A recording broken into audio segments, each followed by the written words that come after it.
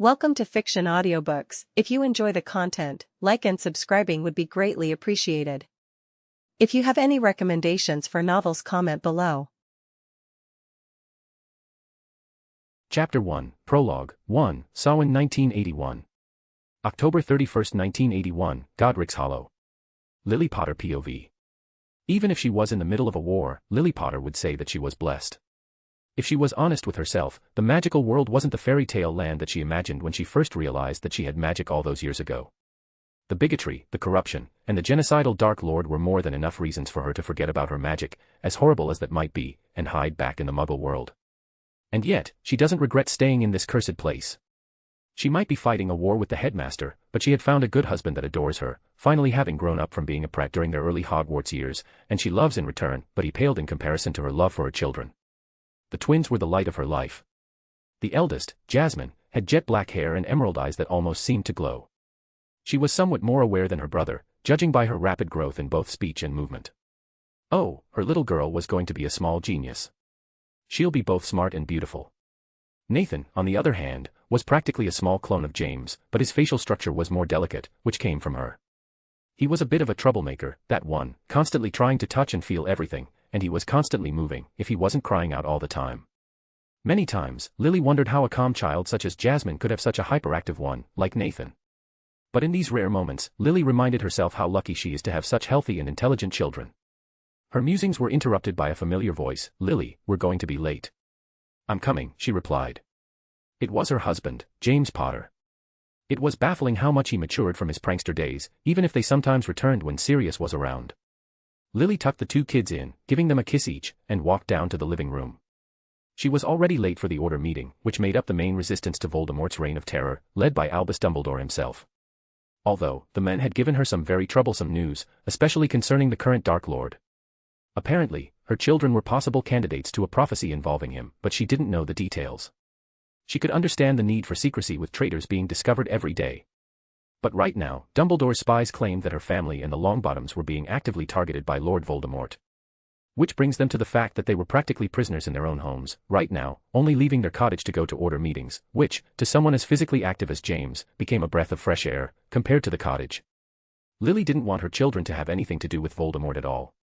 It was why she's been fighting in the first place, to provide them with a safe place to grow up in, a place without conflict, a place without bigotry, a place without constant deaths. A place that, currently, was made up of just the cottage, which was protected by the Fidley's charm, practically separating them from the rest of the world. It was an old spell before Merlin himself was even born. The spell wasn't even technically a spell, more of a ritual, really. No one knew how the spell worked, but there were many theories. As for now, only powerful and skilled wizards could cast the spell by following the steps highlighted in the ritual, and any attempts at modifying it had caused the magic to fail immensely. Nevertheless, it was a powerful spell. Somehow it transforms a secret into a person's soul, and that person can only say the secret willingly, with the intent of revealing the secret, without there being anything forcing them to say anything, even if they're just threatened and no magic is being used. It was so impressive that if someone had unleashed fiend fire on their front lawn, they would still be untouched. After all, the house only exists for the people who know the secret. As Lily arrived at the living room, James was practically jumping up and down, eager to leave the house. The man really was cooped up in here. "All right, let's go, let's go." The redhead sighed in exasperation. James was still a child at heart. "Fine, but please don't prank anyone. Molly keeps trying to talk to me about what she did to punish her brothers when they caused any mischief, and it ends up with her giving me tips about how to raise my children. I swear, I once almost punched her in the face." James grimaced. "Yeah, she can be overbearing, sometimes. I still don't understand why she's even a part of the Order. She is a pregnant housewife with 6 children, she doesn't do anything in meetings other than try to interfere in people's business and agree mindlessly with the headmaster." Lily nodded. "Yeah, I know. But we can't do anything about it now. Dumbledore is our best bet to protect the children." James nodded. Truthfully, the moment they realized that Lily was pregnant, they decided to stop being part of the Order, or at least, stop taking part in any active missions. Both Lily and James had lost their parents in this cursed war, and they didn't want their children to grow up as orphans. And yet, Dumbledore's prophecy put them and their children back into the spotlight, endangering them and their children even further. Lily's thoughts were interrupted by a whoosh from the fireplace. Remus, Sirius and Peter, the rest of the infamous marauders had arrived. Lily ignored their usual antics. James needed some time with his friends to relax for a bit, and Lily was more than happy to let him do it. Peter, who had agreed to babysit the kids while they were away, spoke up suddenly. Don't you guys have to go? You're already late for the meeting. Looking at the clock, they panicked. McGonagall was attending this meeting and they didn't need to be lectured about being punctual again. The members of the Order ran towards the fireplace and one by one traveled to Hogwarts, where the meeting was taking place. For some reason, Lily felt worried about her children, but they were protected by a Fidelius charm, and Peter was there to protect them, being as harmless as they came. No, it was probably nothing. And they're going to be back in a few hours. What could go wrong? Tom Riddle POV. It was 10 o'clock when Tom Riddle, widely known as Lord Voldemort, arrived in Godric's Hollows. He was being summoned to an empty street by one of his followers, the cowardly Wormtail. Truly, a name fitting for the worm in front of him. Peter Pettigrew was a pathetic man without a single ounce of dignity or loyalty. He followed the strong, like an animal, hoping that they would provide him with protection.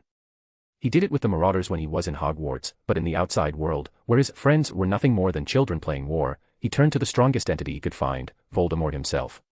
He didn't even need to convince the worm to spy on the Order for him, he did it of his own volition. It was disgusting, even for one who had done unspeakable things like him. Pettigrew was whimpering on the ground without him even doing anything. Torturing him wouldn't even give him any pleasure. It would be like torturing a cockroach, it would just be boring. For some reason, Wormtail hesitated before speaking. The Potter's cottage is in Godric's Hollow. Suddenly, a small cottage appeared in front of him. The Fidelius charm truly was a remarkable spell. He'll need to check it out further in the future if it could even fool him, for a time. The sniveling man in front of the Dark Lord just bowed further. Can I go now, Master? Surely my job is done. Voldemort sneered at the coward. How did that thing in front of him get sorted in Gryffindor of all places? He had no idea. Leave. The man let out a squeak and operated away, leaving the Dark Lord with his charges. The worm wouldn't survive for long, anyway. Any man that would betray his closest friends would do the same to him without blinking. Even if his animagus form was useful, it wasn't enough to counteract the risk he presented. The Dark Lord entered the unprotected cottage and walked up the stairs with purpose. The prophecy would not be fulfilled, no matter what. Once the children were dead, he would do the same to the Longbottom boy, and with it, his immortality would be assured. He would never enter Death's realm. Voldemort couldn't help but shiver at the thought of death. He had met her once, when he was younger, hearing rumors of a prophecy of a man who would defeat death, conquer it, and achieve true immortality. He was certain that it was him, it was his fate. He tracked it down and tried to summon it to defeat it, but he ended up being smacked around like he was barely more than an ant opposing a god. He still remembered the words that haunt him still, "You are not the one who will become my master. You are nothing more than a child running from what is inevitable. In the end, everything and everyone enters my realm." Ever since that day, Tom Riddle did his best to prove death wrong. He traveled the world and tried to learn magics lost to time, in a hope of being strong enough to defeat death and become its master. Even now, he was trying to the Potter children to secure his ascension. If death would have no sway over him, then fate will not either. He will break that prophecy, and he will live forever. When he arrived at the children's room, he was shocked. The eldest, the girl, was levitating blocks around to amuse her giggling brother. It was impossible, no one could do any type of controlled magic until at least the 7th birthday when their magic stabilizes somewhat. It was a universal rule, one that applied to even Voldemort himself when he was younger. Curious, he spread his senses to see the two children's potential. It was a curious technique, sort of a handshake between two magics, and he had to say. People tended to avoid it since mixing magics could cause one to unknowingly influence the other's magics, which could cause them to inherit magical traits from the user of the spell since it was primarily a soul-based one. It was an easy way for someone to lose their inheritance, not that Voldemort cared. The twins were going to die, after all. What he saw surprised him immensely. The boy's magic, while impressive for his age, was as chaotic as a child's should be. The boy will grow up to challenge him and Dumbledore in power, if he applies himself and develops his magic properly, that is. The girl, for some reason, had her magic completely under control. It was even more controlled than his was, and that's not to mention the fact that her raw power was very concerning. It was odd, as if the girl's magic was being influenced somehow, made smoother, more controlled while growing in power abnormally. This must be the child of the prophecy, not that he wouldn't kill the other candidates as well.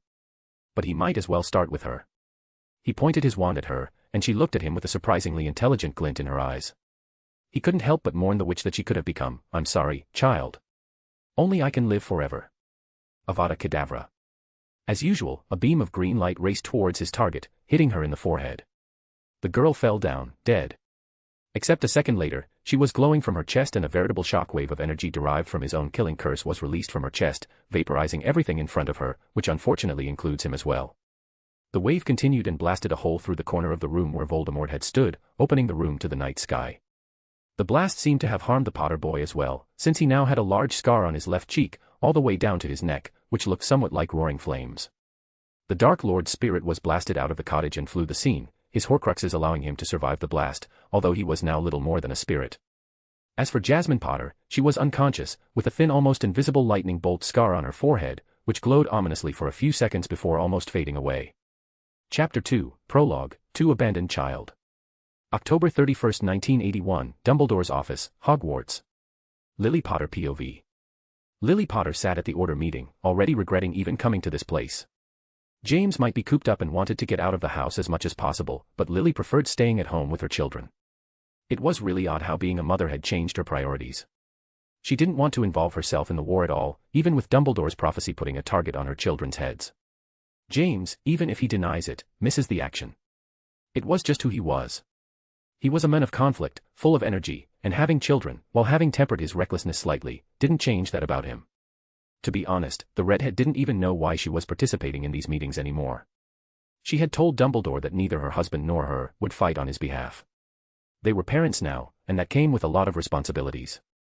Making a stand was important, in an attempt to make a better future for the next generation. It would be wonderful for them to grow up in the world unafraid, without succumbing to the bigotry that she did during her years at Hogwarts. Dumbledore started the meeting. I have received dire news by my spies in the Dark Lord's ranks. It seems that Lord Voldemort is planning something that he personally wishes to accomplish. I have gathered this meeting as urgently as possible to attempt to figure out what his goals were. Mundungus Fletcher snorted, so, you gathered us today because the Dark Lord is planning something terrible that we don't know about. You do realize that's what Dark Lords do all the time, right? Dumbledore didn't seem insulted at all by the man's tone and just shook his head. The last time I received such intel and did act upon it, Voldemort killed the Pruitt twins. I especially gathered you all in case he is planning on hunting any more of our numbers. Sirius nodded. Yeah, you even got Frank and Alice out of their hidey hole. Everyone's here except for Wormtail, who's babysitting the Potter twins in Godric's Hollow. The moment he uttered those words he blanched, and so did Lily and her husband. Dumbledore shook his head looking disappointed. Sirius, the purpose of the Fidley's charm is to not reveal the secret. Sirius stuttered, but, I'm not the secret keeper. It's supposed to be a ruse, a trick. I shouldn't be able to say the secret. Peter's the only one who can. Lily didn't even bother listening to Sirius explaining the situation to Dumbledore. She just ran towards the fireplace and fled to her home. The Fidley's charm was broken, which means that her home was protected. Was Peter dead, or did he betray them? Immediately, she was met with the destroyed living room of her cottage. Did Peter put up a fight or something? It wasn't the time. Lily just ran up the stairs and rushed to the twins' room. She was met with a crying and scarred Nathan and an unmoving Jasmine. She was deathly pale, and she waved her wand to use a diagnostic charm on her daughter. She sighed in relief. She seemed to just be tired. It was a superficial charm, but it was the only one she knew for now. She had never studied healing, which needed a lifetime of dedication to master properly. Lily heard thundering footsteps behind her, revealing the headmaster and James at the front. Dumbledore kept waving his wand in patterns that she didn't recognize. Lily had given up on the chance of understanding the magical prowess of Albus Dumbledore a long time ago. The Muggle-born tensed for a moment until Dumbledore relaxed and spoke up. This place is drenched in dark magic, but it seems that the danger is gone, for now. He then motioned at Lily. Can you please let me take a look at the children? I need to make sure that they are unharmed. Trusting Dumbledore, she gave him the twin toddlers in her hand. The man pointed his wand at Nathan first, for some reason. Wasn't Jasmine the one who seemed to be most hurt? He nodded to himself and then moved on to Jasmine. He frowned slightly. The boy is well. As for the girl, she's all right, physically, just exhausted. But there's something wrong with her. I can't put my finger on it. He waved his wand in another complicated manner and let out a resigned sigh. She must have been hit with a reflection of the curse, somehow. It's the only way that it would cause such an incomplete effect. I do not know how this will impact her. James looked at the headmaster hesitantly. What happened to her? She seems to have fractured her soul, somewhat. It's very odd. My guess is that when Nathan reflected Voldemort's killing curse, he was only able to partially shield his sister, who was hit with a downgraded version of the curse, which caused her soul to crack in a way. I have never seen or heard of something like this. I'll need to study her condition better to see the effects of something like this. But as far as I know of the properties of the soul, it should heal itself in time, so there doesn't seem to be anything urgent to worry about. James nodded for a second before exclaiming, What? Did you say that Nathan killed you know who? Dumbledore's eyes twinkled. Yes, I did. It seemed that young Nathan has defeated Lord Voldemort. I will admit that I have no idea how that happened, but I cannot argue with the effect. It seems that I was correct in my guess that he would be the child of the prophecy. Lily didn't like where this was going. How do you know that it happened? The residual magic shows that Voldemort was here and that he fired a killing curse which was in turn, somehow, reflected. He pointed at the floor, showing a piece of wood. He even left his wand, which he considers to be one of his most treasured possessions. The feedback must be what caused the roof to collapse in the first place. Adding in the fact that Nathan's scar was mentioned in the prophecy, I have no doubt that he is the chosen one, the boy who lived. While he was speaking, the rest of the order had arrived at the cottage and entered the room. Lily could hear the mutterings of awe and even worship at her baby boy. She knew, now, that any chance of a quiet life with her children would be over. But she didn't care at the moment. She was just grateful that her babies were still alive. January 5, 1982, Godric's Hollow. James Potter POV. James Potter looked at the headmaster, distraught. Is there truly no other way? I am sorry, my boy. We have tried time and time again. We cannot ward this place in any way. The magical cost of putting up a Fidelius in a place so well known and with so much ambient dark magic is too much for even me to perform. It's why I could never use such a ward on Hogwarts. And for some reason, all other traditional wards were immediately destroyed by the dark magic from the killing curse. I will admit that it is a very interesting effect that I plan to study as much as possible. The only type of ward that I could think would surpass such malicious soul magic is with a blood ward. The only appropriate ward I could find was the Bond of Blood ward, and I have told you of its requirements. It's the only way to stop the constant attacks. James winced at the memory of these attacks. As soon as it was revealed that Nathan was the one who killed Voldemort, the Potter family was being hunted down by dark creatures and wizards who had followed him. So far, it was only Dumbledore's kindness that had allowed them to take refuge in the castle at the time, but when one of his students was put under the Imperius, the headmaster had asked them to return to the cottage in fear of further risking the lives of his charges. Still, James wasn't willing to use the blood ward, especially with the connotations that came with it. What about just warding a new plot of land? That could work. Dumbledore shook his head. Most of the higher-level wards that could work need you to consider this place to be your home. You have labeled the cottage to be your home when you cast the Fidelius on it. That has weight and intent that is imperative for the ward to be cast properly. You cannot take it back and just change homes. The magic would be brittle, and any competent wizard would break the wards without too much of an issue. Your choice is to either find a different way to ward the cottage or to move to another place that already has strong wards. Damn it. Making sure that the opponent's homes couldn't be warded was a very common tactic in wizarding warfare. Voldemort had done the same when he attacked Potter Manor, killing his parents. He had stripped the manor of its wards and burnt it into the grounds. He also cursed the land to make sure that no other wards could be put up for decades at the very least. Magicals were notorious for only having one place they called home at a time, and it was notorious that the time necessary to claim a new plot of land as their home was both very expensive and very time-consuming, taking years to be able to claim it properly. It was very old magic, and one of the few that were still practiced today. James cursed his luck. He knew that no one, not even members of the Order, would take them to their home. As celebrated as they might be, the rumors of the attacks on their person were common knowledge, and people knew that inviting them into their homes would present a very real risk to their lives. The only person who would have the capabilities and desire to help them would be Sirius Black, but the young Black was already on thin ice with his grandfather Arcturus and was one step away from being disinherited. James wasn't willing to risk this happening by asking him to stay in one of the Black's households. James never expected to make a choice like this one. Lily was supposed to be the clear-headed one. The thought of his wife made him flinch even further. Lily had suffered a mental breakdown after the attacks kept happening. She was constantly fidgeting and paranoid. She even almost killed Sirius when he was playing with Nathan. She barely left the twins' room now and slept holding into Nathan as if he would disappear at any second. The threats on Nathan's life weren't doing her any favors, and James missed his beautiful, brilliant wife now more than ever. James shook his head. I am not abandoning my child, Dumbledore. There is nothing else I can offer. It will be a temporary solution all the same. I have taken the sample from the ambient magic in your cottage, and I should be able to find a way to counteract it in time. How much do you think Lily will take before she snaps? The Bonds of Blood is the only ward that can adequately protect your family. And since it can cover either 3 magicals or 1 magical, with 4 muggles, giving Jasmine to Petunia's care and warding her house as well, is the only way to properly protect her. James was resigned. It did seem to be the best way to go forward, but why give her to Petunia? Sirius will do. Dumbledore shook his head. She would be recognized if she was given to someone that is known to be close to you. She could be used to get you out of the open. Plus, since young Jasmine's soul still hasn't healed, it would be better to get her away from magically dense locations until she recovers fully. Soul injuries are very serious, after all. Young Nathan would be protected here, Lily would recover in peace, and Jasmine will be protected at Petunia's. It's the only solution I found that doesn't involve too many people or complications. James nodded, resigned. Will she be safe? Dumbledore nodded and James sighed. Will we be able to visit her? The wards could recognize you as family members, and it could cause them to conflict with each other, which could result in unpredictable consequences. Your residents and young Jasmines will be virtually unreachable by the magical world. You will be cut off completely. But Petunia, of all people. Lily told me that their relationship was strained. The headmaster smiled sadly. I believe that any decent human being would be able to forget some silly sibling rivalry for the sake of a young, vulnerable child. This will be a temporary situation either way until I figure out how to recast the proper wards. James was conflicted for a moment and looked at his trembling wife who was looking around while holding Nathan, whispering in the boy's ear. He turned back towards the headmaster and nodded. The men smiled sadly and grabbed the sleeping Jasmine, said goodbye and operated away.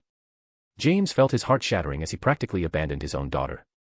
But he had very little choice in the matter. He just hoped that his daughter would hate him too much for his choices. Dumbledore POV. Appearing with a silent pop, Dumbledore walked with purpose into Privet Drive, with a child in his hand. He conjured a blanket and put a warming charm on it. It should hold out until the morning at the very least. He put the sleeping girl in the basket, but he noticed that the girl had opened her green eyes and was observing him silently. What a well-behaved child. Now, Dumbledore had to start casting the ward, but first, he needed to make some preparations. The girl needed to consider this place to be her true home until she is retrieved, and that wouldn't be possible if she had memories of her parents. He wasn't stupid enough to obliviate the girl, he just clouded a few of her memories, putting them deeper in the back of her mind, prioritizing the memories that she makes here. With a sigh, he steeled himself to do something truly horrible, breaking the twin bond between young Nathan and Jasmine. It was despicable, but should Jasmine know of the existence of a sibling, something that is possible with a twin bond, she could destroy the wards protecting her. With that done, he cast the blood ward, protecting the girl from any outsider wanting to harm her in any way, and with a heavy heart, he left the young girl on the Dursleys' doorstep and disapparated, not truly understanding the ramifications of the actions he had just performed, and how they would shape the wizarding world in the future. Chapter 3, Dursleys. February 20, 1987, Surrey, England. Jasmine Potter POV. My name is Jasmine Potter, and I am an orphan. To say that I had a miserable life would be an understatement. I was given away to my relatives to take care of me ever since I could remember, and for some reason, they hated me with a passion. I lived with my Aunt Petunia, my Uncle Vernon, and their pig of a son, Dudley. They worked me to the bone, which justified by saying that it was to pay for my keep.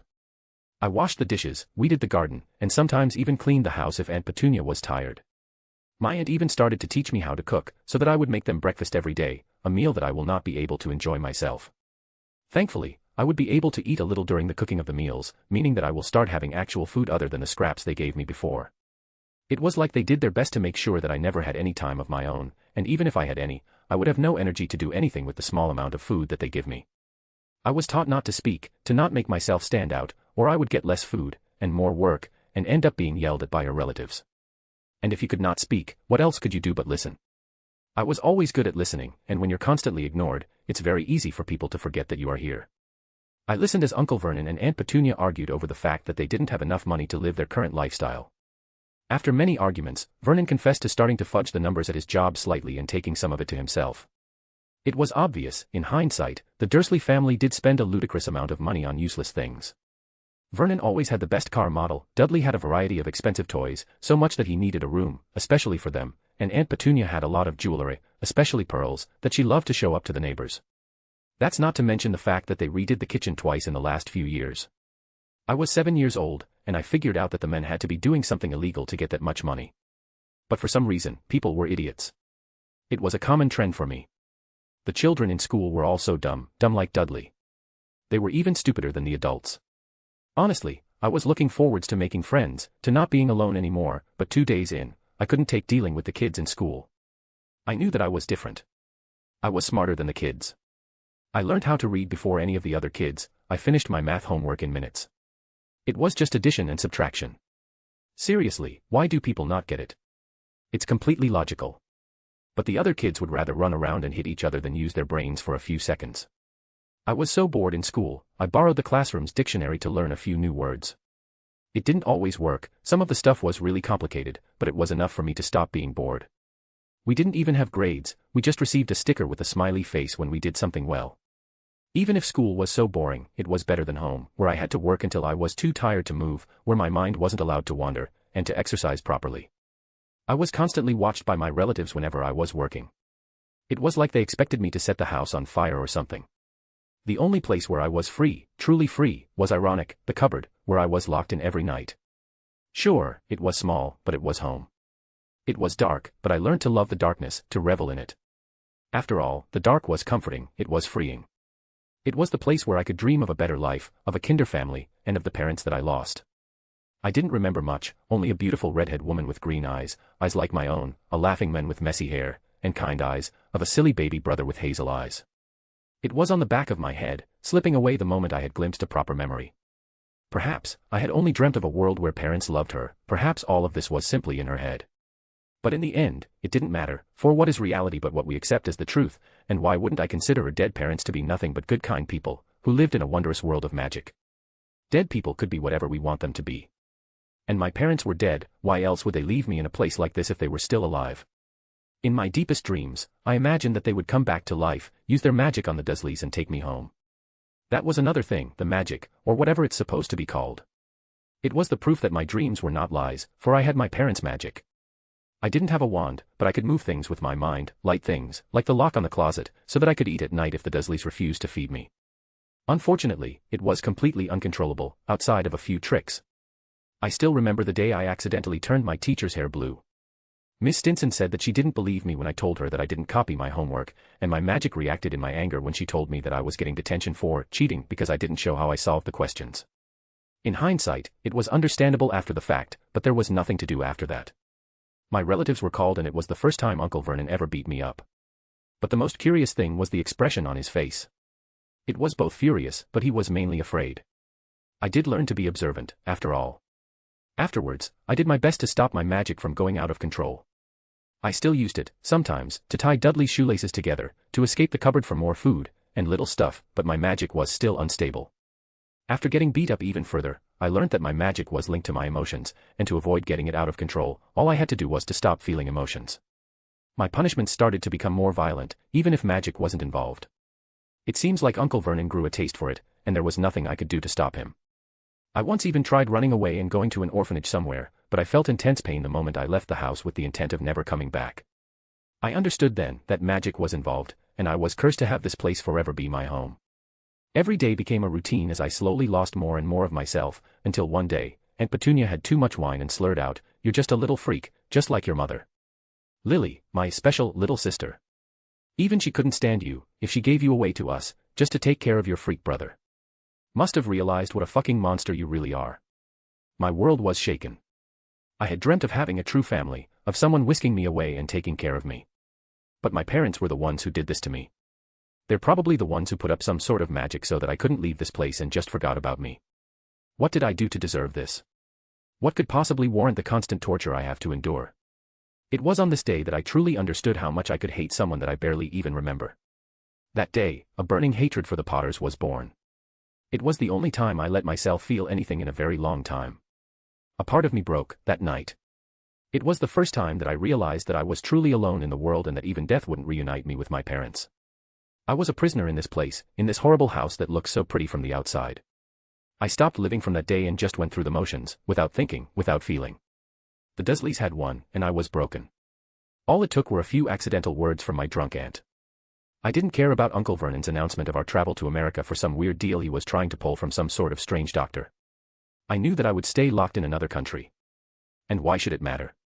I would forever stay as a caged bird, unable to fly no matter how much I wished I would, in the past. I just didn't care anymore. I also didn't wince when my uncle beat me after the meeting didn't go too well with the now freak doctor. Was he a magician as well?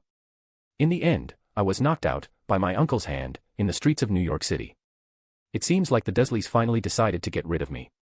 I didn't understand why, to be honest. I cleaned for them, cooked them food, and weeded their garden. They never bought me any toys, and my clothes, which are probably their only expense, were bought used, from a very cheap store. That's not mentioning what the neighbors and teachers were going to say when they realized that I was gone. But that's not what's important.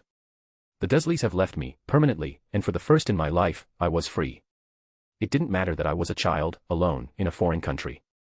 I didn't have any identification, and if I just use a made-up name and act like the other idiot children, I could find a nice orphanage to take me in.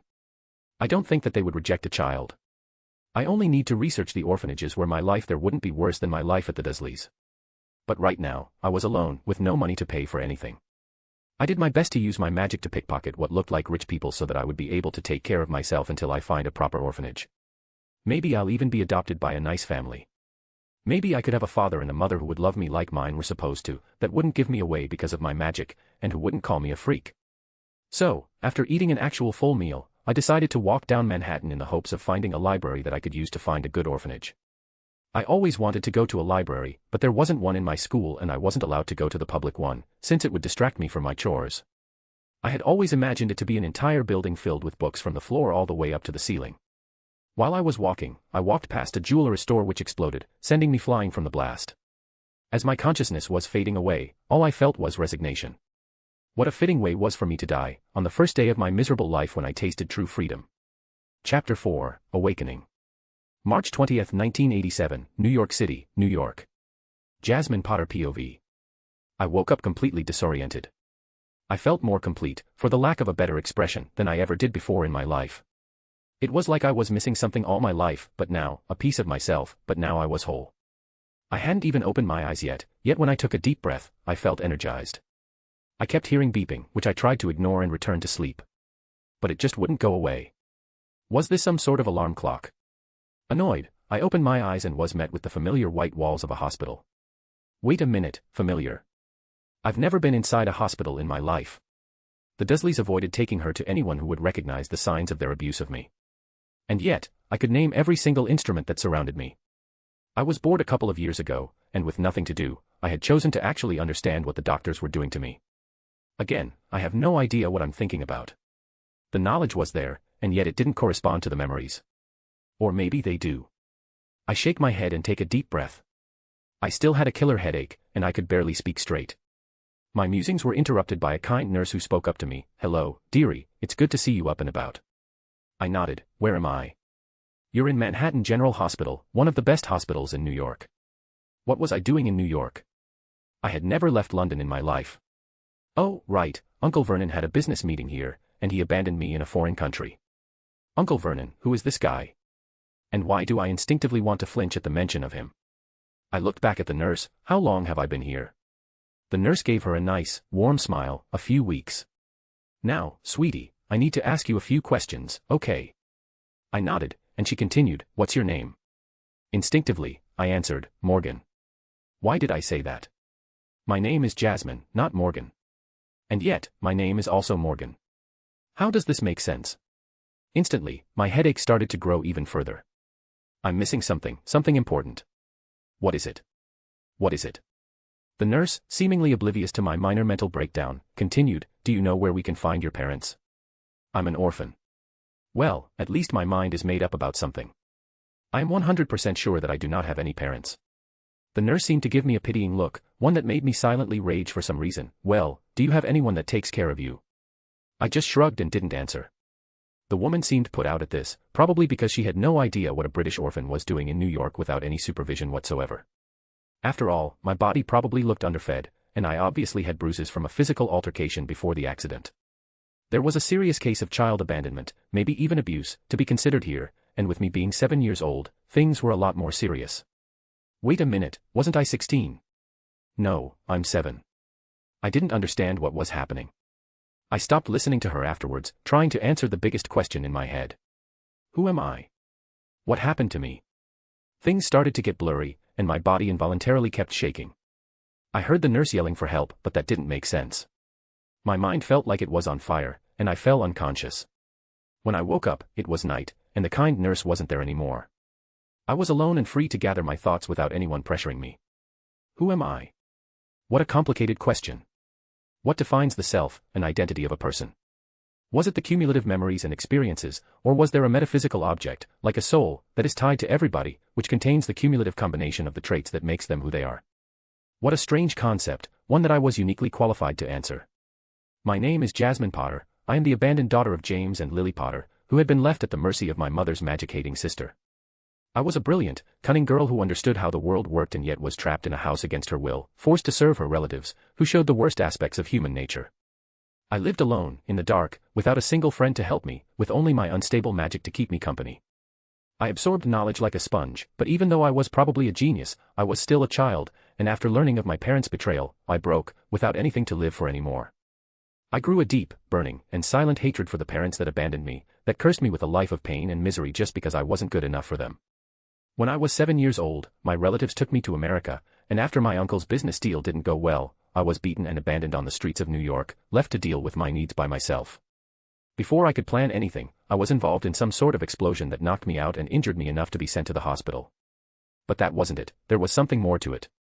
My name was also Morgan Evans. I was a 16-year-old girl, and when I was 14, I was diagnosed with lung cancer. I was a once-in-a-generation genius, a true polymath that was hailed as the next Albert Einstein, the next Isaac Newton, only for all my opportunities to be snatched away by a disease. The cancer was strong, and while chemotherapy seemed to slow it down, it still spread, no matter the remedy. I grew up alone in an empty house, where my parents chose to homeschool me after they figured out my increased intelligence. I didn't go to school and, thus, didn't have any friends. Even after my diagnosis, I lived alone in the hospital, only being taken care of by doctors and nurses. My parents had given up on me halfway through the treatment. They felt guilty, of course, but they barely ever visited, in the end, probably out of guilt or grief. It was then that I realized that I truly didn't have any parents who loved me unconditionally. I was strangely numb to it, I just didn't care and chose to find solace in books and stories. For a man who reads has lived 1,000 lifetimes, and considering how limited mine was, I was ready to experience it as much as possible, even if it was through stories. In the end, I died alone, in a hospital room, in pain, having lived a half-life, if even that. In my last moments, I remembered sobbing in sorrow for a life that I didn't have, a bright future that was cut too short. I didn't want to go, and yet, I did. Who am I? Jasmine or Morgan? No, I was both or perhaps neither. I remembered being them, feeling their feelings, and yet, when I thought of Jasmine's parents, all I felt was indifference mixed in with mild irritation. When I thought of Morgan's parents, all I felt was a slight sense of disappointment. When I thought of magic, I felt a sense of wonder and happiness that I didn't feel when I used to be Jasmine. She always had bitter feelings towards her magic, both because of her lack of control and the fact that the Dursleys hated her because of it. Magic was associated with pain, feelings were associated with disappointment, and yet, the new person that I am now can feel awe towards the power that Jasmine held all her life. What I do know is the fact that I am currently living Jasmine Potter's life. My current body was that of a 7-year-old child who has been physically abused all her life. My entire body was aching, but it wasn't even close to my memories of having cancer, where I was constantly in agony. For some reason, I recognized my current parents' names from Morgan's life. They were James and Lily Potter, the dead parents of the protagonist, Harry Potter, in a fantasy story. It seemed that I was in some sort of alternate universe of this place. For one thing, Harry Potter had never left London in the story, and he was a boy. That's not to mention that James and Lily Potter were supposed to die in 1981, whose sacrifice was supposed to protect their child from the killing curse. Harry also didn't have a sibling, just like I did. Was there a prophecy between Voldemort and me as well? I have to say that I wasn't looking forward to dealing with the man who many consider to be one of the darkest wizards in history. Of course, it's probably exaggerated, but he was crazy enough to cut up his own soul in the vain hope of being immortal. Starting to panic, I take a deep breath. This doesn't mean anything. I cannot consider what I know of the books to be relevant to this story. I wasn't in a fairy tale, this was real life, and I will not make plans based on a children's book from a different dimension. It's not like it would involve me either way. I lived in a different country, and if I used another name, I could live as a regular magical orphan that isn't anyone important. Voldemort only cares about Britain, after all. But now, let's ignore the whole Voldemort fiasco and let's focus on the fact that I had the memories of a teenager from another dimension. Was I Morgan's spirit who was possessing Jasmine's body, or was I Jasmine who had the memories of another girl? I was unwilling to make a conclusion since I felt strangely detached from both of their lives. Perhaps, I was something more, something new, the merger of two broken souls, becoming one complete person. It would explain why I feel fundamentally better after the incident. It's time to let go of my past, of both of my pasts, and move on as a new person. This was a new life with countless possibilities. I didn't know much about the American magical communities, but they should also provide schooling to Muggle-borns to control their magic. Breaking the statute of secrecy because some untrained wizard accidentally used magic was a recipe for disaster. This meant that, at the age of 11, maybe even sooner or later, I would be invited to a magical school, which would be my ticket to a better life. All I have to do now is to get myself into an orphanage in New York and figure things out from there. I don't want to return to Britain and deal with either the Potters, Dumbledore, or Voldemort. It's better for them to think I had died at the Dursleys' hands and be completely out of the equation. All I had to do was to keep my magic under control to make sure I wouldn't be labeled a freak in the orphanage as well. I tried to channel my magic and levitate the blanket in front of me, which rose up in the air with far more ease and control than I ever did as Jasmine Potter. Did my magic stabilize or something? Before, it felt unruly, like I was cupping a cup of water with my hands, where the magic kept slipping and changing, being more and more chaotic the more I held the spell. But I had no problem using it right now, and it didn't seem out of control. Did Morgan's memories help me control my magic this easily? Before I could theorize anything, I was accosted by a large noise. It felt like people talking. I tried to make up what they said, but they kept getting louder and louder. I couldn't take it. I didn't even realize that I was screaming in pain when I fell unconscious once more. Chapter 5, The Merging. June 19, 1989, 2 years later, New York City, New York. Jasmine POV. It's been 2 years since my escape from the Dursleys, since my death, since my birth. Damn, it was so complicated to put it into words. Even after I accepted my existence as the combination of two people, it was weird thinking about my existence. 2 years ago, Jasmine Potter was abandoned by the Dursleys, Morgan Evans died alone, in a hospital, and Morgan Smith, my new identity, was born. I was kinda stuck with Morgan, since it was the name that I said to the nurse, absent-mindedly when she asked me about myself, and since I pretended to be an average 7-year-old kid, it was easy to seem ignorant of my last name, my take-carer's name, or even where I lived before. They just gave up and put Smith as my last name to get started with the paperwork. Apparently, they didn't find anything, and after a small stay in the hospital to deal with my malnutrition, I was sent away to a nice little orphanage in the suburbs, where I stayed until today. It was a nice place, where I had my own room, was given good food and was offered a plethora of opportunities that I never even dreamt of during both of my previous selves' lives. Jasmine Potter was never offered the chance to truly shine during her education, and Morgan Evans was never offered extracurricular activities that didn't involve studying. It was nice to have some carefree years, without anyone pressuring me with chores or grades. Morgan's memories helped me go through school without even paying attention, and helped me focus on my biggest problems, one of which happened to be the appearance of my telepathy. I thought I might have been a natural legilimens, but I didn't seem to need eye contact to see the minds of others. I just called it telepathy because it seemed like a suitable name for what my powers appeared to be. Well, calling it reading minds wasn't an apt description of what I was doing. Yes, human beings had a voice in their heads that they used for surface thoughts, but it was barely the surface of what made up the human mind. It was more like a web of memories and feelings, each connected by abstract reasons that didn't need to make sense at all. After all, human beings were mostly irrational beings. It didn't take long for me to learn how to turn off my telepathy. It was surprisingly instinctive, but I still didn't risk using it in a crowded place like a hospital. I would be easily overwhelmed. Afterwards, when I went to the orphanage, I did start using my telepathy on one of my teachers, who I once heard think that he killed his wife who was caught cheating on him. I didn't have any evidence, and I definitely wouldn't risk my own life to gather any of it, so I just decided to use him to develop my telepathy accordingly. Honestly, over the years, what I have learned would have given me a degree in psychology at the very least. I started to realize how broad my powers even were. I learned how to navigate the minds of others, as well as my own. I slowly learned how to use compulsions, to see through my target's eyes. By the time I was done, months later, I just used a mental compulsion on my teacher to confess and give himself up. It was quite the scandal, I remember. With my progress in telepathy being borderline prodigal, while scanning minds in the playground, I found something odd, even for me. I will admit that I was getting bored with normal minds. The human mind itself was incredibly complex, but once I understood one of them, every other mind became so predictable, so bland, so uninteresting. People always had the same motivations: greed, anger, revenge, lust, and their ambitions were always the same: money and power. It was so weird to see someone who looked like he vibrated on another frequency. I followed him and was able to breach his mind without too much of an issue. He had a little instinctive shielding, but it was very basic, and I was able to circumvent it easily. It didn't take long to be able to figure out how this mind was just different. For some reason, it was able to infer the meaning of any word or symbol that it can see. I could see him using it heavily in his work in a museum, where he translates ancient artifacts for a living. It was such an odd skill that relied on some sort of divination, where he used scrying to the past to the instant the text was written and understood the intent behind it. It allowed him to quite literally learn new languages after looking at a few sentences. It was magic, one that I had never heard of before, which solidified the fact that this world was different from the one Morgan had read about during her lifetime. I used a mental technique of my invention, where I siphoned the knowledge from my targets. Truthfully, it wasn't even a properly working technique, since pure knowledge doesn't exist in the mind. When a man or a woman learns something, they associate it with memories. Like when you use math, you remember the school lessons and apply them.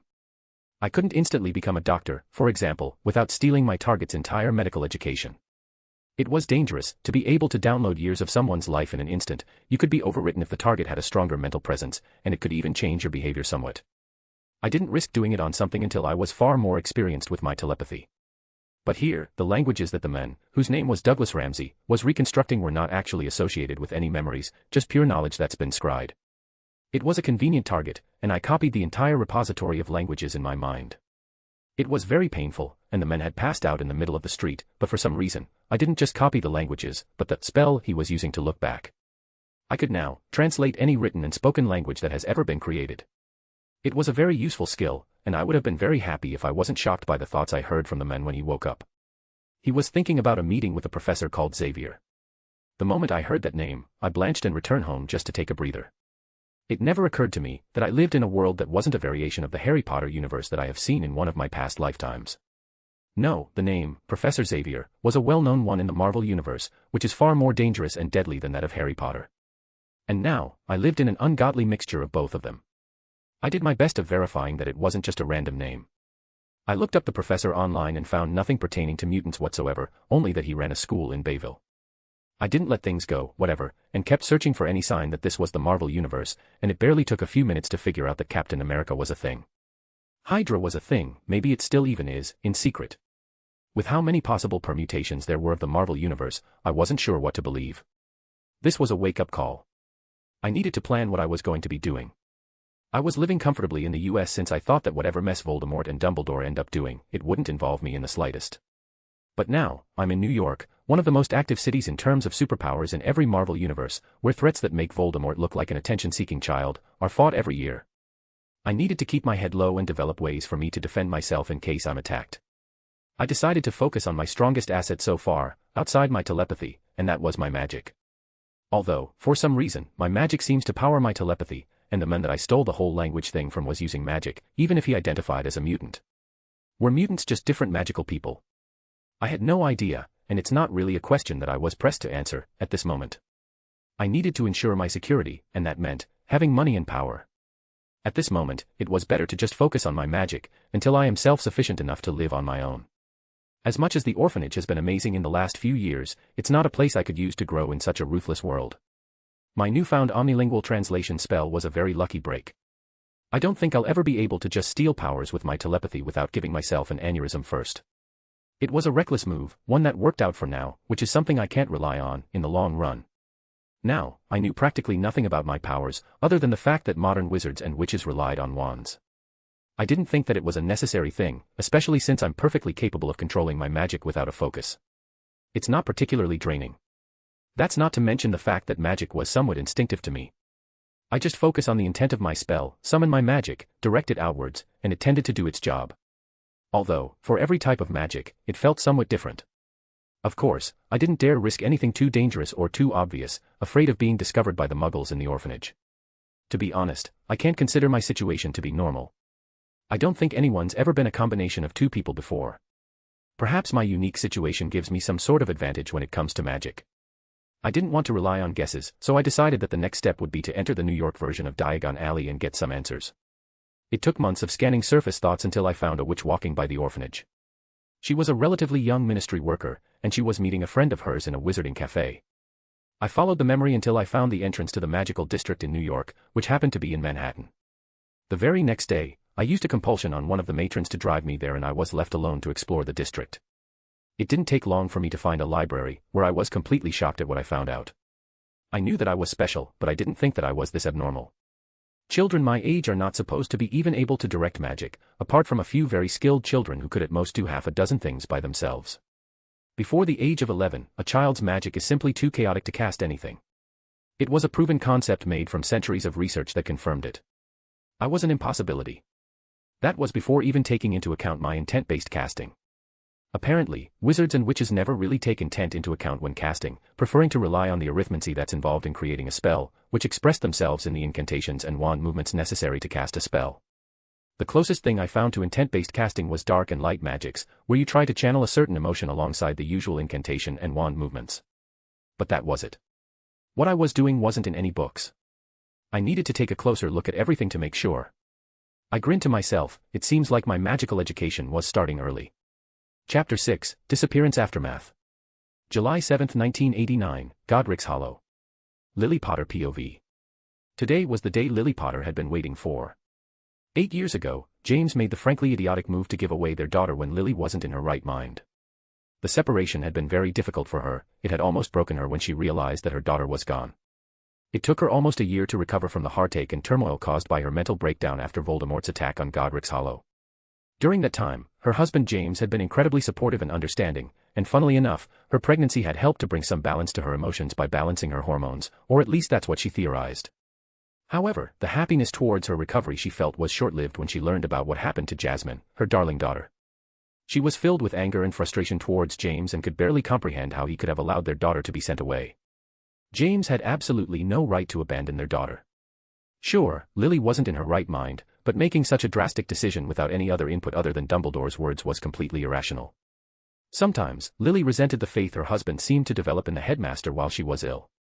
It was this kind of blind loyalty that always made her wary of her husband's opinions whenever he was involved. It was like all the misgivings they had during the war had just disappeared overnight after Voldemort's attack on Godric's Hollows. Perhaps it was the fact that they refused to have Dumbledore as the secret keeper and chose to do the ruse with Sirius and choose Wormtail as the secret keeper. Dumbledore had advised against choosing Sirius and was left in the dark, which resulted in the attack in the first place. Lily barely spoke to James for months. She would have left him outright for what he had done if it wasn't for the blood wards that Dumbledore installed to protect her family. They could not leave the wards without risking some sort of backlash. It was a feature that is supposed to deal with any potential attackers, but here it served more as a prison. Adding in the fact that she was pregnant, Lily had reluctantly started speaking with her husband and eventually forgave him for what he had done. It was a difficult decision and Lily wasn't helping matters. She had no illusions that Dumbledore used her condition to convince James and keep them away from the rest of the wizarding world, not that they knew what the hell he was up to. They were completely separated from the outside world. Hell, they even had to use duplication charms on their food so that they wouldn't starve. Oh, how Lily wished she could just rip apart these wards and take her baby from Petunia. She had a faint hope that sharing custody over Jasmine would make them get closer. How could she not love her immediately? Her daughter was adorable after all. It was only the fear of the magical backlash that could have on Jasmine that stopped her from doing this outright. Even if it wasn't her decision that sent Jasmine away, Lily couldn't help but feel that she had failed Jasmine and was determined not to fail her new child as well. Lily had lived with the guilt for so long, but no more. Because after all those years, Dumbledore finally found a replacement for the bonds of blood wards. He found some sort of obscure ritual that would cleanse their cottage from the dark magic residue from the attack. It used some sort of combination of phoenix tears and some exotic ingredients. It took some time to gather everything for the ritual, but after 8 years, Dumbledore removed the blood wards and removed the oppressive dark magic residue that they have been living in for so long.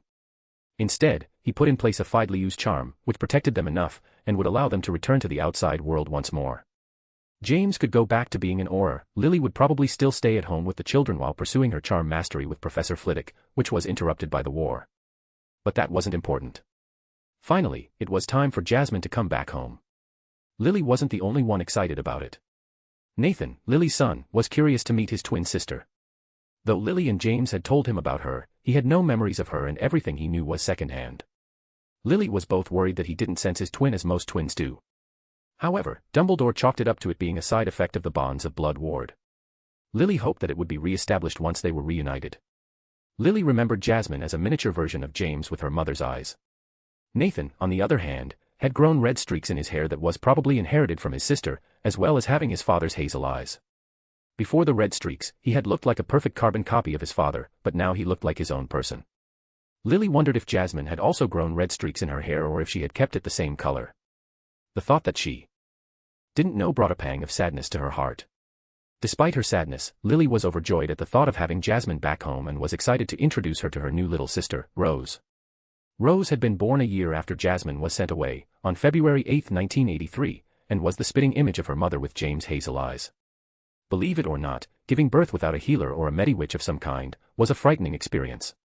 She had to rely on books and James' wonky healing charms that he practiced when he realized the dangers that involve giving birth without supervision.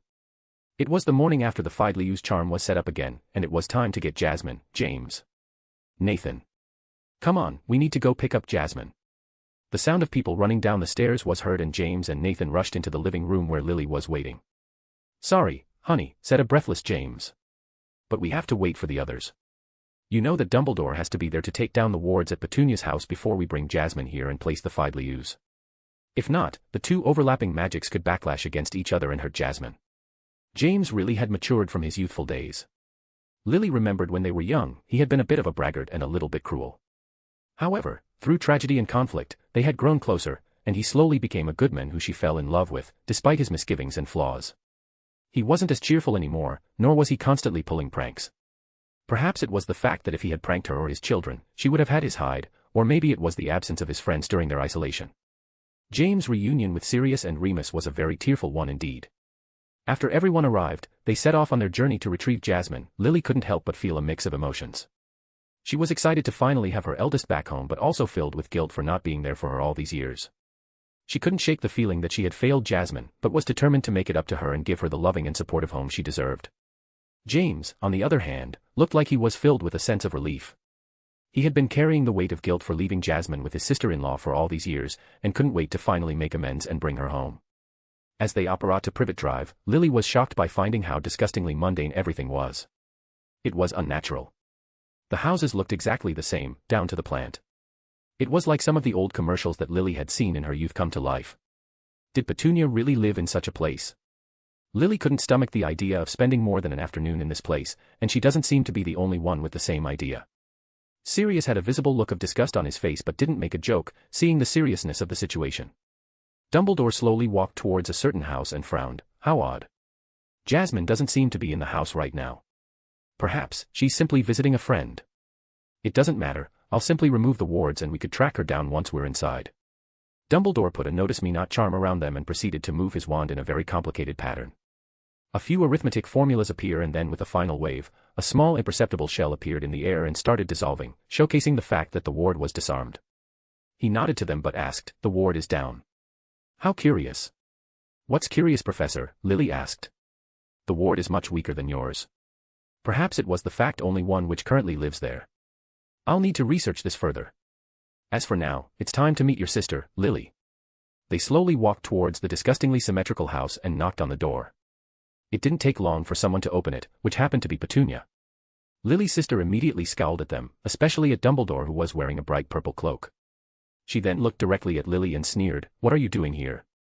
Lily's heart dropped at the way her sister was addressing her but put it in the back of her mind, Jasmine was more important than Petunia's jealousy, we're here to pick up Jasmine. Petunia stiffened and glared at her, "Well, she's not here. So, you can piss off, Lily." She tried to close the door, but Lily stopped her, "What do you mean she's not here?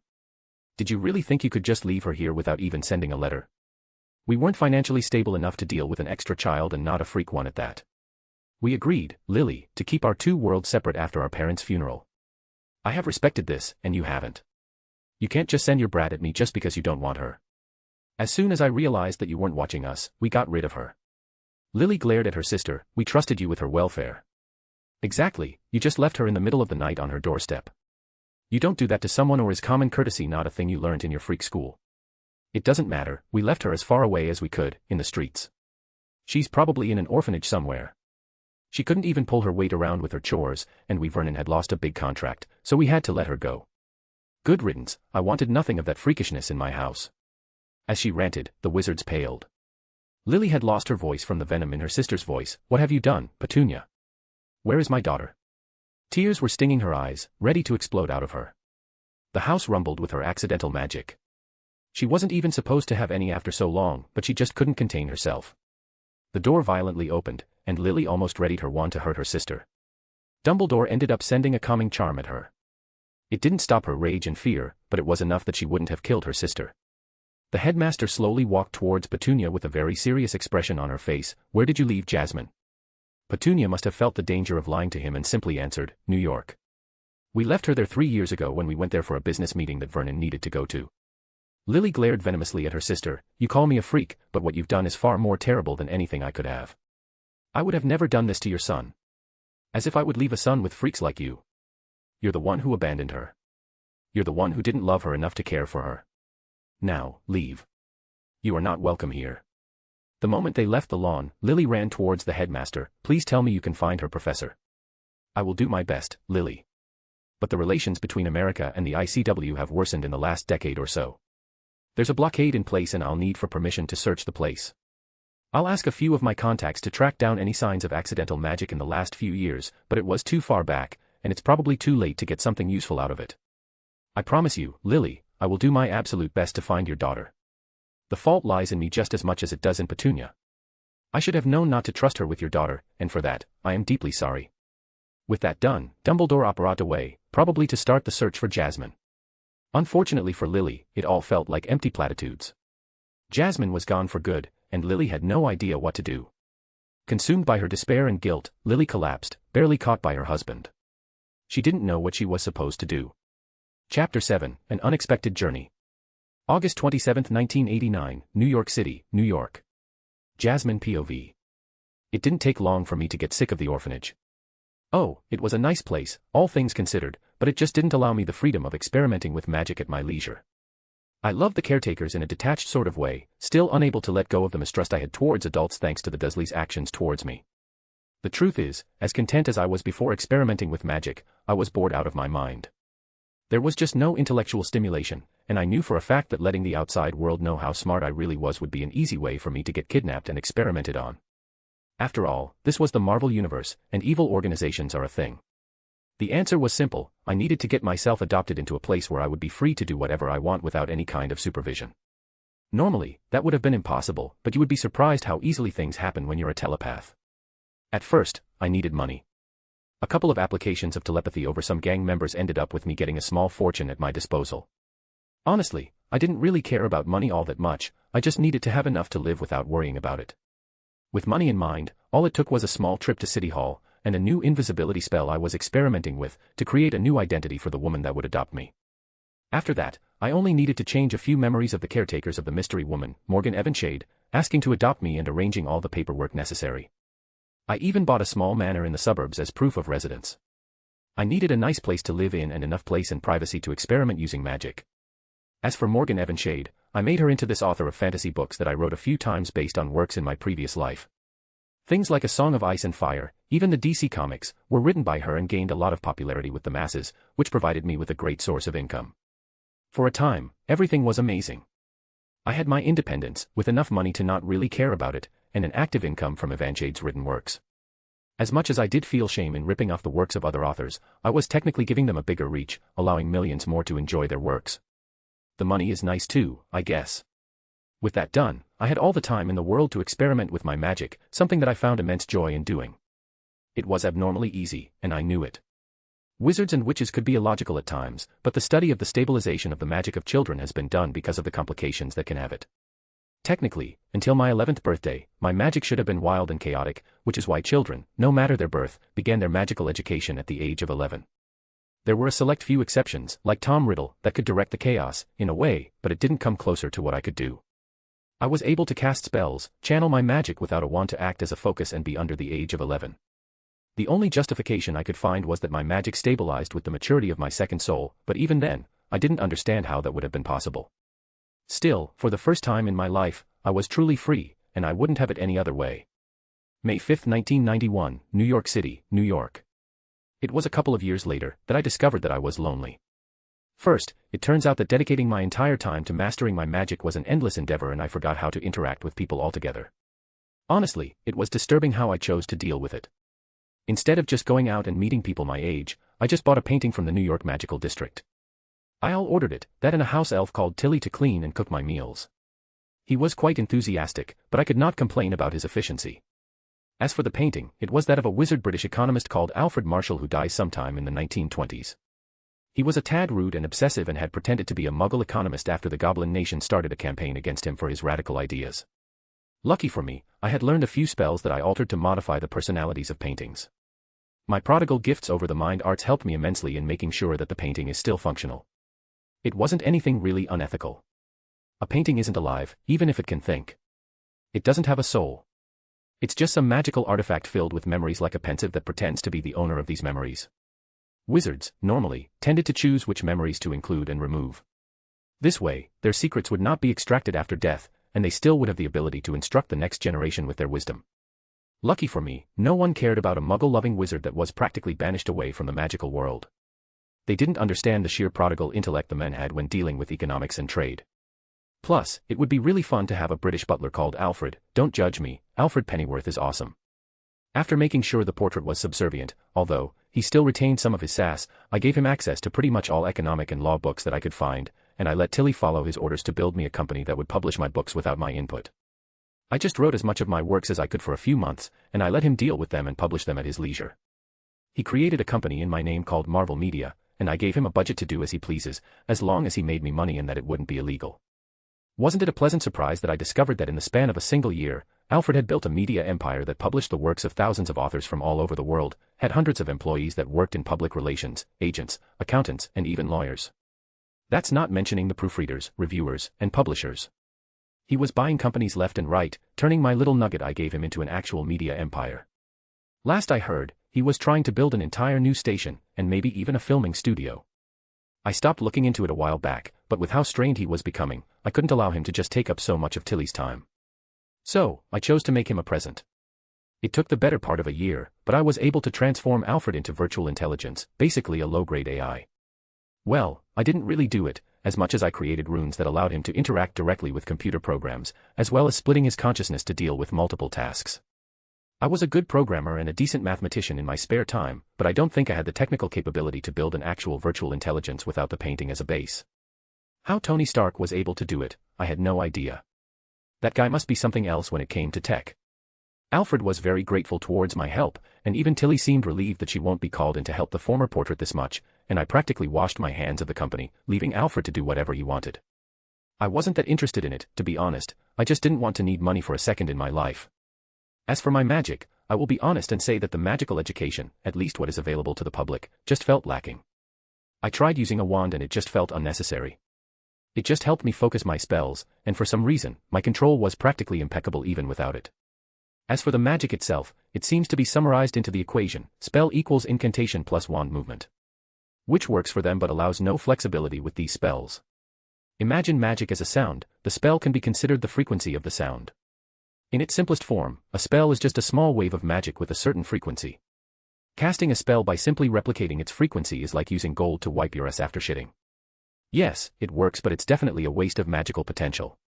Sure, a arithmancy expert could alter their spells and weave them as they go, but these were a fraction of the entire population of wizards and witches. The average magical only learned a few spells that they cast during their lives. No wonder it was so easy to conquer them. All it would take is an above-average wizard that's ambitious enough to actually learn about magic, and they would have a new Dark Lord with fearsome abilities and unlimited power. Magic was oddly easy, but I found it lacking.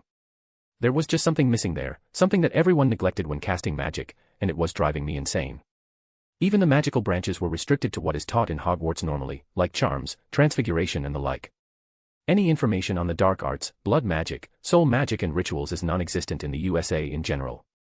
There were only faint warnings with morbid details of damning your soul into hell or whatever, and practitioners were hunted down should their spells be detected. My favorite magical field was honestly the runes, and it wasn't just because I practically mastered the entire field in a month because of my language perk. While it made things a lot easier, runes were on another level when compared to a normal language. There were some intricacies that come with abstract meanings and certain interactions that made my learning of them to be quite a lot harder than it was learning any other mundane language. What excited me the most was the fact that they allowed me to do anything with enough preparation and a large enough runic array. It was a magic system on its own that could perform miracles that people wouldn't have been able to cast with a wand. I was probably going to be the foremost expert on runes in the magical world before my majority, and that's not me being arrogant, that's a fact. Honestly, my skill in magic put me off from going to magic school. I was invited to attend Ilvermorny, and I honestly didn't know whether to go or not. For one thing, I knew that I needed to start meeting people and stop living like a hermit in my mansion, but I would just be so bored out of my mind if I go.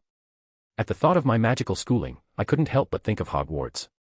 My birth parents would have probably wanted me to go there, and for all the brilliant things that may come with going there, like discovering the castle's many secrets, or just visiting the Room of Requirements, I still didn't want to deal with the hassle. I thought that I was an orphan like Harry Potter, at first, but I discovered that the Potters were alive and well, and even had 2 other children without any mention of me.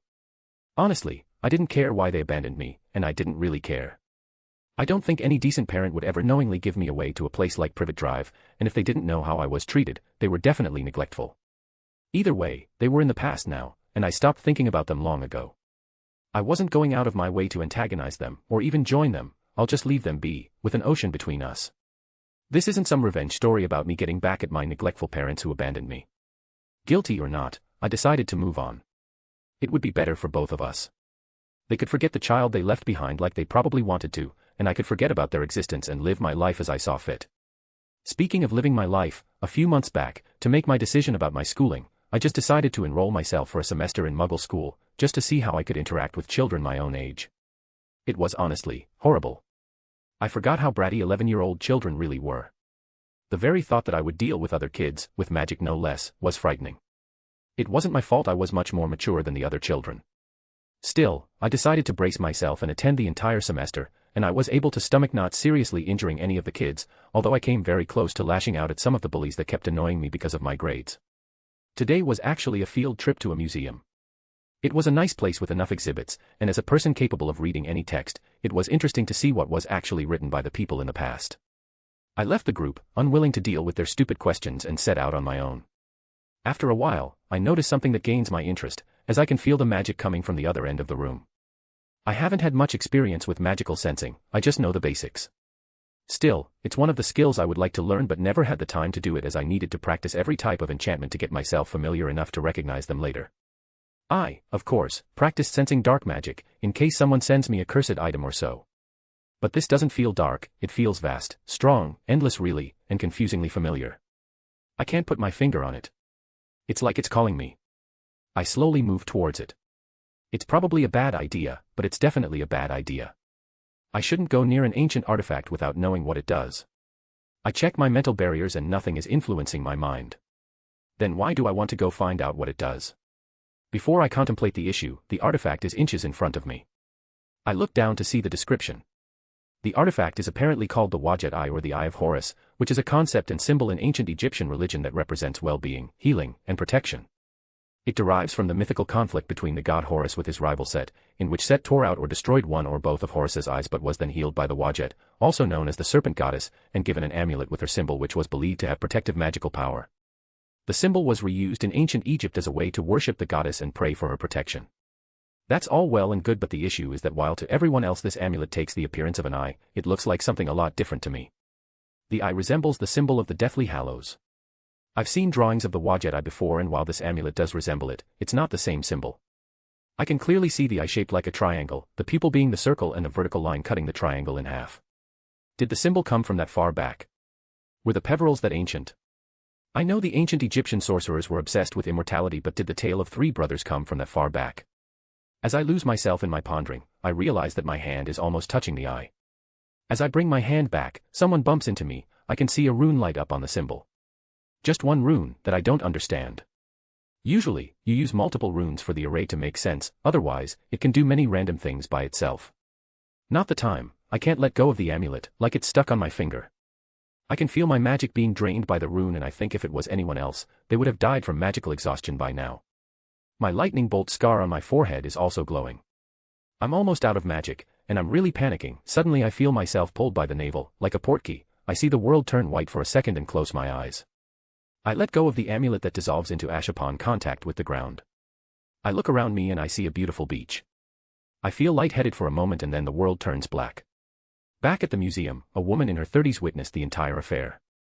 She was pale, with long wavy black hair and brilliant emerald eyes that were far too old for her age. She smiled softly. "I wish you good luck, dear girl.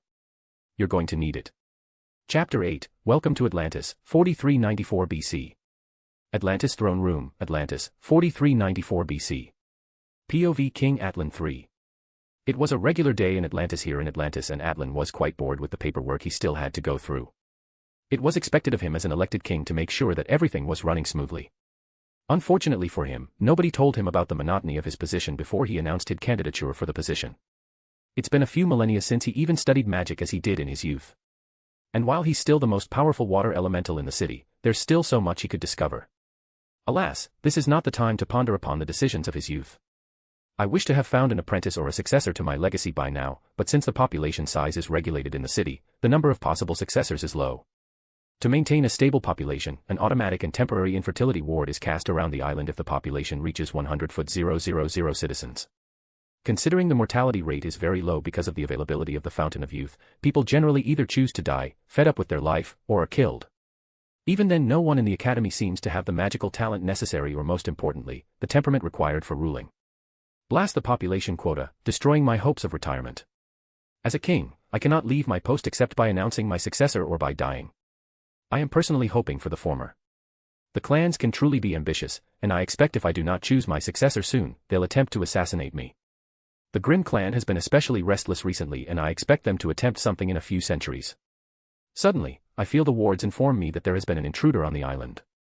An outsider, this is unprecedented. There hasn't been a single outsider in Atlantis since its creation.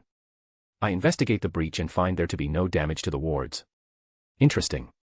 Looking around, I find a girl with black hair, passed out face first into the sand. The first thing that comes to mind when I start sensing her magic is power.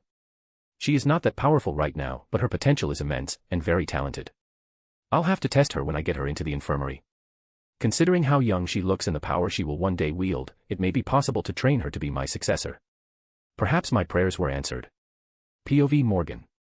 I wake up, confused. I am not in my bed. I'm in some sort of infirmary, a magical infirmary to be certain. I can feel the magic everywhere around, too much magic for a muggle to not see. I need to know where I am and how long I've been passed out for. First, I check my mental shields. They're intact, good. I decide to use the Tempest charm to find out how long I have been out. It comes out inconclusive. That's weird. Tempest is a charm that connects to an indestructible clock created centuries ago in Greenwich. Something must be interfering with the charm. I modify the charm to determine the date using the position of the stars and then the position of the sun to find out the time. Thank God I was bored for a weekend and ended up finishing up the astronomy curriculum. Extremely boring but can be dead useful in rituals, potions, and funnily enough my situation. As I use my modified charm, I wait for the calculations to finish and it's the year that baffles me, -4,394. This must be a malfunction, I can't be in the past, especially this far back. I recheck my calculations and everything checks out. I suddenly remember what happened to me before passing out. I touched an unfamiliar ancient locket in a museum, it activated and I remember being drained of my magic. I feel my magic, fortunately, it seems to have replenished. I remember the locket acting like a portkey, my landing on a beach and the locket turning to ash. It could be possible considering what kind of ancient magic bullshit is possible. But there isn't supposed to be a civilization this advanced in this time. Am I in an alien city? I remember the Kree invading the Earth in the past but I don't remember exactly when they invaded. I look at the window to find out where I landed and I gasp at the beauty of it. The city is magnificent, seemingly carved out of a single mountain with its white marble houses, towers, and palace. Nerved with golden veins in them, which reflected the sunlight in such a way that it looked as if it came out of a fairy tale. In the middle of the city is a great tower, far larger than the Empire State Building. I use my telepathy to sense that there are exactly 100,000 habitats in this city. I can feel them using magic everywhere, enchanting everything they need. This feels like what magic should be. What the wizarding world should have been. This feels like home, and I expect it would for anyone that practices magic. The only word I could have used to describe the magnificence of this place is paradise. Not quite, my dear girl. I realized I spoke the last word out loud and, in a language, I never learned before. It's time like this that I thank God that I had my language's talent. After a moment of silence, I reply, and what would you call it? I would call it home, but you can call it Atlantis. I freeze at the name, not believing I was in the legendary fallen city.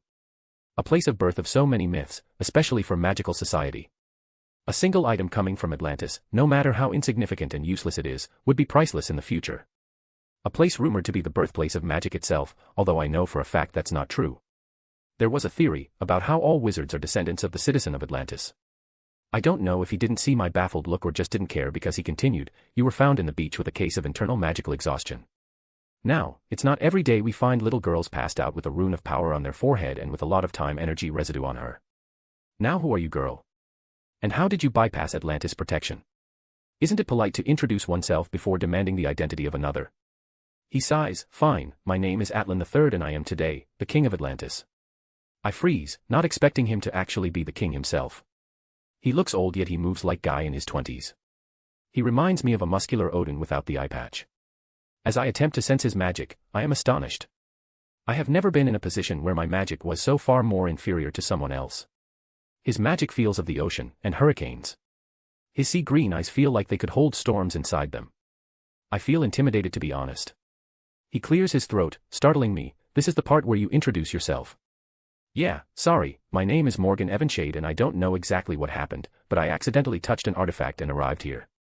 As you have probably guessed, I am not of this time. Odd, time usually tends to stop people going back in time in fear of destroying the time stream. They usually end up disintegrating.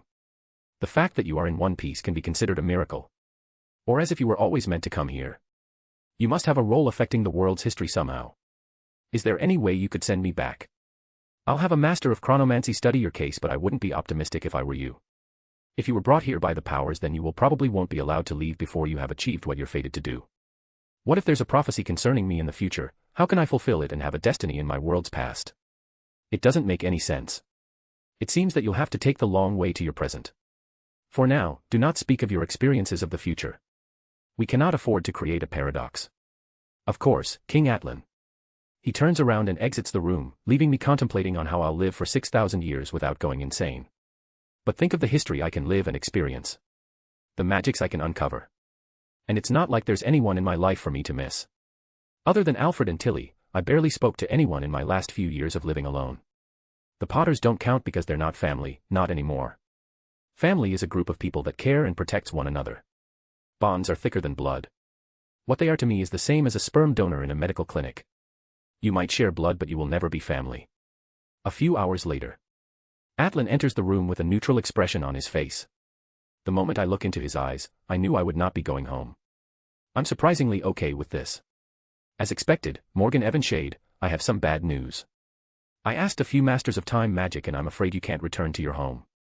I know this is unfortunate, but the best I can do is to help you have a comfortable stay here in Atlantis. You will be given an Atlantean name, a residence in my palace and a magical education. I barely stopped myself from squealing. Thank you, King Atlan, but do not feel guilty, I have no one to go back to.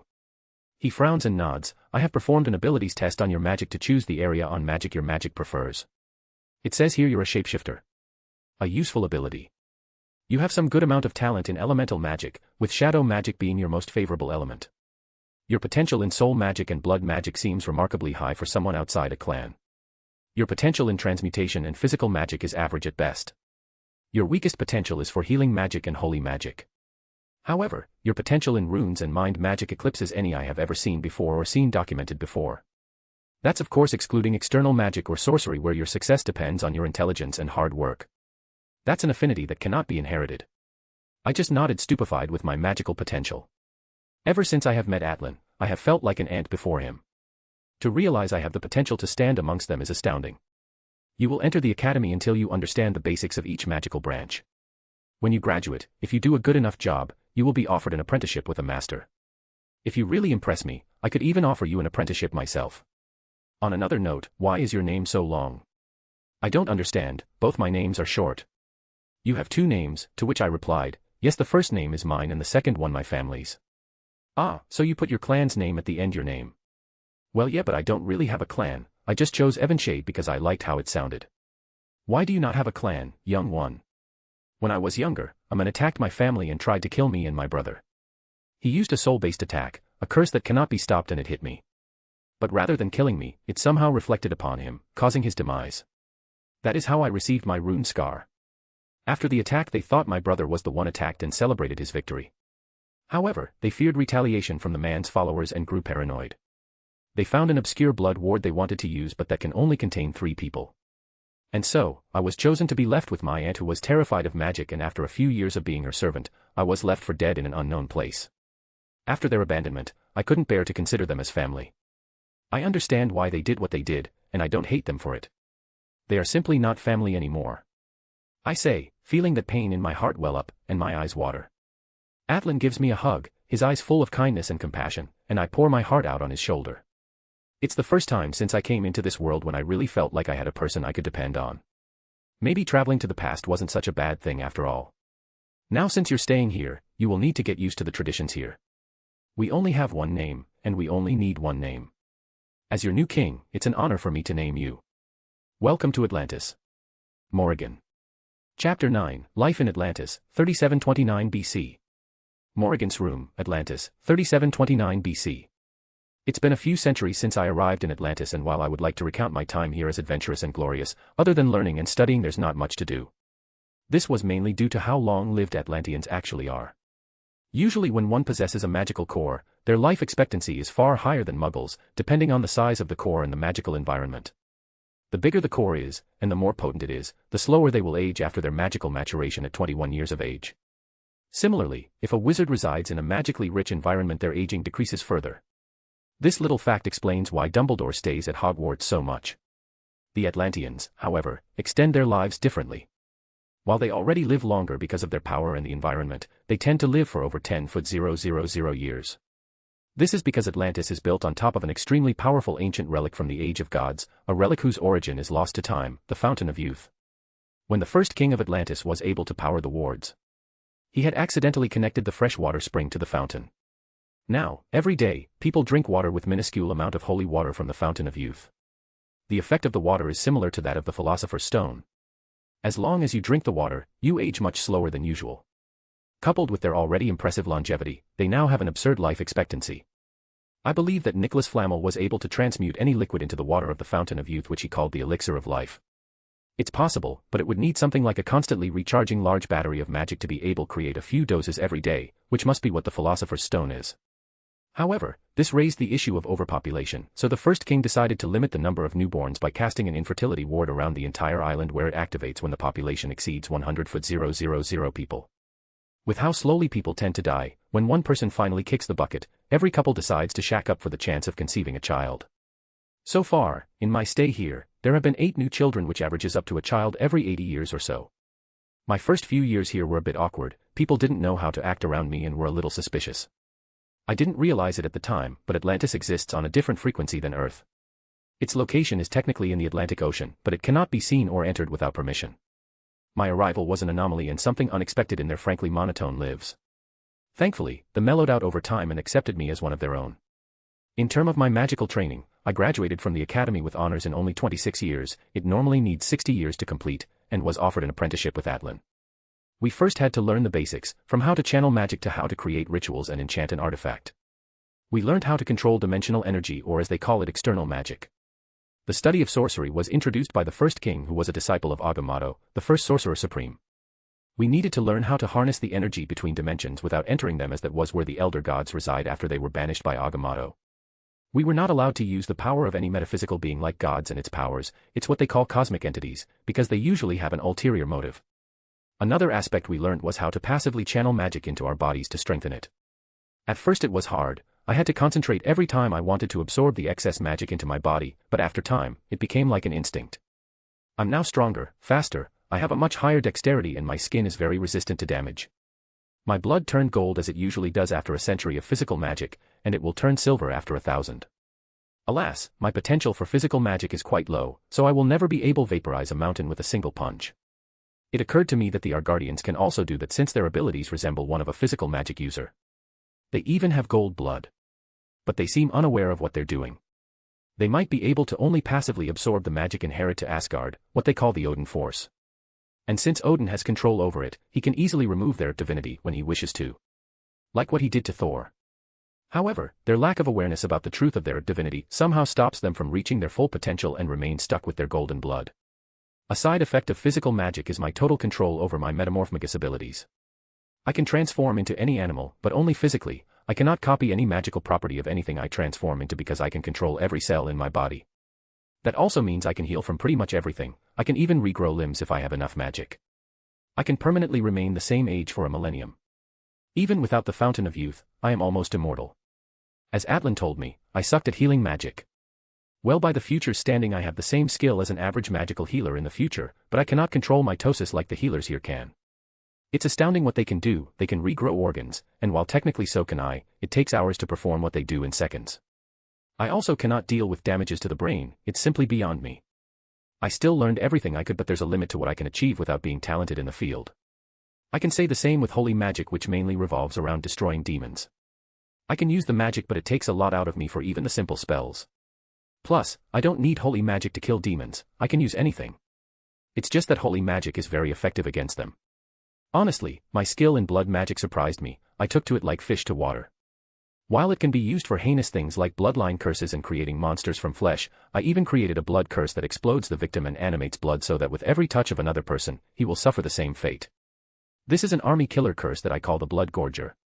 Blood magic is mainly used as a way to bind an artifact to a bloodline, or to protect and even to create a new magical talent and bind it to your bloodline. It is evident for me now that most magical creatures in my time were created using blood magic. These creatures are mostly hybrids, like hippogriffs, pegasi, and griffins. It's still possible for one to take control of a person without any hope of resistance, so each student has to perform a ritual that nullifies the magical properties of blood if it is taken without permission. Soul magic is a very confusing and very obscure type of magic. It has many uses, like the creation of a soul space, a place where you can store a small number of items inside your soul to be used later. It's mainly used in magical marriage by binding the souls of the spouses to make sure they will be together even in the afterlife and exorcising malevolent spirits. Soul magic operates differently to other types of magic. From my tests, the unforgivable is very crude imitation of soul magic, which is why it goes through every type of magical shield. If I were to use a soul shield, they would not harm me. The killing curse severs the body's connection to the soul, the cruciatus vibrates the soul causing incredible pain, and the imperious molds the soul to do the user's bidding. Soul magic is mainly used in combat against enemies that are not corporeal. As for phylacteries, it was developed as a way to make sure you don't die when doing a dangerous experiment by transferring the entire soul temporarily in a prepared object. From my studies, I can safely say that Horcruxes are abominations of magic. The mere idea of them would make any soul mage in Atlantis flinch in disgust. The inventor clearly didn't know the first thing about soul magic before creating them, as by fragmenting your soul, you are fragmenting your very self, and a piece of yourself and your emotions will be lost to you forever. However, should you die, death would not allow you into her kingdom and into the cycle of reincarnation. You will forever stay in limbo, an eternal darkness, until you lose your sanity and your sense of self. My elemental magic is also mastered, and while my control over the elements is impressive, my control over shadows is by far the strongest ever seen. I can create shadows, animate them, give them shape and bend them to my will. I can use them to create illusions. I can sense the shadows of the entire British Isles, every single one without question. I can move in them, travel through them, they are extensions of my body, like an extra limb that I move with barely a thought. There are no other shadow elementals in Atlantis, but that's kinda normal to have a unique element. I had a friend in the academy that had gold as an element. As for my mind magic, it mainly involves the manipulation of psionic energy, meaning telepathy, and telekinesis. Concerning telepathy, there was nothing new to be taught except control exercises and how I could extend my range. As for telekinesis, it came naturally to me without any issue. As for transmutation, it was simple if I understand the molecular composition of an item, and as long as it was not created magically, I can create a near-perfect copy. The more I understand, the less magic I use. Magic kinda works as a shortcut for this field and compensates for the lack of knowledge of the item being created. This, of course, doesn't work with any item that possesses a soul, phylacteries, animals, plants. For the magical artifact issue, I created a spell capable of scanning the item and analyzing its physical representation and the arithmetic equation of the enchantments on it. It helped immensely in artifact creation, which is created using a combination of different fields of magic. By the way, I figured out that transfiguration is a small branch of transmutation that deals with temporary transformation. You don't affect matter, you use your magic to temporarily override the identity of the object, but in a case of sentient life, the souls are not changed, meaning they keep their identity during their transformation. After the magic ends, the object always returns to its original shape. This is why one cannot heal using transfiguration, the damage would just reappear once the magic is used. My studies in sorcery were quite brief. After learning how to manipulate external energies, there wasn't much to do except learn a bunch of spells. The only interesting thing was the ability to create portals and trap fighters in certain dimensions. To be honest, I'm kinda disappointed. When I saw Doctor Strange fight against Thanos in the Infinity War movie, I was impressed. However, now that I understand what happened, I am disappointed with how simplistic his spells he used were. Even then, he used them defensibly. I'm not one to judge considering he saw millions of timelines and he wanted to lose, but considering how talented he is supposed to be, he was barely using a fraction of his arsenal. Now let's speak of the most overpowered and underrated field of magic called runes. It turns out all of the runes I know is a downgraded version of the originals. Even Odin's runes are but a pale shadow of the might of true runes. The man sacrificed his eye for knowledge. The truth is that all runes are imitations of the original celestial runes. When the one above all or God created the universe, he created 7 celestial runes, the runes of power, space, time, reality, mind, soul, and kaleidoscope. They each affect a part of the universe. Mastering one of them is similar to using an infinity stone. The power of the rune depends on the strength of the user. The runes themselves are flexible and diverse, and their use depends on the intent of the user. Somehow, my language talent applies to the runes, but even then, it took me a century to master each rune. Of course, I cannot destroy planets and affect galaxies like the Infinity Stones, but I am still decently powerful and I have still a long way to grow. There was only one person who was able to master 2 of the runes, being time and kaleidoscope, dimensions, and that was Agamotto, and he used it to banish the elder gods and contain the time stone.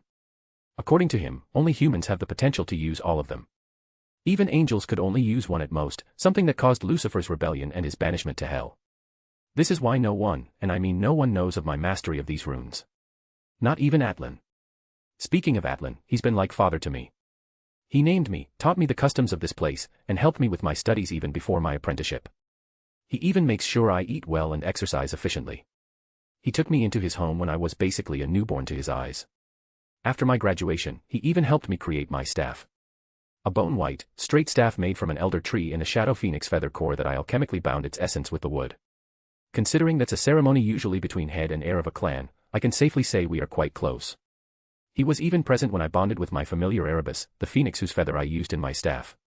Honestly, his presence alone makes me grateful for my accidental time travel. As I was done pondering, I feel something happen. An intense cold swept over me. I felt my own breath catch in my chest. The cold went deeper than my skin. It was inside my chest, it was inside my very heart. Something terrible is happening, I feel the whole island shaking, I don't understand what is happening and yet I do. The people are screaming, some passed out from the pressure of the feeling. I don't know how I recognize what is causing this feeling. It must be something primal ingrained to every living being in every world and every dimension. It is death. Death has come to Atlantis. Suddenly, the earth cracks in the middle of the city and Atlantis starts to sink. Chapter 10, Death, 3729 BC. Morrigan's room, Atlantis, 3729 BC. I can sense the deathly aura is concentrated in the clan district on Atlantis. The residential part of Atlantis is divided into the clan district, which are essentially nobility, each clan having its own compound to live in to make sure their family magic can be practiced privately. Another is the civilian district where all the clan-less citizens of Atlantis resides. It's a division that Atlan and myself were trying to slowly erase, but this isn't the time for pondering, I need to find Atlan. The closer I move towards the disturbance I start to feel the source, and it seems to come from the Grimm clan compound. I always disliked the Grimm family, I could always sense negative intent coming from them. They also tend to oppose Atlan on any decision no matter how small they were. It didn't make sense to me since they're one of the most influential clans in Atlantis, but Atlan once told me that the Grimm clan head, Thanatos, was almost king instead of him, but the council found out rumors his involvement in the death of a few clanless citizens where he was said to have consumed their souls to increase his magical power. The investigation revealed nothing, but the council decided against taking the risk of having a murderer as king. Even as I enter the compound, I can barely walk straight due to earth shaking. It is day but it is dark. What were those fools doing? Were they trying to kill us all? I am surprised that the earth is somewhat stable even if it's shaking. From the tower, it looked like it was split into two. As I walk towards the epicenter of the aura, I see a sight that shocks me. Just outside the compound, Atlan is on the floor groaning as he pours his magic into the earth. This is what's keeping the ground stable while the survivors are evacuating. His magic is already depleted, he is using his own life force, sacrificing his own soul to fuel the spell. All to buy his subjects time. He truly is a great king. He looks at me and smiles. I was worried I wouldn't see you one last time, Morrigan. Atlan, why? It is my duty, my purpose to protect Atlantis. It was always going to end this way. We both know I will not survive this. But Atlan. You must be strong, Morrigan. You are my heir, more so you are my daughter. I am so proud of you, what you've become, and I know it is only the beginning. My greatest accomplishment was you. When the spell finishes, the blood wards will be disrupted. You will only have seconds to enter the compound. Make it count. I leave Atlantis in your hands, daughter. You will mourn for me, I know, but I also know you will persevere. I have faith in you, Morrigan. I love you. I love you too, father. The last thing I see him do is smile at me, and the light leaves his eyes and the wards shatter. I put my despair in the back of my mind and enter the compound. I see the Grimms chanting in the courtyard, in a circle. In the middle, the bodies of 7 women are scattered. I can feel their souls bound into the world, being consumed to power the ritual. The deathly aura is more and more oppressive. I feel like I will always be cold. Suddenly, a shadow appears and slowly takes a humanoid shape, devouring the souls of the women. I attempt to kill them and disrupt the ritual by summoning a bolt of lightning, but it gets absorbed by an invisible shield around the ritual. Thanatos turns around and looks at me. It is futile to try to stop us. We have reached our goals and will achieve our destiny. What are you doing? I screamed at him. You're destroying the island. Islands can rise and fall, Morrigan. With this power we will rule the world and not some insignificant island. I shall have the power of a god and destroy all who oppose me. It is futile to resist. I have death on my side and no one, not even you or Atlan, not even the gods themselves, will stop me. My blood freezes. What do you mean you have death on your side? It was Prophe's eyes that a Grimm will master death, and that will be me. I cannot believe he did this, the absolute idiot. Who tries to bind a fucking cosmic entity with just magic, over a fucking prophecy no less? You fool, do you realize have you done? I have summoned death into this realm, I am merely fulfilling my destiny. Suddenly, the mass of shadows scream out, you dare attempt to bind me, the strongest of the endless. Thanatos and the others tried to flee but couldn't move. I felt death absorb their souls but they're still alive. I didn't think that was possible. Their bodies turn into some kind of wraith, their clothes into cloaks, their eyes disappear and their mouths grow. Your punishment shall be legendary, you will never live and never die, you will live in constant hunger, for you shall have no souls. You will never feel love or happiness again. This will be your fate. Shit, I think I just witnessed the creation of the Dementors. The shadows around death condense. I can definitely tell she's a woman. She creates a scythe out of shadows and raises it up in the air. I can feel it in my bones that should this scythe touch the ground that there would be no survivors. I pull out my staff out of my soul space and quickly perform a spell that I have been working on for the past few decades. All of the celestial runes engraved in the staff glow. Suddenly, we were no longer in Atlantis but in a barren land. This was a spell I created to trap beings into a self-created pocket dimension. Unfortunately, they will escape if I don't stay in the dimension to stop them. I tried to copy Agamotto's work but it's still unfinished. I call it a reality marble, after the Fate series. Erebus, my trusted familiar, appears from the shadows and gives me his support. Mortal, what have you done? You were about to destroy my home, I couldn't allow that. It is the price for their transgression, one cannot hope to attempt to bind me without consequences. Please, all I ask is mercy. It was only a small group that are guilty. The rest are innocent and even ignorant of what happened. It is no matter, your home is already sinking as we speak. A place is not home, they are my people, I am their queen. They are my home. I will not allow you to harm them. I'm not under any delusion that I can win this fight. Definitely not in a straight one-on-one, but I will do everything I can to protect my home and my people. She looked at me, amused, and why shouldn't I just leave? I smirk, because you can't. I created this place to trap mortals but also consciousness. I made it so that psionic energy cannot escape. And while you are powerful, you're still just a vessel. You are a consciousness in a body that cannot contain your power but your conscience is still in here with me. Most of your power is not on this plane of existence, yet you are still trapped in her with me. And I'm the only thing that can let you out. Her amused expression turned thunderous, then I will go through you. She sends at me a bolt of black lightning towards me. I bend space around me so that it misses but I find out that I wasn't the target. The lightning bends and hits Erebus but fortunately he isn't dead, just knocked out. Angry, I fire back by writing a rune in the air that fires a bolt of blue power that she blocks with a shield of shadows. I do not like this. The shadows are usually under my control but I can tell that they would obey my opponent without question. I bend the earth around me into multiple giant serpents that attack her. She turns into shadows and they go through her. She creates a dozen of necro swords that I shatter with a telekinetic pulse. I have to say that I'm very fortunate she's limited to the fraction of her power because if I was fighting a proper vessel, I would be finished. She fires the black lightning at me again and I surprise her by opening a portal that absorbs the spell and opens up behind her, hitting her with her own lightning. She stumbles forward. I guess first blood goes to me. That confirms that soul magic affects her. She looks at me disbelieving that I actually landed a hit. I use her distraction by creating chains out of the ground. I enchant them to be unbreakable and to contain souls and send them towards her. She turns into shadows as I expected but the chain was able to bind her. As she's bound, I create a ball of power, space, and time using runes. It turns into a miniature dark hole that's sucking my opponents. She clicks her finger and the hole disappears. She's still bound, so I charge up my finishing move and release a sphere of red power that speeds up like a bullet, its force even distorting to ground under its path, and hits death in the chest. The explosion is blinding. This spell I designed as a last resort. I transmute something into helium and hydrogen that I force into doing a fusion reaction. I condense this energy into a ball and let it explode on contact. I don't know what I'm hoping for but I'm really desperate. I just know that I need to keep her occupied somehow.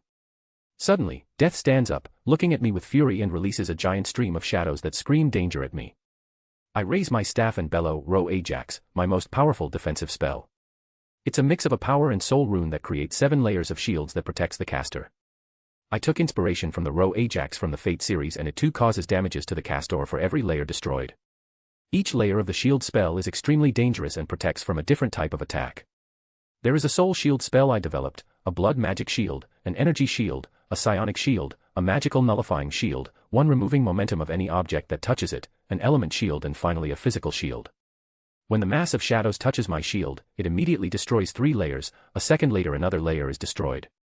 Death keeps on fueling the spell, 2 layers shatter suddenly. I only have 1 layer left and it's slowly cracking. As it bursts, Erebus appears before me and takes the brunt of the spell, absorbing every single shadow sent at me. When Death finishes her attack, Erebus bursts into shadows, leaving a small chick that I quickly put safely in my soul space. Suddenly, Death attacks me, this time physically with her scythe. You dare touch me. You dare think yourself my equal. She keeps on hitting me. I try to dodge the best I can but my body is battered from the backlash of my shield spell. I cough up blood when I'm hit with the blunt end of the scythe. I have a plan, it's more of a Hail Mary but it's something. I fall down and was barely blocked the blade of her scythe. The runes on the staff light up and it's slowly resisting the scythe but then Death puts more energy into it and it snaps in two. I'm heartbroken, as this is one of my most precious possessions, a gift from my father. You cannot win this. Your efforts are commendable as a mortal but you're still a mortal. Yes, I can't win, but I can still make you lose. I suddenly slam my hand over the ground where my golden blood has taken the shape of a rune. I controlled it as I was blocking the scythe, and activate the array and a green light encompasses the whole of my reality marble. I have turned this dimension into a timed loop. That only I can stop. If you kill me my soul will power the spell and you will be trapped in it for all eternity. I will let you out when you promise not to kill the survivors of Atlantis. Suddenly, I look at her and she suddenly turns entirely into shadows. I feel her power increasing exponentially, and her vessel bursting. My time spell and my reality marble shatter. The shadows slowly take the shape of a woman, with flesh this time. Her face is still made of shadows but she seems to have created an actual vessel and not the imperfect one she was summoned into. She speaks in a soft voice, no longer in the soul-chilling sound she used when we fought. What a curious specimen you are. Yes, very curious. A reunion of 2 half-souls from 2 different worlds. Every half was supposed to die a meaningless death. You do not fear death for you know it intimately, you have entered my domain once. I can feel it in your soul. I am speechless, Morgan and Jasmine were just half-souls. How was this possible? You're powerful for a mortal. To be able to defeat my previous vessel, no matter how weak it is an achievement. So, let's bargain. I will spare your people and will not pursue them anymore. In exchange, you will act as an avatar in my stead. What does being an avatar entail? You shall walk the earth, hunting those who destroy the balance. Those who consume souls, who make deals with demons, mutilate their souls, those arrogant enough to think they can defeat me. You shall be my hunter, my herald. I can't really think about it, I don't have a choice, I agree, Lady Death. She puts her hand on me and I can feel myself getting more powerful, my control over the shadows and souls gets even more powerful. My injuries heal instantly. Let's get you the tools necessary to complete your job. First your weapon. She picks up both pieces of my staff and put them together.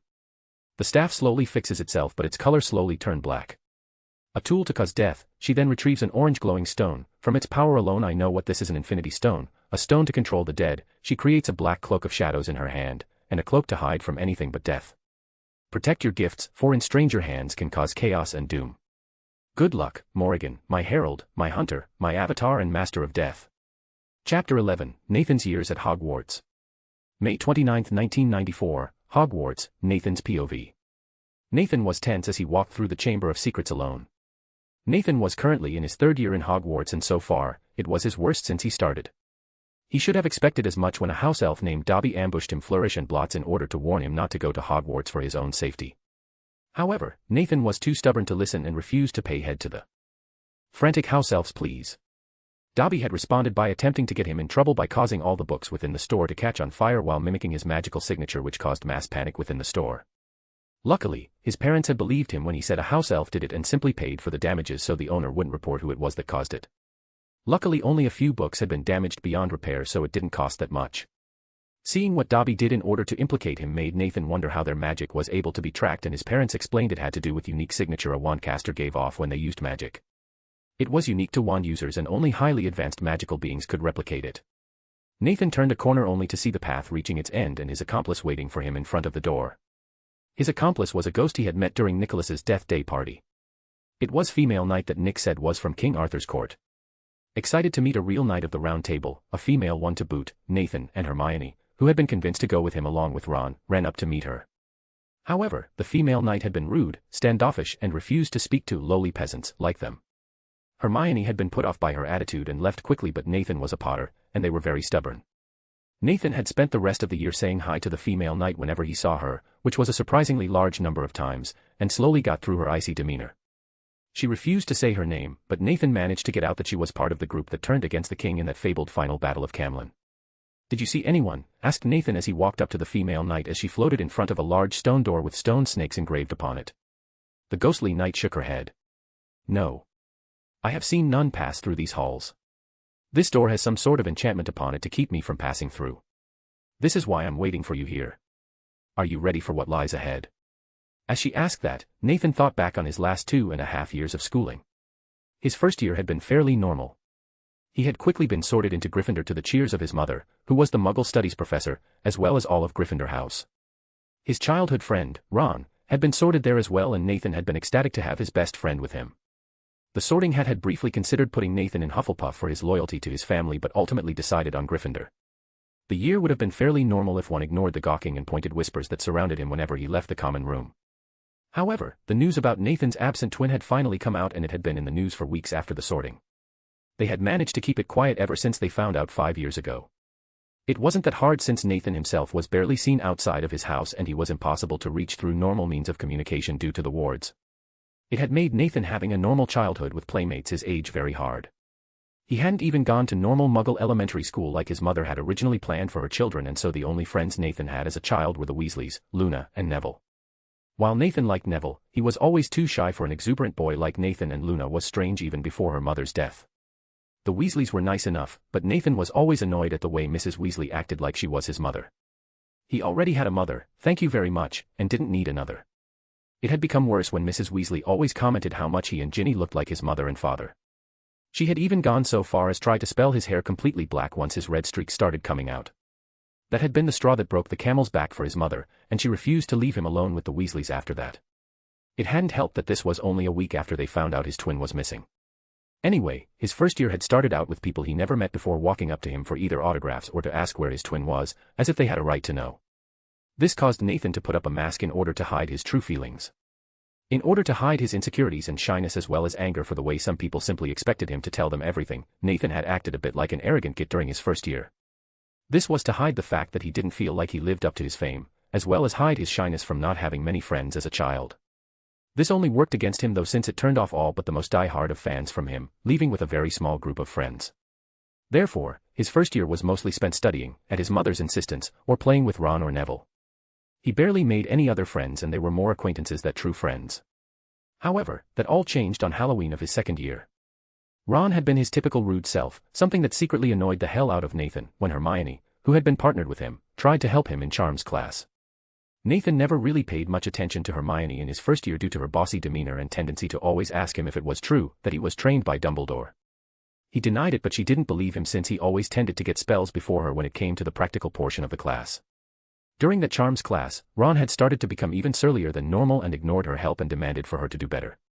When she cast the charm perfectly, Ron had been livid and spent the rest of the class grumbling under his breath.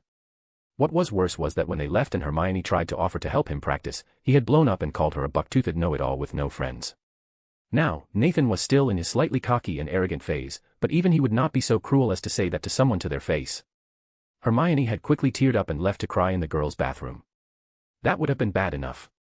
However, it got worse when that year's defense professor, Professor Quirrell, alerted them to a troll in the dungeons during the Halloween feast. Realizing that Hermione would not know the danger, Nathan had quickly run after her with Neville following, since he and Hermione were sort of friends. Ron had washed his hands of it, saying while he was sorry for what he said, he wasn't going to risk his neck for her. That was the first time Nathan saw a glimpse of the kind of person Ron really was. Nathan and Neville had quickly reached the girls' bathroom in time to see the troll enter it before them. Without thinking of the consequences, Nathan had rushed in with Neville right behind him once he heard Hermione's scream. Even now, that fight was a bit of a blur, as all he remembered was sending spell after spell at the troll and only managing to enrage it more. They finally managed to get Hermione away from the troll before the three ran from the troll as fast as their feet could take them. Unfortunately, the troll was faster and had quickly caught up to them. They only managed to survive because they had jumped onto a moving staircase before the troll could smash them into paste. The troll, idiot that it was, tried to follow only to fall down the stairways and down the 5 floors before smashing into the ground floor. Resistant it might be, but not even a troll could stay conscious after a fall like that while smashing into every staircase along the way. Hermione had quickly become one of his best friends after that, and Nathan was extremely glad for it. She managed to break him of his phase and hidden shyness before it became a permanent fixture. The rest of the year had been a whirlwind of mystery and adventure as they discovered that the third corridor held Flamel's fabled philosophers, incorrectly called sorcerers by wizards, stone. They had been convinced that Snape was after it after they saw he was bit by the three-headed dog, Fluffy, during Halloween and supposedly cursed Nathan's broom during his first ever Quidditch match. They were completely wrong. It turned out to be none other than Quirrell who was the would-be thief, and Nathan confronted him and his master, Voldemort, in the mirror room. The Mirror of Erist.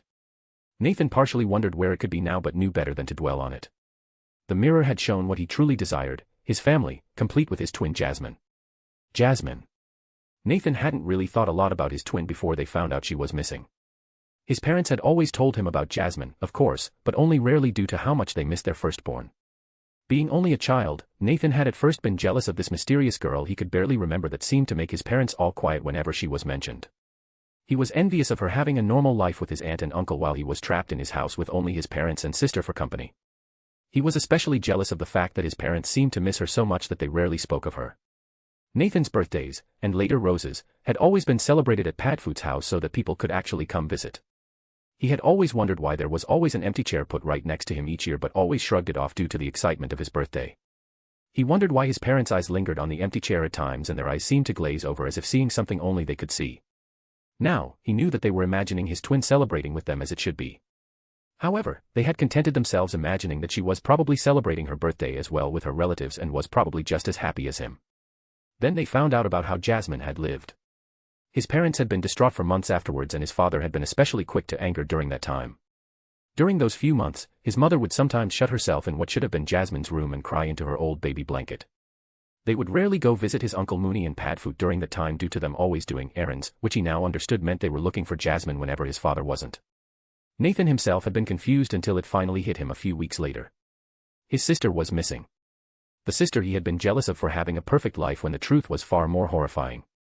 In that moment, he had finally understood just what he may have lost. He had always been secretly jealous of the way Fred and George seemed to just connect. They were so close that they sometimes finished each other's sentences. They finally mastered how to do that a year later. While Nathan didn't want a connection that close, the idea of not only having a sister who understood him but also an older sister was a good one. To have someone who would always have his back no matter the circumstances was something he fervently wished for. His parents had raised him telling him why he was famous and that it was only by luck that he survived. Nathan had always been secretly scared of the way some people seemed to expect things from him, as if he was some kind of reincarnation of Merlin. He had hidden it behind his arrogant attitude but it was always there, beneath the surface. However, Nathan wondered how different things would have been if his older twin had been there. Would he have had to hide himself behind a cocky mask if he had a twin who understood him to help ease his insecurities? Would he have applied himself harder if he had a sister to strive to emulate? Nathan didn't know. There were times, however, that he wished his sister was there. Like this year. Dobby's antics had only been the start of the troubles of the year. Dobby had quickly found out that his first plan to keep him from Hogwarts didn't work and tried to keep him from going by locking the portal to Platform 9 entry quarters. Nathan was forced to wait until his parents appeared so they could apparate him to Hogwarts. At least he hadn't listened to Ron, who had tried to convince him to fly his dad's car to Hogwarts. Ron was still in trouble over that stunt. With no other alternative, Dumbledore had been forced to hire Gilderoy Lockhart as the defense professor. Lockhart acted like the sun shined out of his ass and constantly reminded people of the many rewards he had won, in what he probably thought was a subtle manner. Worse yet, was that he somehow thought Nathan was his sort of protege and constantly followed him around to give advice. Nathan could only shiver in terror when Neville pointed out that Lockhart was acting sort of like he was during his first year. Nathan had never been so happy for Hermione breaking him out of that phase. While Lockhart was bad, the year became worse with the opening of the Chamber of Secrets on Halloween, christened by the petrification of Mrs. Norris under a warning written in blood. Nathan was seriously starting to consider Halloween a cursed day since every bad thing to have happened to him always started on freaking Halloween. Nathan and Ron were convinced that it was Malfoy, but his mother quickly shot them down by saying that the last heir of Slytherin was none other than Voldemort himself. So, unless Malfoy was secretly Voldemort's bastard child, then he couldn't be the heir. A prick Malfoy maybe, but son of that monster he wasn't. Just him standing beside his father was proof enough that they were father and son. That and the idea of Voldemort reproducing with any woman, much less Mrs. Malfoy, was enough to make them hurl. This didn't help Nathan's nerves since without anything to distract him, the paranoia in the castle was slowly getting to him. This was made worse by the fact that Dobby's third attempt to save him resulted in him losing all the bones in his right arm due to a combination of Dobby's psychotic bulger and Lockhart's idiocy. Nathan swore that someday he'd beat the stupid out of Lockhart if it was the last thing he did. In order to distract himself, Nathan had attended the dueling club with Ron, Hermione, and Neville in hopes of learning something that would help him defend himself. Sadly, the club was headed by none other than Lockhart, and the only things he'd learned was the disarming charm and the fact that he was a Parseltongue. That started the downhill path of the year as people started to believe he was behind the attacks and that he was the heir of Slytherin. The worst rumors were that he had sacrificed his twin in a dark ritual to gain power and that was why she wasn't attending Hogwarts. Idiots, the lot of them. His mother and Hermione tried to calm him down, but unfortunately, Nathan had his father's temper and the rumors and pointed whispers were fraying on his nerves by December. The rest of the year since had been a time of frayed nerves due to people actively avoiding him and the slow dissolution of his and Ron's friendship. Nathan had decided to research Parseltongue to see if he could identify any other speakers as well as to see its uses in combat. He had found that Parseltongue was good in healing but little else, since it was the common tongue of snakes, unlike the noble serpent tongue that could allow one to speak to all reptiles, even dragon, and gave one a masterful ability in breaking down and creating wards and barriers. Despite evidence to the contrary, Ron insisted that Parseltongue was a dark art and that he should be ashamed of having it. Nathan quickly became angry at his friend's bigotry to anything he didn't understand. Ron was like much of the wizarding world that labeled anything it didn't understand as dark. Sure, some things actually were dark in nature. However, Nathan's mother had taught him that dark wasn't the same as evil. The dark arts did tempt you, and they tended to depend on the darker emotions to be cast. Someone who relied only on the dark arts meant that they constantly channeled darker emotions rather than happy ones, and anyone would become twisted if they constantly thought that way. By February, Nathan and Ron's friendship was hanging by a thread, and it didn't help that Ron's sister Ginny had basically abandoned Nathan's sister, Rose, even though she had promised to watch out for her. Nathan's growing reputation as a dark wizard meant she hardly made any friends amongst her year, despite being sorted into Hufflepuff, the supposed House of the Loyal. The only friend she had outside of Nathan's group was a quirky Ravenclaw named Luna Lovegood. She might be weird, but Nathan considered Luna a true friend and would gladly put up with hours of her seemingly insane lectures in thanks for her loyalty. Despite this, Rose seemed to start to put up a bitchy and tough persona that looked southwest out of place on her previously bubbly sister's face and more like Tracy's friend Daphne's Ice Queen persona. She only reverted to her old self when around him, and even then, it was only when there was no one else around. As his and Ron's friendship deteriorated, Nathan reconnected with another old childhood friend, Tracy Davis. Being a half-blood, the blonde girl only had two friends within Slytherin House, Daphne Greengrass, also known as the Ice Queen, and Blaise Zabini, whose mother still starred in many teenage boys' fantasies even though she was in her 50s. Tracy had at first been wary of reconnecting with Nathan since he hadn't exactly been the best friend in the world ever since she was sorted into Slytherin. Sure, he had never picked on her or anything, but he also hadn't defended her despite suspecting she was having a bad time being a half-blood in Slytherin. However, he had eventually gotten her forgiveness, and the two old friends had reconnected over arithmancy and how hard it was, as well as how stupid some people were to believe the rumors about him. Nathan was glad he had chosen to take arithmancy instead of divination like Ron wanted. While runes sounded nice, he had no talent for memorizing all those runes, and wizards only studied Egyptian and Nordic runes anyway. All the others were ignored due to the difficulty it takes in even understanding them, much less teaching them to others, that it was considered postgraduate study. Hermione had barely been convinced from trying to take all the electives by taking classes every day including the weekends. Luckily, Nathan's mother had spoken to Hermione and explained that her class only explained Muggle developments up to the 17th century before OWLS and only entered recent developments afterwards. Even that much was only due to his mother being the professor and updating the curriculum. Before her, they only studied up to Arthur's time in their 7th year. Around April, a journal by Tom Riddle which Nathan found in January was stolen in his own room. He quickly came to the conclusion that it was the heirs' doing due to fear of the journal revealing their identity. Tom had already shown him a memory of him catching Hagrid as the culprit, but Nathan didn't believe it. While the new Care of Magical Creatures teacher was a little overenthusiastic when it came to dangerous magical creatures, he was too kind to attack anyone, much less kill. Tracy had agreed with him but also pointed out that it could have only have been a Gryffindor who stole the journal since only Gryffindors knew the password. She also pointed out that maybe Hagrid opened the chamber unknowingly since she also doubted he did it on purpose. Either way, Nathan had gone to him with Hermione and Tracy in order to see what he knew, only to get a cryptic suggestion to follow the spiders and watch the corruption of the Ministry send an innocent man to hell on Earth, otherwise known as Azkaban, and sack Dumbledore, who was the best chance they had of catching the heir.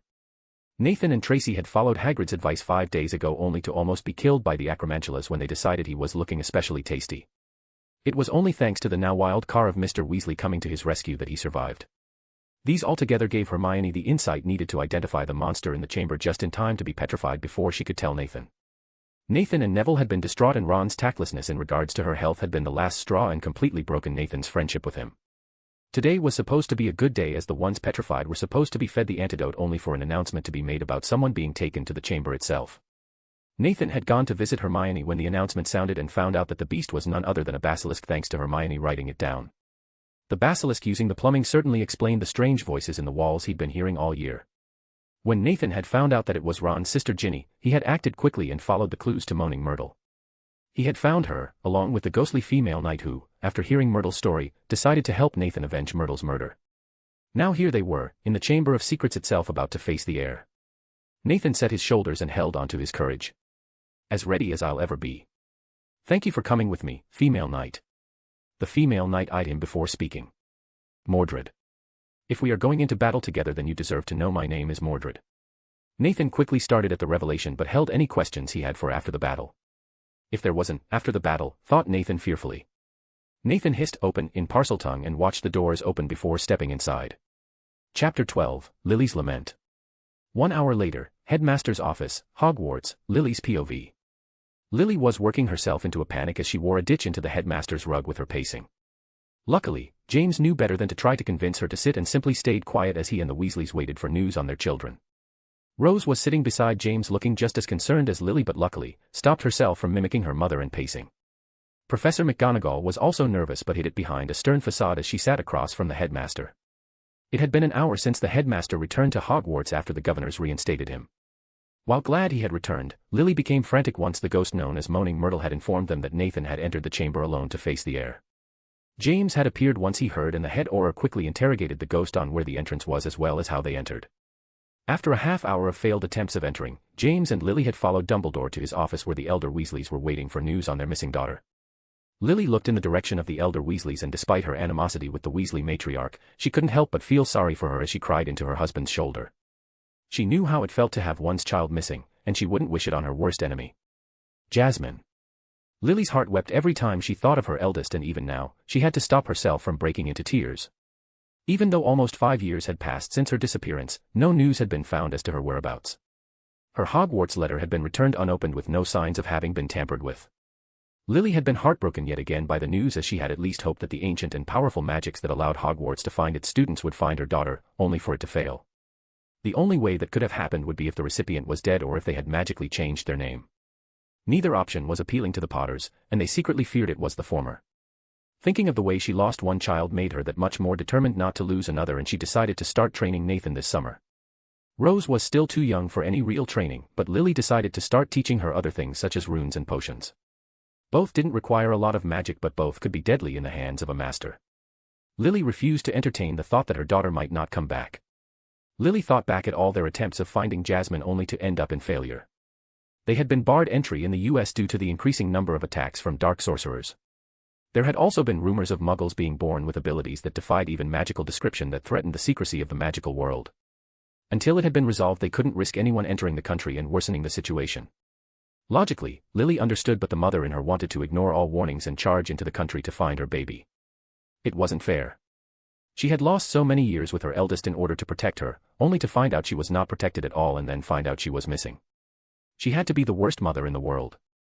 What mother would leave her child where she would be abused? Lily looked at James to see him getting more and more distressed as time passed. James had been a wreck since Jasmine's disappearance was made known to them. He had sometimes spent weeks on vacation with the family just to make sure they wouldn't disappear as well. Whenever a case into the States came up, he insisted, i.e., threatened, into going along. However, each time he would return alone and more depressed than before despite Lily's best efforts to keep up a brave front. Inside both parents' hearts were bleeding as the hole that their eldest once occupied laid empty. They could only hope they would someday find their eldest and explain their actions were done with her safety in mind. They would never willingly and knowingly put their child in danger.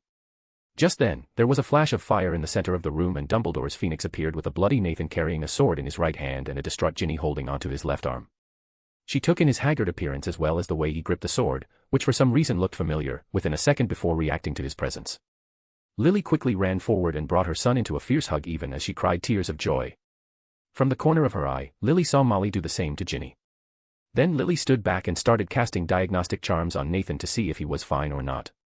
He looked as if he had gotten into a fight with a Cerberus and barely survived, and considering his adventures with Fluffy last year it was a distinct possibility. Nathan seemed to realize what she was doing and shook his head. "I'm fine, Mom.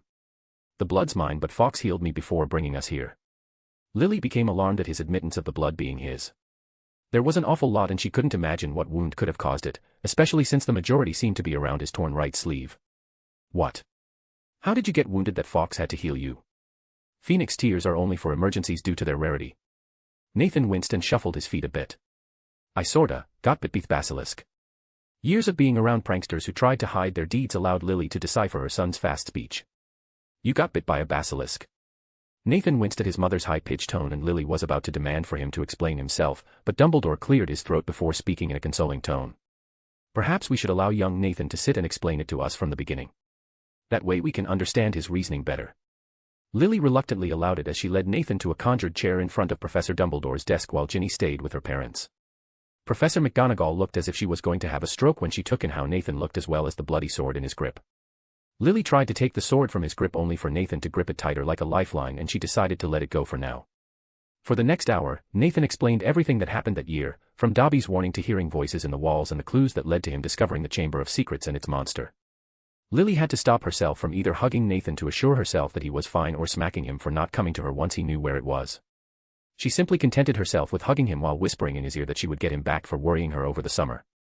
After gulping at the promise in her words, Nathan continued up till he entered the chamber. Well, after we entered Mordred Mordred, asked James interrupted forcefully. Up until now he had been quiet but it seemed the revelation of the ghost's identity was the last straw. You mean that bloody female ghost knight was the same Mordred from Arthurian legend? Indeed. From the doorway, Mordred floated through with a neutral look on her face, as if James' outburst was expected. Which is possible since Mordred's infamy as a traitor was well known even a millennia later. Lily watched James glare at the ghost as if she had personally offended him. I don't think I like my son spending his time around a well-known traitor. He said traitor as if it was the worst insult possible and considering their history with traitors, it was to be expected. Lily would never forgive Peter for his betrayal and the effects of it. Her youngest son was cursed with a prophecy he could not escape, even if he didn't know it yet and her eldest was missing. Betrayal was now the one thing she could never forgive. However, Mordred simply blinked as if James was an annoying fly. And I don't care what a peasant thinks about who and what I do with my time.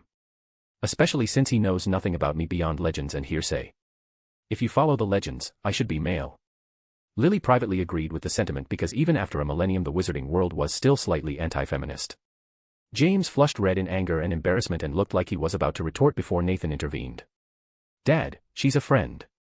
I don't care about what she did in her past and I'm sure spending 1,000 years contemplating her mistakes is punishment enough. I trust her.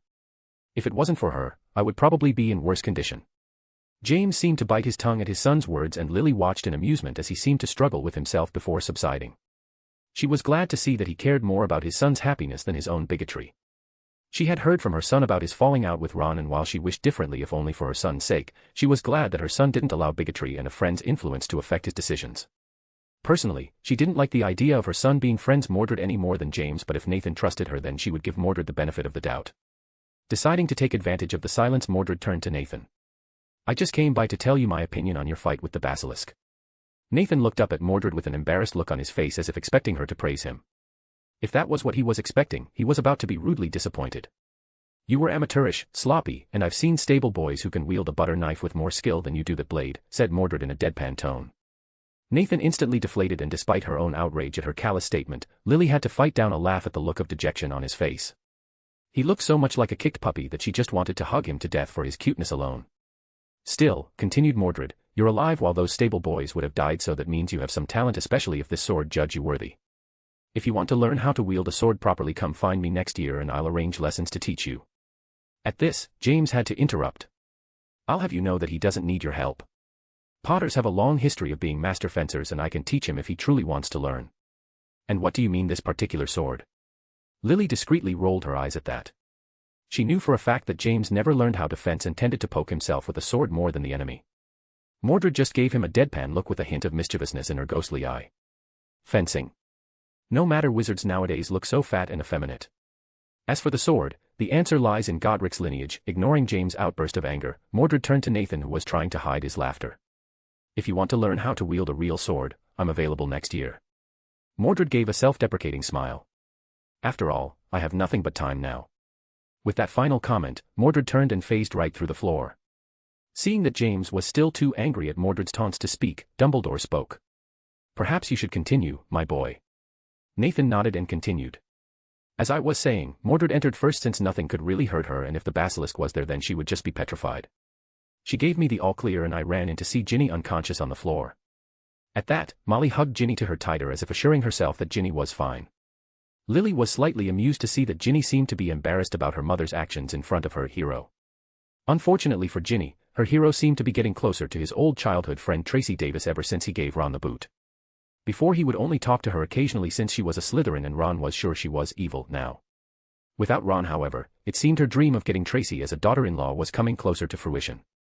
Of course, they might need a bit of a push, so she should invite her over the summer now that the oppressive ward that kept them from getting visitors was down. Lily internally cackled an evil laugh that would have caused even Voldemort to piss himself in fear as she plotted ways to get those two together. For some reason completely unrelated to the cold, Nathan shivered as if someone had walked over his grave. Nathan coughed and continued his story. Then the ghost of Tom Riddle appeared and revealed he had been possessing Ginny most of the year in order to open the chamber himself. It turned out that Tom Marvolo Riddle is none other than Lord Voldemort. That caused gasps to come from those that didn't know about it, which was everyone but Nathan and Dumbledore. James was the first to speak what they were all probably thinking. But, that means that the man who led the pureblood movement was actually a half-blood. Nathan shrugged and nodded as Dumbledore spoke. Tom always hated his Muggle heritage even as a teenager. It brought great shame to him to share a Muggle surname, which is why he crafted his Voldemort moniker. Lily turned to Dumbledore in surprise. You knew? Dumbledore sighed and nodded. Yes, but I had no proof. I knew and Tom knew that I knew, but by the time he had come out as Voldemort, he had physically changed so much that no one would believe me. After all, who would believe that the hero who stopped the attacks last time turned into the monster we know as Voldemort? Lily begrudgingly had to agree. People would never believe it without proof since Tom Riddle was so long ago that he probably slipped through their minds. Nathan continued his story once he saw that they had finished speaking. Anyway, Mordred then attacked Voldemort since they were ghost-like. It actually worked since her sword cut him, but as time passed, he became more solid and her attack stopped affecting him as much. Then he summoned the basilisk and things got hairy. I couldn't look at it due to its eyes, so I had run away. I hid behind a pillar while Mordred tried to get its attention and my spells just bounced off it hide. I prayed for help and that's when Fawkes appeared with the sorting hat. From his robes, Nathan pulled out the bedraggled sorting hat and what could only be the journal that started this mess with a hole through its center. I managed to pull the sword of Gryffindor from the hat while Fawkes managed to blind the basilisk. With the sword, I believed I had a better chance. Nathan winced as if from a bad memory. I idiotically tried to charge the basilisk only to get thrown. If Mordred hadn't distracted it, I would have been killed. That gave me an idea, and while the basilisk was distracted, I sneaked up to the top of the Salazar statue and jumped onto the basilisk's head. Lily let out a moan of dismay at that image. Then, somehow the sword was suddenly wreathed in flames and I started stabbing it. Unfortunately, it didn't do much and I was thrown off. It tried to bite down on me and I raised the sword up and managed to impale it through the roof of its mouth. In its death throes, it bit down and a fang pierced my right arm. Nathan shivered as if remembering a bad memory. The venom was agonizing. Fortunately, Mordred distracted Riddle long enough for me to get the fang that bit me and impale the journal with it. Riddle sort of died once I did that and Fawkes healed me with his tears soon after. After Ginny woke up, Mordred said she would meet me here while Fawkes flamed us here. And here we are. All was silent until Dumbledore spoke. First, I want to tell you how proud I am of you. You must have shown remarkable courage and fortitude in the face of overwhelming odds to summon Fawkes to you. While people think he is my familiar, he really is not. He simply is my companion due to his wanting to. Phoenixes are attracted to people who resemble fire's cleansing properties. Brush fires burn away that which doesn't work, leaving only healthy and strong trees behind. In that way, phoenixes attack the corrupted and evil since it weakens the whole. That is why they are considered light. Nathan blushed at the praise and mumbled that it was nothing under his breath. Dumbledore smiled amusedly. Second, I wish to ask you what it is that is bothering you. I sense Tom said something that unsettles you. Nathan bit his lip before blurting out. He said that he and I are a lot alike. We were both Parseltongues, we break the rules and we even looked somewhat alike. Strange likenesses. You speak Parseltongue because Voldemort, who is the last living descendant of Slytherin, speaks Parseltongue. I believe that night when he attacked you and your sister, he left you with an echo of his power. In you, it gave you the ability of Parseltongue and I believe your descendants will inherit it as well. Nathan looked thoughtful and nodded before hesitantly speaking. For some reasons, Lily sensed this was what was truly bothering him. There's another thing. When the blade was wreathed in flames it felt like it came from me. Not the sword. It felt the same as when I burned Quirrell last year. Dumbledore looked thoughtful before speaking. You could have an affinity for fire that manifests itself in stressful situations. I have even heard rumors of muggles with similar abilities appearing, though I doubt it's true. Why, there are even rumors of some with the ability to read our minds despite us having a clemency shields. No, I suspect it was simply your magic reacting to the situation and giving you the best defense possible. Nathan looked doubtful and Lily felt the same, but he nodded hesitantly. Lily was about to ask Albus more about Nathan's apparent skill with fire when Lucius barged into the room. First-year Hufflepuff girls' dorm, Hogwarts, Rose's POV. Rose tossed and turned as she tried to get to sleep in her pink nightgown to no avail. Her brother's latest exploit had terrified her and given her a very real fear of becoming an only child. It was bad enough that the eldest, Jasmine, was missing, but she couldn't bear it if something happened to her brother. Rose never believed that Jasmine was dead like she knew her parents and brother believed, even if it was subconsciously. She knew that her sister was a Potter and Potters were well known for their stubbornness. If Nathan, who once cried when he skinned his knee, could take on and kill a basilisk, then Jasmine, who survived her horrible relatives, could survive on her own. She was the eldest after all. Rose sighed as she gave up on trying to go to sleep and, after casting a silencing charm around her bed, pulled out a photo album she had made. Her mother was always possessive of the few pictures she had of Jasmine, and it had taken a lot of hard work and studying ahead to learn the duplication charm and make copies of the few photos she had of Jasmine. Using that, Rose had made her own photo album in order to show Jasmine when she returned. It was her way of showing her that she had thought of her even when she was missing. She knew she would probably be angry at their parents, but she hoped that by showing her the album she would see that they still thought of her. The photo album has some family photos of good times, but most of them were of Jasmine when she was a baby or of Nathan's birthday parties, where she made sure to highlight the fact that they always left a chair open for her. She wanted to show her that the family loved her despite whatever those people had said to the contrary. Don't get her wrong, she loved Nathan a lot. However, Nathan was always a prankster at heart, and constantly having to watch her back whenever he was around got tiring. When he wasn't pranking her, he was too overprotective, to the point that he got angry at any boy that spent too much time with her. Seriously, it was like she was the eldest at times. She didn't even try to ask him for help this year, knowing he would overreact if he knew how the other kids picked on her. She didn't want him to be expelled after all. Rose always had a bit of a fantasy image of how Jasmine would be like. She would be protective but would allow her to do things on her own. She would be smart, pretty, wise and kind to everyone. She would be just and fair to everyone regardless of her relationship with her, unlike some potion teachers that was biased against everyone not Slytherin. She liked to think that since she was Nathan's twin and Nathan was a lot like Dad, then Jasmine would be more like Mum. She wouldn't make fun of her for spending so much time in the snow and even spend hours with her if that was what she wanted. She would listen to her when she complained about being seen as the boy who lived's baby sister and useless due to being sorted into Hufflepuff.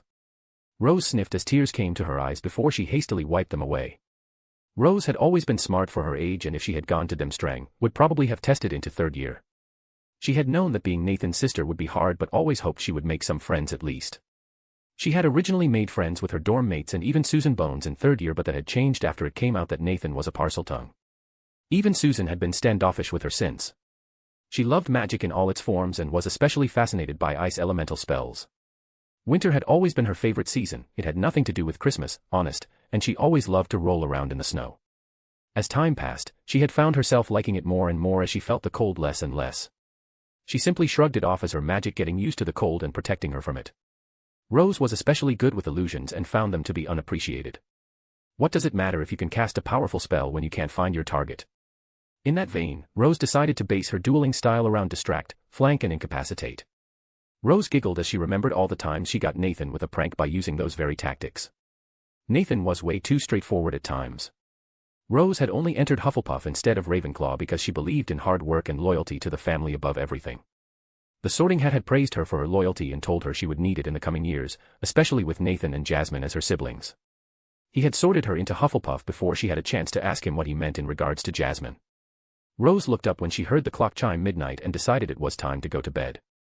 Closing the album with a soft smile, Rose hid it under her strongest illusion under her bed before climbing under the covers.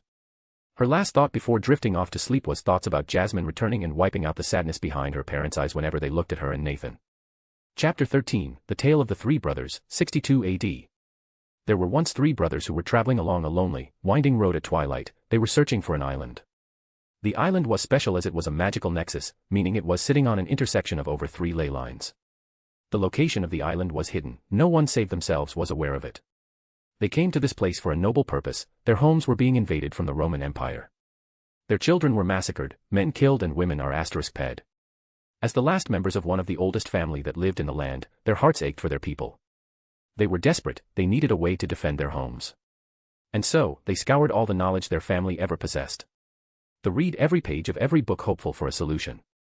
They translated tomes so old that they weren't even dated, for they were scholars as well as warriors. During their search, they came across an incomplete ritual to be performed at a specific location, at a specific time, on a specific island. The ritual itself was in a book far older than any other in their collection. Its purpose was to gain the powers of death. Of course, they were wary of such promises but the time to perform the ritual. However, the youngest secretly modified the ritual, deeming attempting to enslave death a foolish endeavor. In time, the brothers reached a river too deep to wade through and too dangerous to swim across. However, these brothers were learned in the magical arts, and so they simply waved their wands and made a bridge appear across the treacherous water. As they neared the surface of the island, they felt the magical protection of the island itself. The protection held there was to make the island inaccessible to all wizards, as the island became a safe haven for all magical creatures that were often hunted by humans. They tore down the wards without a thought, not thinking of the many lives they risked with this act. They approached the center of the island where they saw multiple of magical creatures eyeing them suspiciously. They readied their ritual, they powered it with the magic of the ley lines, the magic of the earth. In another ritual, this would have been inconsequential, however this wasn't any other ritual. They were summoning death, and so the ley lines were completely drained by the ritual. With no magic to feed the magical creatures, they would slowly wither and die. As the three brothers finished the ritual, they encountered a hooded figure. It was definitely a woman, dressed in black with shadows dancing around her. She held a staff as dark as night and slowly took off her hood. She was a fair-looking woman if one was to objectively look at her. She was as pale as the moon, had long wavy black hair, with emerald eyes that glowed with power. They would not mistake her for anyone else, for this was Death. Death looked around, feeling the magic of the ritual and understood what they had hoped to accomplish and what they had unwittingly done. For they had doomed the creatures of this land, it had not been their time, and yet should nothing change, they would perish. And Death spoke to them. She was angry for what they had done. But Death was cunning. She pretended to congratulate the three brothers upon their magic. It has been a while since someone has dared summon death. Funnily enough, the last ones were your ancestors. Although they foolishly attempted to bind death. They paid for their foolishness, of course. Atlantis has sunk after all. You were wise not to attempt the same. Who are you, young ones, and why have you summoned death? The three brothers gulped, finally coming to grips about the power and strength this being possessed. The oldest brother, who was more confident of the three, said, "We are Antioch, Cadmus, and Ignotus Peveril. We wish for you to save our land from the Roman invaders. They have attacked us for no other reason than to conquer us. Death does not involve itself in the affairs of mortals. For they all shall return to death in the end. However, you three has impressed me with your skills in the magical arts, many before you have fallen to the protection of this island. Your improvements upon your ancestors' ritual are a testament to your talent. You be clever enough to evade death today, each one of you has earned a boon. State your prize and you shall receive it." Unknowing to the brother, this was a test. Humans were always selfish creatures, and were they to ask something with greedy intentions, they shall join death sooner than she planned. The oldest brother, who was a combative man, asked for a wand more powerful than any in existence, a wand that must always win duels for its owner, a wand worthy of a wizard who had conquered death. So, Death crossed to an elder tree on the banks of the river, fashioned a wand from a branch that hung there, and gave it to the oldest brother. Angry at his arrogance, Death fulfilled his wish but cursed the wand. For it would slowly take the strength of the wizard, and should he be parted from it, would be far weaker than he would be before having wielded the wand. No one shall die of old age while wielding this wand, for all that would possess it shall be slain by his successor. Then the second brother, who was an arrogant man, decided that he wanted to humiliate Death still further, and asked for the power to recall others from death. So, Death picked up a stone from the riverbank and gave it to the second brother and told him that the stone would have the power to bring back the dead. It did not really bring back the dead, for the souls of the dead cannot exist in a place with life. What the stone would do is that it would take the shape of the person remembered by the user. The summoned soul would never be complete, it would suffer under the actions of the user, furthering his descent into madness. And then Death asked the third and youngest brother what he would like. The youngest brother was the humblest and also the wisest of the brothers, and he did not trust Death. So, he asked for something that would enable him to go forth from that place without being followed by Death. And Death, most unwillingly, handed over her own cloak of invisibility that she had created thousands of years ago and was a treasured possession. Taking their eyes off of Death, they examined her gifts in awe. As the youngest attempted to thank her, she had disappeared, and so did every living being on the island. The island itself became barren of any life and magic and shall be known in the future as Azkaban. Having achieved their goals, the three brothers continued on their way, talking with wonder of the adventure they had had, and admiring Death's gifts. They joined the battlefield and fought back the invaders. In fear of their power, the Romans would not return in many decades. After their war the brothers separated, each for his own destination. The first brother traveled on for a week or more, and reaching a distant village, sought out a fellow wizard with whom he had a quarrel. Naturally, with the elder wand as his weapon, he could not fail to win the duel that followed. Leaving his enemy dead upon the floor, the oldest brother proceeded to an inn, where he boasted loudly of the powerful wand he had snatched from death herself, and of how it made him invincible. That very night, another wizard crept upon the oldest brother as he lay, wine-sodden, upon his bed. The thief took the wand and, for good measure, slit the oldest brother's throat. And so, death took the first brother for her own. Meanwhile, the second brother journeyed to his own home, where he lived alone. Here he took out the stone that had the power to recall the dead, and turned it thrice in his hand. To his amazement and his delight, the figure of the girl he had once hoped to marry, before her untimely death, appeared at once before him. Yet she was sad and cold, separated from him as by a veil. Though she had returned to the mortal world, she did not truly belong there and suffered. Finally, the second brother, driven mad with hopeless longing, killed himself so as truly to join her. And so, death took the second brother for her own. As for the third brother, death chose not to claim him. For he had not misused her gifts. It was only when he had attained a great age that the youngest brother finally took off the cloak of invisibility and gave it to his son. And then he greeted death as an old friend, and went with her gladly, and, as equals, they departed this life.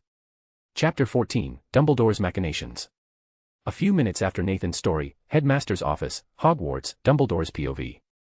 Dumbledore smiled slightly as Nathan left to free Dobby from Lucius's control. Lily and James followed him once he told him what he was planning to make sure Lucius didn't try to get revenge. He was certain Dobby would protect his savior, but a little extra protection never hurt. Dumbledore internally winced at his thoughts as he remembered a missing girl who he thought needed to be protected more than she needed to be with her family. Young Jasmine paid for the folly of his arrogance, and to this day, he still could not forgive himself for that fact that a child had to pay for it.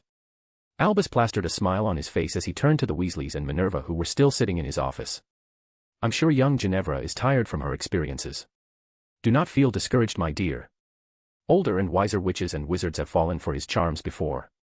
The fact that you did does not mean you are weak. Now, Minerva, can you take them to a guest room to spend the night? I doubt young Ginevra will want to be alone tonight."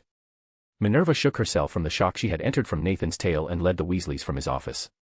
Once he was alone, Albus sighed as he felt the weight of his years land on him. Albus stood up and locked his office down and blocked his flow before stepping into his study that was connected to the office by way of a hidden door behind his desk. Albus sighed as he moved over to the far wall where a map in 4 different shades of color with red pins was hanging.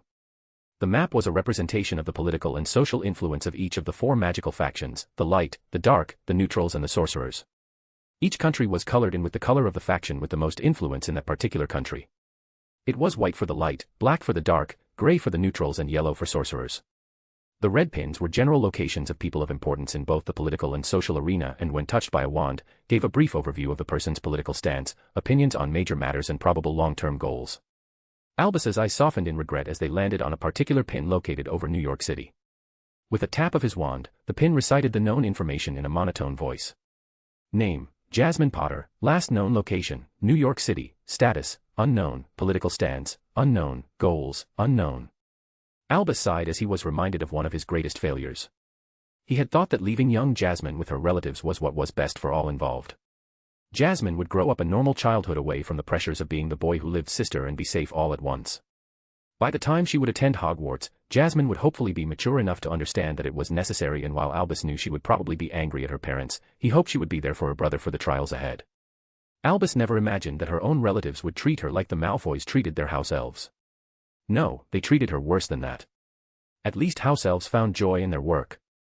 Young Jasmine did not have even that. Albus couldn't help but sense the similarities in how young Jasmine was treated with her relatives to how another young boy was treated at his orphanage. Long investigation into the Dursleys' memories showed him that young Jasmine was slowly gaining conscious control of her powers. This was both surprising and not so surprising. Albus well remembered some of the feats young Jasmine did with her accidental magic when she was still with her parents. Some of them didn't seem accidental at all. Albus rubbed his temples as pondered on young Jasmine's status. When and if she appeared, she would have a lot of influence over her brother's thoughts. They were, after all, twins, and bonds like that are hard to break. No doubt that Nathan would be more than willing to listen to his sister's thoughts. Nathan had already shown himself willing to break childhood friendships in order to stand up for what he believed in. While Albus was proud of Nathan for his standing up for himself and agreed in his thoughts that Parseltongue was just another language and was not inherently dark, it set a bad precedent. Especially if young Jasmine turned out to be anything like Tom when he was a teenager. If Jasmine was like Tom and managed to influence Nathan into her beliefs. No. No, he couldn't let it happen. He needed to find Jasmine in order to guide her on the right path. But if that wasn't possible and if young Jasmine turned out to be anything like Tom, then he would have to take care of her no matter how much it broke his heart. He didn't have much time left in his life and he refused to leave the world with another Dark Lord waiting in the wings. It would destroy both the Elder Potters and young Nathan if Jasmine turned into another version of Tom. The world was bad enough as it is. There was once a time where Albus believed that uniting the four factions and integrating our cultures with the Muggles was one of Merlin's greatest works. By uniting the four factions together, he had created a sort of magical empire that was ruled by the Sorcerer Supreme and allowed the magical world to live in secrecy while still keeping up with the times. Then his sister's accident happened. Albus both blamed and didn't blame the Muggle boys for what happened afterwards. His sister should have had someone watching her to make sure something like that didn't happen, but at the same time, the idea of children being so cruel to each other was anathema in that day and age. Albus didn't blame his father for his reaction and even understood it to a certain extent. Ariana was his only daughter and his little princess. Any parent would have reacted the same in his shoes. No, what truly angered Albus was what happened to his father afterwards. At that time, his father would have gotten off for his actions with a heavy fine and perhaps a day or two in Azkaban. However, this wasn't enough for the Dark faction that insisted on his public execution in order to eliminate a powerful wizard in the Light faction. The Dumbledore family always were a progressive one, leaders of the Light, spreading their belief of cooperating with the Muggles and the integration of Muggleborns, to continue Merlin's noble work. In order to placate both sides, the Ministry voted on giving his father life in Azkaban. This was basically a death sentence and placated the Conservatives, Dark faction, while saving Albus's family from the shame of a public execution. To this day, Albus still could not forgive the Dark for their hand in his father's disgrace and death. Because of them, his mother Kendra was forced to watch over his now sick sister by herself, which led to her becoming bitter and hard instead of the kind and loving woman she was before. This also later led to her death due to one of his sister's tantrums and Albus subsequently having to take care of herself himself. He also could not agree that cooperating with the Muggles was the answer. What happened to his sister was proof. It would be better to have a complete separation of the two worlds. People always fear what they do not understand, and greed consumes the ones that do. Perhaps if his father had been alive, Albus wouldn't have fallen in with young Gellert when he arrived. Then his sister wouldn't have died during his three-way duel with him and his brother Aberforth. Then he wouldn't have such an estranged relationship with his only living family. Albus shook his head to rid himself of such thoughts. He would never know. However, Albus had lived his life trying to rid the wizarding world of the Dark's influence. The cold way they eliminate anyone who opposed them attacked Dumbledore's sensibilities. However, he always believed in the good in people and liked to give them a chance to redeem themselves. Severus and Mordred were perfect examples of people who had managed to change their ways despite their past crimes. Albus personally considered Mordred having helped young Nathan as a redemption and so allowed her to continue to socialize with Nathan. Her experience would only help Nathan in the coming years. Even now, Albus' goal remains the same, the complete unification of the wizarding world under one banner. He would ensure complete separation from the Muggles by ensuring that Muggle-born children be taken from their parents to be raised in the wizarding world. The parents would be obliviated, of course. He had hoped that no child should go through what his sister did. No child should fear their own magic. Magic is a thing of wonder and joy, not of pain and suffering. He had hoped to create a true magical utopia. Any magic that would cause harm would be destroyed. Only harmless magic would remain. Albus's eyes transferred France, which was colored mostly gray. He had high hopes for this country when he won an apprenticeship with Nicholas Flamel in an effort to earn his favor. A way to find support from the oldest wizard alive. Unfortunately, his idea was dismissed when it was brought up, Flamel deeming it unrealistic and impossible due to the diversity in wizarding cultures. Any opinion Flamel had on the matter was discarded when he found out he commonly used dark magic. An example was when Albus managed to discover the 12 used of dragon blood. One of those uses was a magical amplifier and when used in certain rituals. Albus had been horrified when he saw his master Nicholas using dragon's blood in a ritual to help an 11-year-old boy awaken his family's magical gift, mage sight. The dragon's blood amplified the amount of magic that the boy's eye could use without damaging them, as well as giving the ritual much more of a chance to succeed. To this day, Albus could hear the boy's screams as his eyes were bleeding. Albus didn't try to listen to his master's explanations that the boy had asked for the ritual to take place and that it wouldn't be possible to awaken his mage sight when he got older. In his mind, no 11-year-old was mature enough to make that sort of decision and they had basically forced him. This day Albus decided that rituals would be banned in his utopian world, as well as any non-European magic. His research in magical cultures revealed how different magic was perceived around the world. the wandless magic in Africa, the paper seals in Japan, the magical bracelets in Brazil and the enchanted rings in China were examples of this difference. Worst of all, the dark arts exist in other forms as well. He would have to remove their cultures and re-educate them into using wands. Merlin used a wand after all, so it must be the superior focus. His plan was created days after his defeat of Grindelwald. He noticed how international relations were better than ever after the war. For the first time in history, every European ministry was allied against Gellert, and it was beautiful. Now, if he were to create a threat far more terrible than Gellert, a threat to every magical society, every ministry would oppose him. They would have to unite against their main enemy, thus giving him the opportunity to unite them permanently. It was when he first saw Tom Riddle in an orphanage that he saw his potential to be this threat. So, he molded him slowly into becoming the darkest wizard in centuries, and after Tom's defeat at Albus' hand, he would have become the true leader of the magical world. Unfortunately, the Potter incident occurred before Tom could start his conquest on an international level, and so he would bide his time until his return. Albus's eyes landed on the Americas, which was almost entirely colored yellow, with a bit of white to show the sorcerer's influence there was prevalent, especially in North America. The sorcerers were the one faction that Albus had no idea how to deal with. He found it offensive that the leader of the magical world used to be chosen from just that faction and refused to believe that only a sorcerer could be chosen. In his mind, the sorcerers were just trying to maintain the status quo of them being the most powerful. The most worrying thought was the fact that they basically neutered the American magical world. They were in control of Ilvermorny, their academy of magic, and forced the ministry to obey their rules. Frankly, the rules were a bit lax, but if they wanted to, they could take over the entire wizarding world there. In his mind, the sorcerers were just trying to maintain the status quo of them being the most powerful. After all, he was a wizard, and yet he was a match for most the powerful sorcerer, Nicholas himself. Albus rubbed his temples as he remembered his latest talk with Nicholas 3 years ago. Albus had originally planned to bring in Nicholas's Philosopher's Stone to Hogwarts during Nathan's first year. Despite what people thought, he didn't wish to test Nathan. That was just a happy coincidence. No, he knew that Nathan's re-entry into their world would attract Tom's attention. In order to confirm Tom's existence and a theory he had wished to bring the stone in order to bait Tom into coming for it. He would, of course, never allow him to gain it, but would instead set a trap for him in order to see how powerful he still was. However, things were pushed back a year when Nicholas outright refused to listen to Albus's plan of using his stone as bait. He suspected, rightfully so, that Albus would not return it if he did. Albus, of course, never planned on returning the stone once he had it. He would destroy it and say it was destroyed in the struggle against Tom, and that Nicholas was already old anyway and should be glad for a chance to rest. This would allow him to get rid of a major opposition to his plans, and get rid of something Albus considered an abomination. No one should live that long.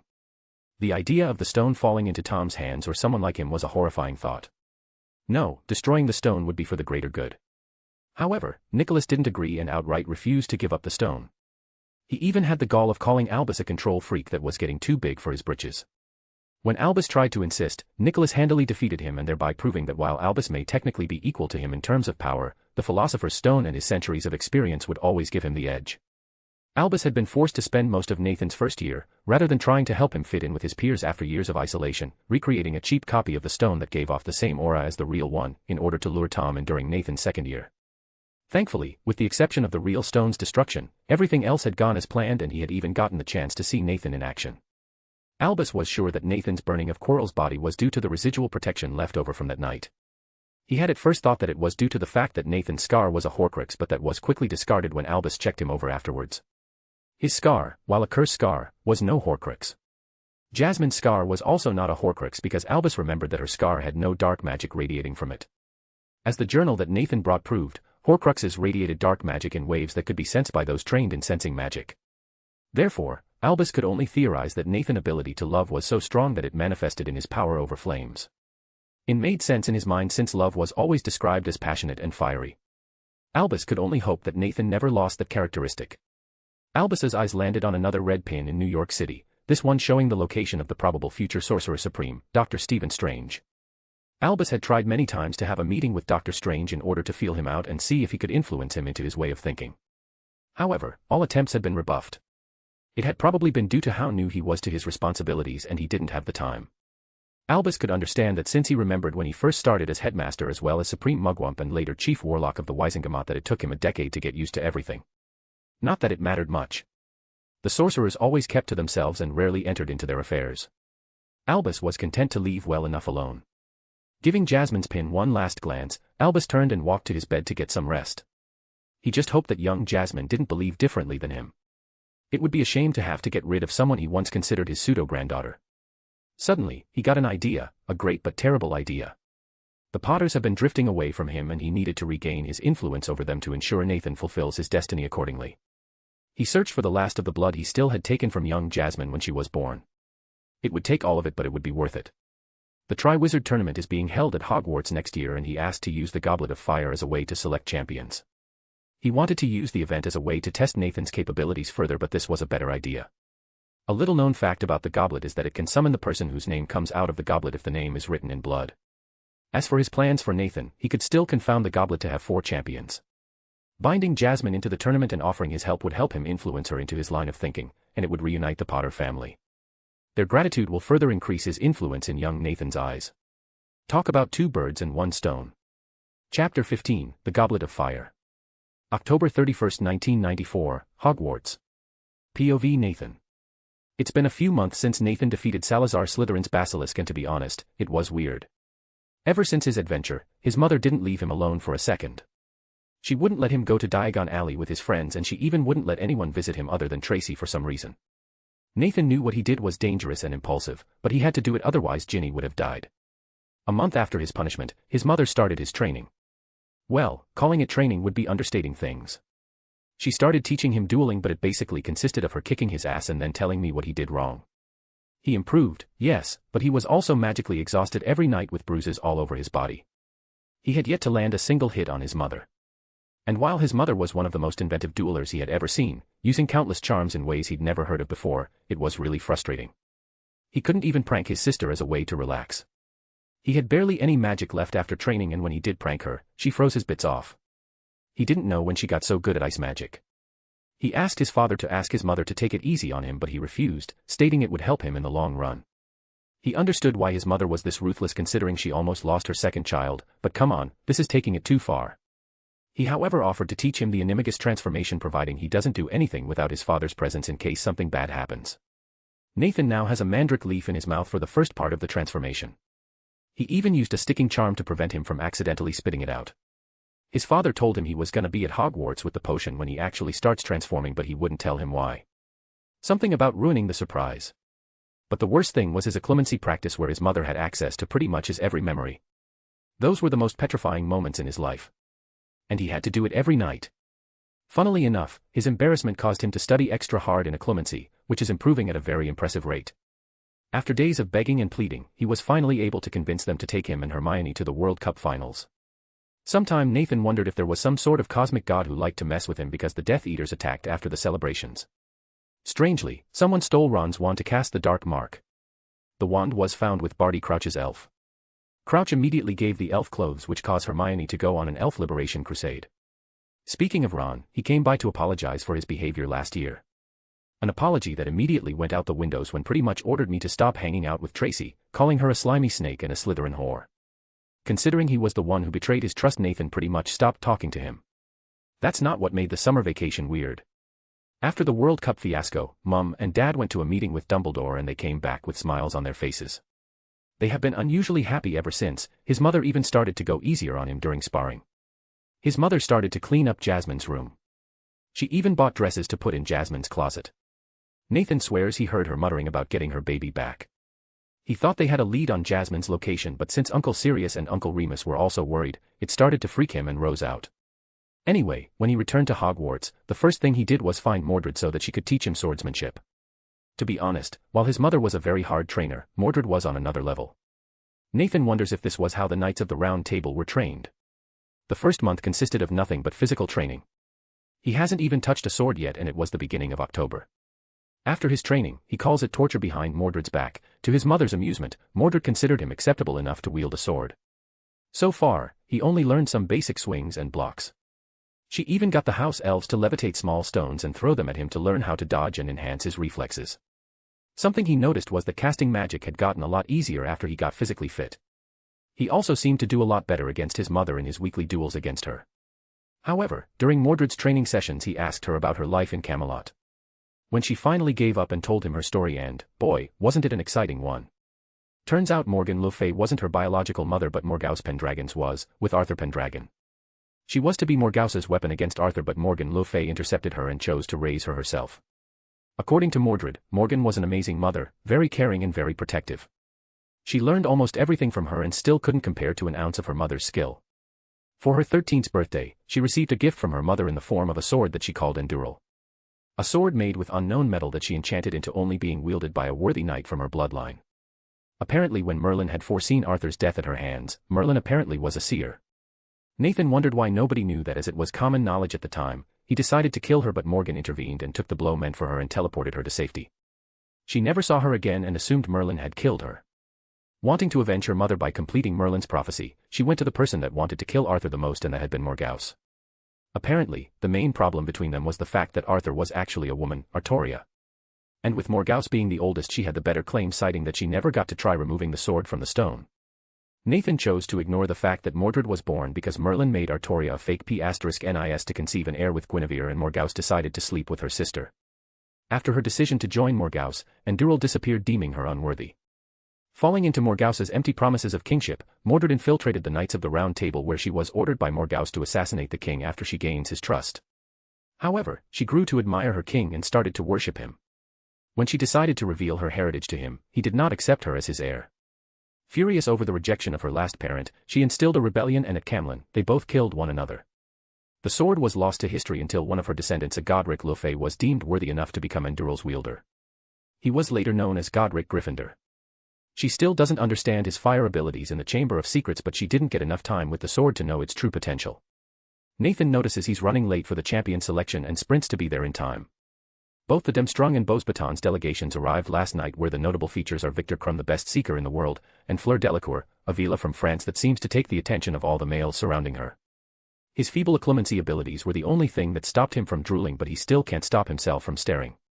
Not that he minds. Anyway, he enters the Great Hall and sits down next to Hermione, who was trying to bully Colin Creevey into buying her spew badges. Anyway, the Triwizard Tournament was being revived in Hogwarts this year, and wasn't that a surprise? He still didn't understand why the Quidditch Cup wasn't held this year. At least his dad was with him at school to oversee his animagus training. Anyway, champions were selected from ages 14 to 17. His parents had forbidden him from entering, not that he wanted to. At long last, the golden plates returned to their original spotless state. There was a sharp upswing in the level of noise within the hall, which died away almost instantly as Dumbledore got to his feet. On either side of him, Professor Karkaroff and Madame Maxime looked as tense and expectant as anyone. Ludo Bagman was beaming and winking at various students. Mr. Crouch, however, looked quite uninterested, almost bored. "Well, the goblet is almost ready to make its decision," said Dumbledore. "I estimate that it requires one more minute. Now, when the champions' names are called, I would ask them please to come up to the top of the hall, walk along the staff table, and go through into the next chamber." He indicated the door behind the staff table, where they will be receiving their first instructions. He took out his wand and gave a great sweeping wave with it. At once, all the candles except those inside the carved pumpkins were extinguished, plunging them into a state of semi-darkness. The goblet of fire now shone more brightly than anything in the whole hall, the sparkling bright, bluey whiteness of the flames almost painful on the eyes. Everyone watched, waiting. A few people kept checking their watches. The flames inside the goblet turned red again suddenly. Sparks began to fly from it. In the next moment, a tongue of flame shot into the air, a charred piece of parchment fluttered out of it, the whole room gasped. Dumbledore caught the piece of parchment and held it at arm's length, so that he could read it by the light of the flames, which had turned back to blue-white. "The champion for Demstrang," he read, in a strong, clear voice, "will be Victor Crumb." No surprises there, he heard Ron yelling at the end of the table, as a storm of applause and cheering swept the hall.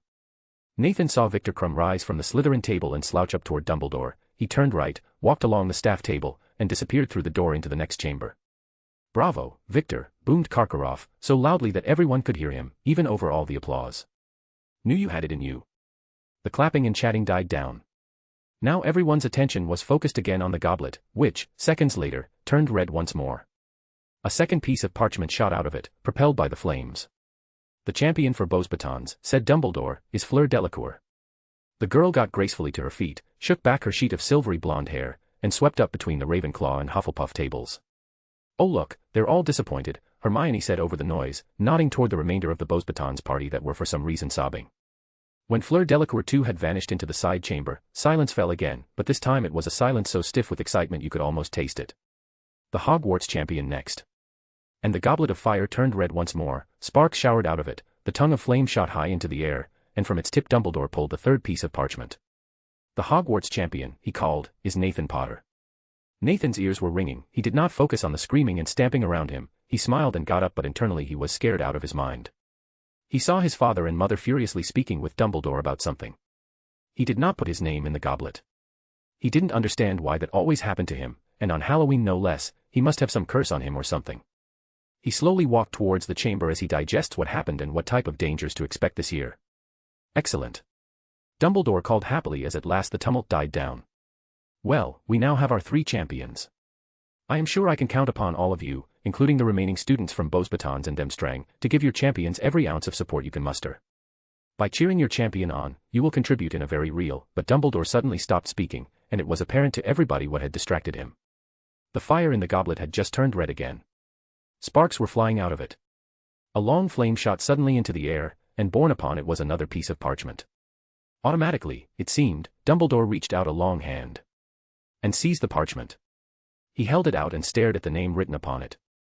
There was a long pause, during which Dumbledore stared at the slip in his hands, and everyone in the room stared at Dumbledore. And then Dumbledore cleared his throat and read out, "Jasmine Potter." The goblet then spat out a giant fireball that turned around the goblet, creating a vortex. Suddenly, the flames were reabsorbed by the goblet, leaving only a girl his age with hair as black as night and emerald eyes.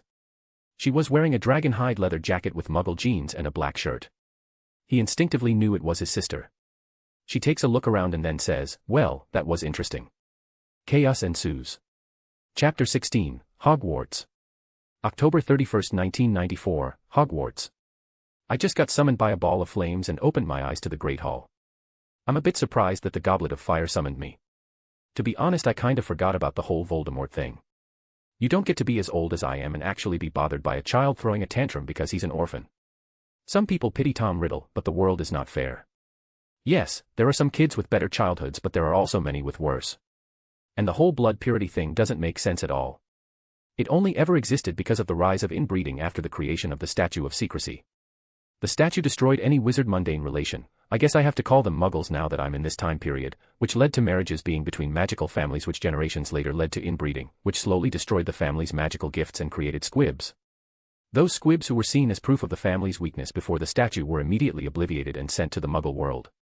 As the number of wizards with magical gifts slowly dwindled, certain muggle-borns that are descended from the exiled squibs started showing signs of the magical gifts of their ancestors, hence the whole "muggles steal our magic" nonsense. These gifts are the product of very powerful sacrificial blood magic, which makes the family's anger understandable, considering it was their ancestors that paid the price for these gifts. The idea of muggle-borns stealing magic is absurd. There are 2 types of muggle-born. They are either descended from squibs or they're conceived in a magical environment like under a ley line of certain ancient wards. Anyway, this is not the time for this. I'm currently in Hogwarts for the first time since Salazar died. The memories here are painful. I feel the wards connect to me and greet me. Giving this castle a consciousness is one of my best ideas. Being the first magical artificial intelligence allows her to use the wards I created to protect the students. Sometimes, it doesn't really contact the headmaster if they think they're not prioritizing the safety and education of the students, which I can tell is the case with Dumbledore. Now back to the whole goblet thing. I expected to be selected as champion as it was fated to be.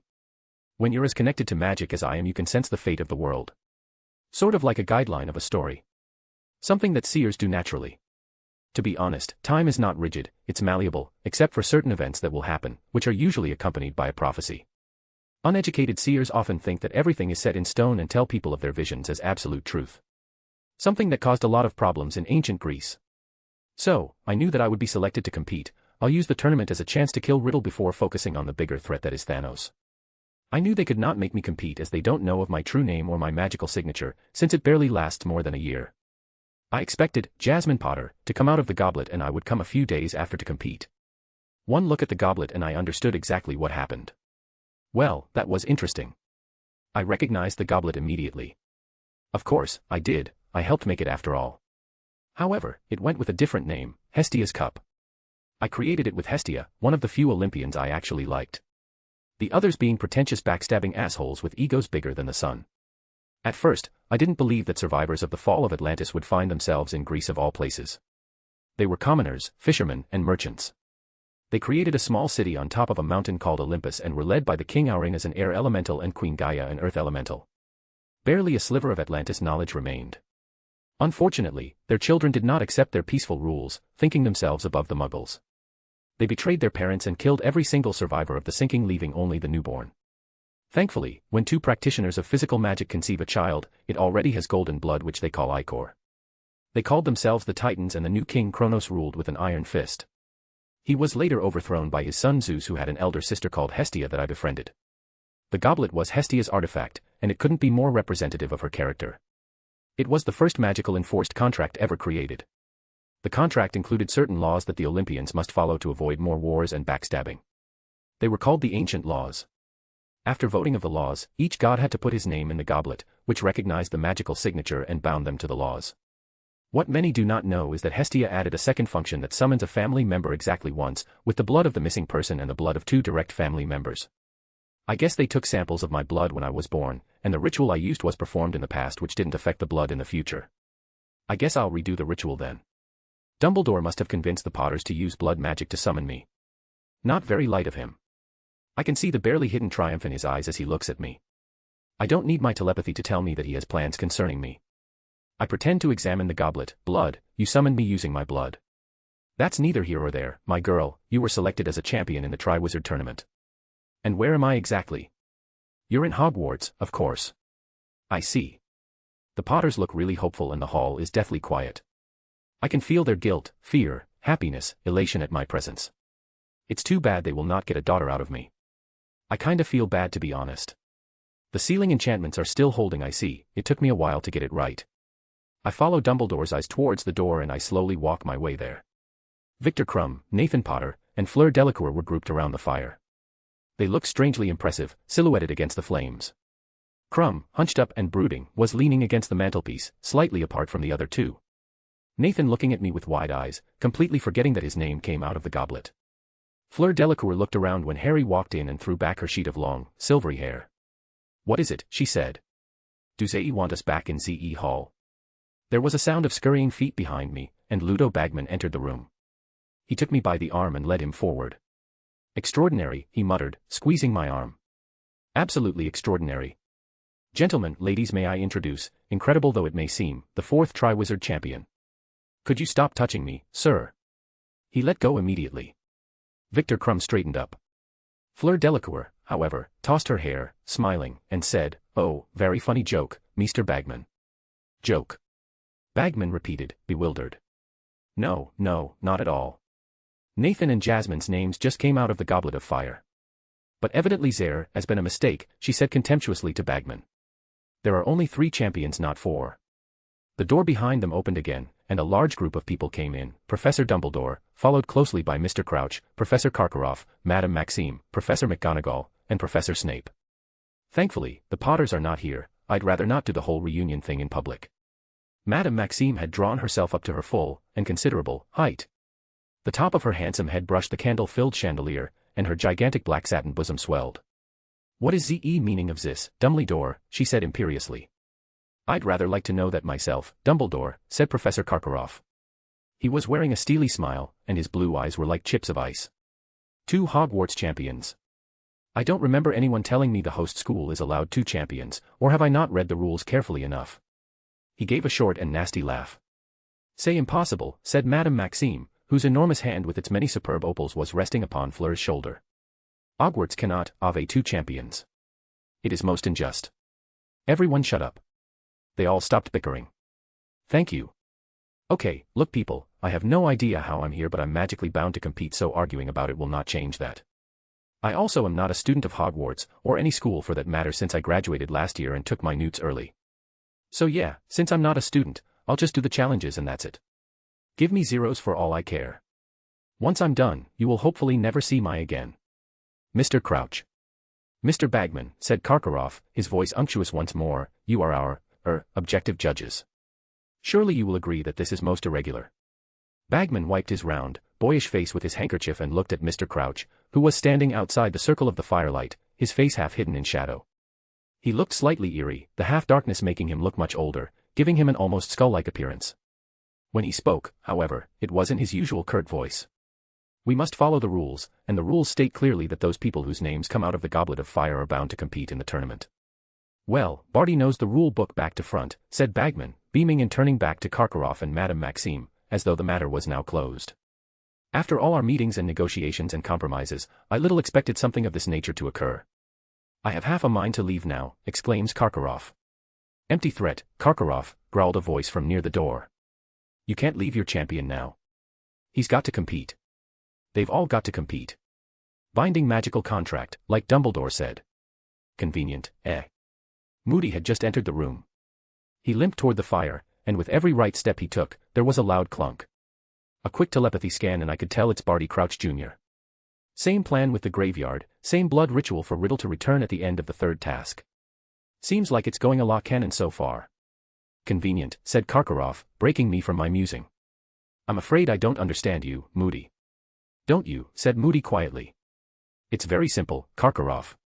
Someone put Potter's name in that goblet knowing she'd have to compete if it came out. Maybe someone's hoping Potter is going to die for it. It would have needed an exceptionally strong Confundus charm to bamboozle that goblet into forgetting that only 3 schools compete in the tournament. I'm guessing they submitted Potter's name under a 4th school, to make sure she was the only one in her category, said Moody, with the merest trace of a growl. How this situation arose, we do not know, said Dumbledore, speaking to everyone gathered in the room. It seems to me, however, that we have no choice but to accept it. Both Jasmine and Nathan have been chosen to compete in the tournament. This, therefore, they will do. They went on explaining the first task, which surprise, is actually, well, a surprise. Nathan is still staring at me with his best goldfish expression. After everybody leave, the doors suddenly opened and my 2 birth parents come in. They're both smiling. Lily has tears in her eyes. She looks at me, as if I would disappear any second, and whispers, Jasmine. Chapter 17, Potter's Reunion. October 31st, 1994, Hogwarts. They're both smiling. Lily has tears in her eyes. She looks at me, as if I would disappear any second, and whispers, Jasmine. I knew this was gonna be awkward, but damn, being here is far worse. It's a bit weird, I feel nothing towards them. I kinda forgot about them when I arrived in Atlantis. They just weren't important enough. I also honestly thought that they forgot about their daughter as well. This is a situation I preferred to avoid. Hello, I guess, it's been a while. They both moved to hug me and I don't have the heart to tell them that I'm not their daughter anymore. I'm so much older than them that they don't even matter to me. It's a bit of a defense mechanism after all my life.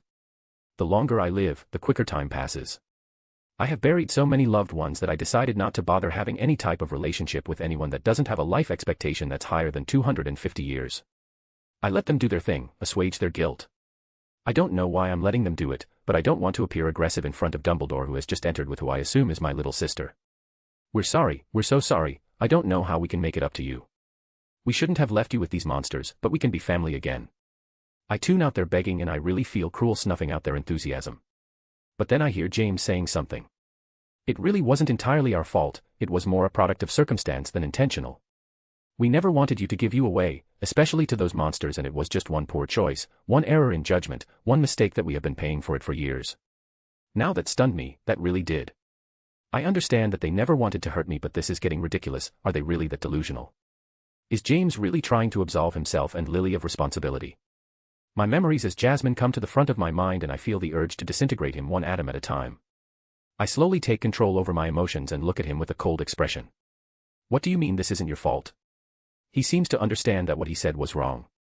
You must understand that while we have preferred to have you with us, we would have risked. I interrupt him. I remember. What? I remember everything, from the moment I was born to this day. I remember every single moment without any problem. I remember playing with Nathan, levitating cubes. I remember Peter Pettigrew showing Voldemort the way to our room. I remember him firing the killing curse. I remember my mother slowly losing her mind. I remember Dumbledore convincing you to give me away. I remember you, James, convincing my sick mother to do it so you would feel less guilty. I remember Dumbledore suppressing some of my memories and destroying my twin bond with Nathan. I remember the cold when he left me on the Dursleys' doorstep like a bottle of milk. I remember every hit/punishment I got. So do not treat me like some child who does not understand what you're talking about. Do not attempt to make yourself feel better, accept your fault and your decisions and move on. I can feel Nathan and Lily glaring at Dumbledore, who looks extremely uncomfortable. James still tries to explain himself. It's still one mistake though. Everyone can have errors of judgment, it's part of what can make us human. Yes, but you didn't just make a single mistake. And what other mistakes did I make? If you had just given me away, I could have moved on past this, but you didn't. Your biggest mistake is not attempting to contact me when I was with the Dursleys. I know you couldn't use any type of magical communications, but there are still many ways to contact me, including non-magical post. Even Lily, who wasn't well at the time, didn't contact me. She could have easily used a phone to talk to me, to make sure I was all right. Every day you didn't try to contact me, you made a mistake. Dumbledore interrupted us. This is not the time to speak about this issue, Jasmine, let's speak about the tournament. You will have to remain in the castle during the tournament as it is in the contract. You will be able to join the fourth-year classes. It's funny that he thinks I don't know that the goblet didn't bind me, they just used the summoning function of the goblet at the choosing of the champions. I'm not bound by anything. This makes me even more excited to watch him as his life will soon crumble around him. Can I get a copy of the contract? I'm afraid you can't, my girl. This is unreal, I can feel the noose tightening around his throat.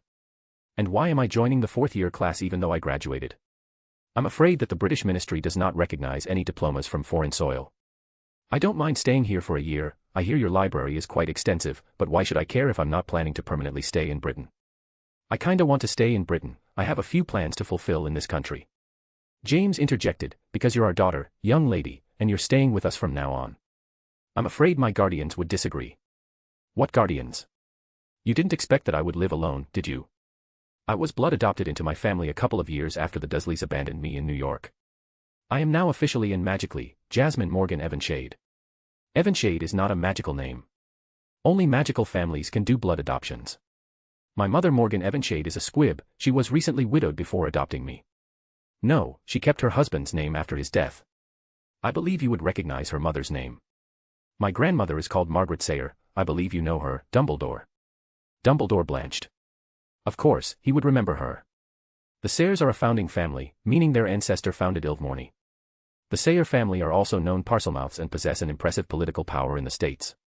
I pretty much told him it was impossible for him to force me back into Britain without causing an international incident.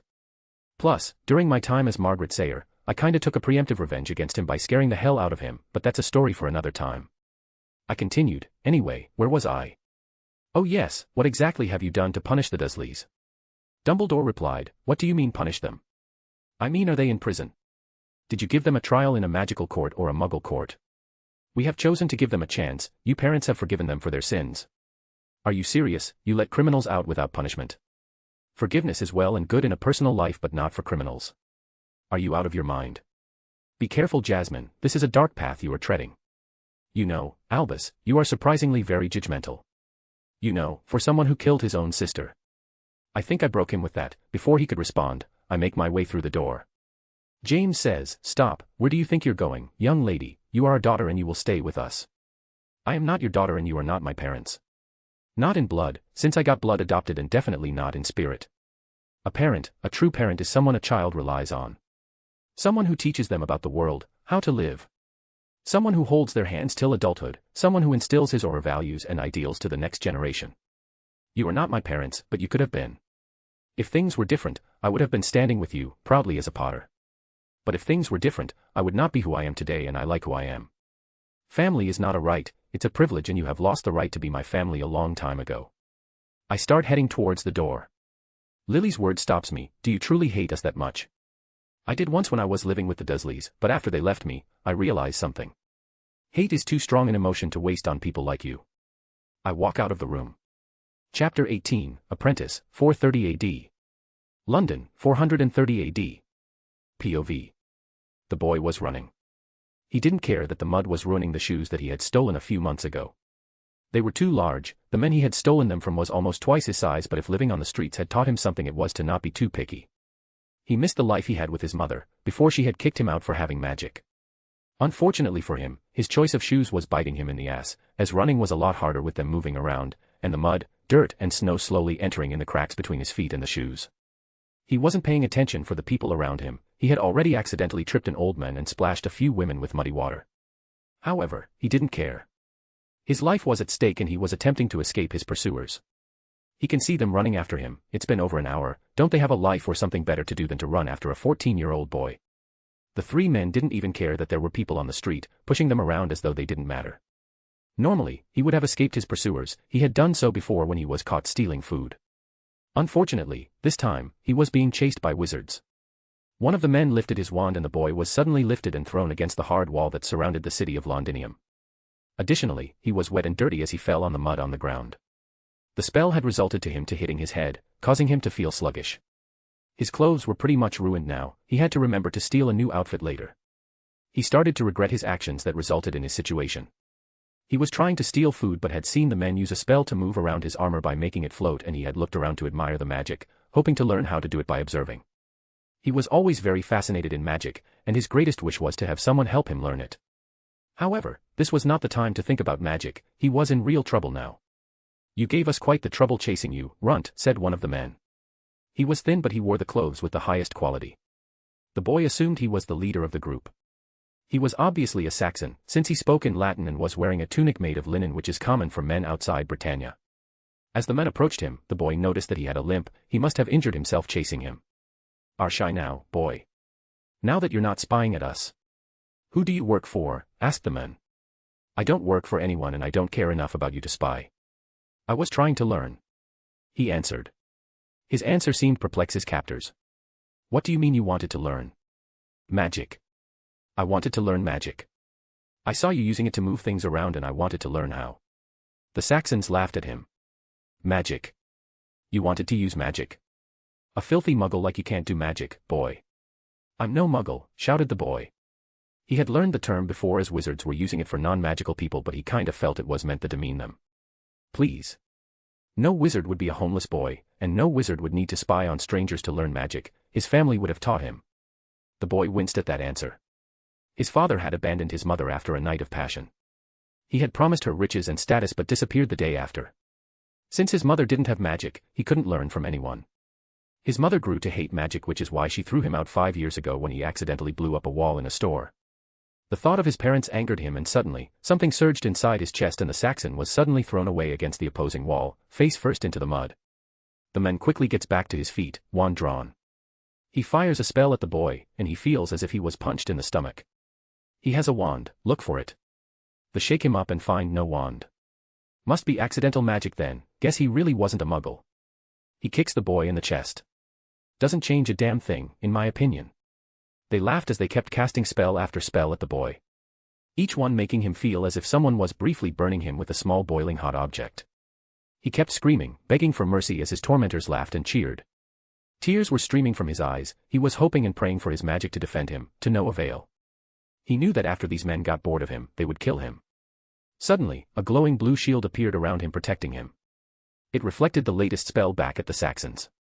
Did he do that? No. He didn't feel his magic like he usually did when it was used. "That's enough, boys." Both the Saxons and himself looked towards the woman that spoke. She was young, had long wavy black hair and glowing emerald eyes. She was wearing a black woolen tunic and a green skirt. She was carrying a walking stick in her right hand and a basket in her left. And while her attire was dirty, her stick was sanded and smooth, the wood was clean despite the muddy day. It was pitch black, like it could absorb all light. What was different about her was that she didn't look afraid of the Saxons, which meant one thing: the woman was a witch. His captors didn't notice this and assumed she was a commoner of low breeding, as her attire suggested. "Leave, wench. This does not concern you." 3 grown men against on boy. He must have done something very terrible to earn such a severe punishment. Did he steal your gold? No. Kill someone you care about? No. Did he sleep with your wife? What? No, the man spluttered. Given how you look, I wouldn't blame her. Ah, you don't have a wife? No surprise there. Then why have you been disciplining this young man? The man didn't even try to respond as he sent a spell her way. A spell that splashed against an invisible shield before it touched her. Was that supposed to be a banishing charm? I guess you are as pathetic with a wand as hideous you look. The man was suddenly lifted off the ground and thrown heavily into the wall. The boy heard a loud cracking. There was no mistake, the man was dead. How had she done this without even moving? The boy decided that he had to learn from her. Suddenly, the mud and snow came alive and climbed one of the Saxons, immobilizing him as he was mid-casting. The remaining one was faster though and cast a spell. Bamarda. A yellow light came streaking from the wand and met the woman's magical shield with a loud banging noise. The shield held true, of course, and the man was disarmed and immediately thrown backwards. You should leave now. This is your only warning. But the man wasn't listening to her. He was eyeing his wand on the floor. Don't be a fool. But the boy was certain the Saxon was a fool, and the man proved it a moment later. A flash of light met him halfway. What arrived at the wand was a lifeless lump of flesh, blank eyes staring at the sky, with a hole the size of a fist where his heart should be. The last Saxon remaining wasn't as foolish. The man put his wand away and kept walking away from her raised hand. He did not appear angry that his comrades' deaths. I guess there was no loyalty between them. When the man was out of sight, the woman asked, "Are you all right?" He was fine, of course. He had received worse beatings when he was caught stealing, but he didn't care about that. He cared about the magic. "You have magic? Oh. What a smart boy you are. I guess you're okay then." The turned around to walk away. The boy ran after her. "Teach me." So, demanding, "Is this how you ask a person to help you? Can you please teach me?" "I can." The boy didn't know how to respond. "Will you teach me?" "No. But no one will teach me." She ignored him and walked away. "Please." He grabbed her arm to beg her to take him as a disciple. Suddenly, he felt as if his body was compressed, warped into a very thin tube. It lasted only for a second, but it felt like an eternity. As the world came to normal, he fell to the ground. They weren't in a city anymore but in a forest. It was full of trees as tall as buildings. He turned around and found a lake with a clearing. On the shore of the lake was a house with a small garden of what he was guessing was fruits and vegetables. It wasn't as big as a noble's, but it looked comfortable and more like a home than the fancy building he had broken into once for shelter. It was the last time he had made that mistake. If his magic hadn't saved him, he would have been dead. Suddenly he just remembered that her magic had transported them from one place to another. He was so pestering her into teaching him this trick. Something that seemed very unlikely considering how angry she looked at him. "You idiot. What the hell were you thinking?" Her hands roamed her body. "Is there anything hurting you? This is not Londinium. Are you missing a brain or something? You could have died. If someone touched me when I'm operating, he could be cut into 2 pieces. Is this what it's called, operating? I have never seen anyone do it before." She just smiled at him. "Where are we?" "Pictland." "Pictland." This was on the other side of Britannia. "We moved that much in just a few seconds. Please teach me." "Enough nonsense, I'm taking you back to Londinium." "To what? Why is Londinium better than here?" She stared at him incredulously. "Surely you have a family." "My mother cast me out because I have magic. The Saxons hunt me for sport because I have magic and I don't know how to use it.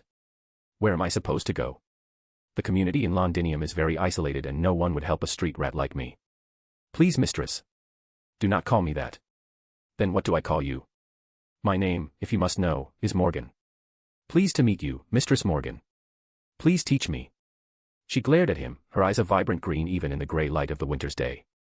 She cupped her face in her hands, sliding them up to pull on her hair. "You are such a pain in the ass." The comment, so baldly put, made him burst into laughter. He snorted and giggled, and she rolled her eyes at him, but he could see her fighting not to smile. "You're not the first to say so," he was finally able to say. "I'm not surprised.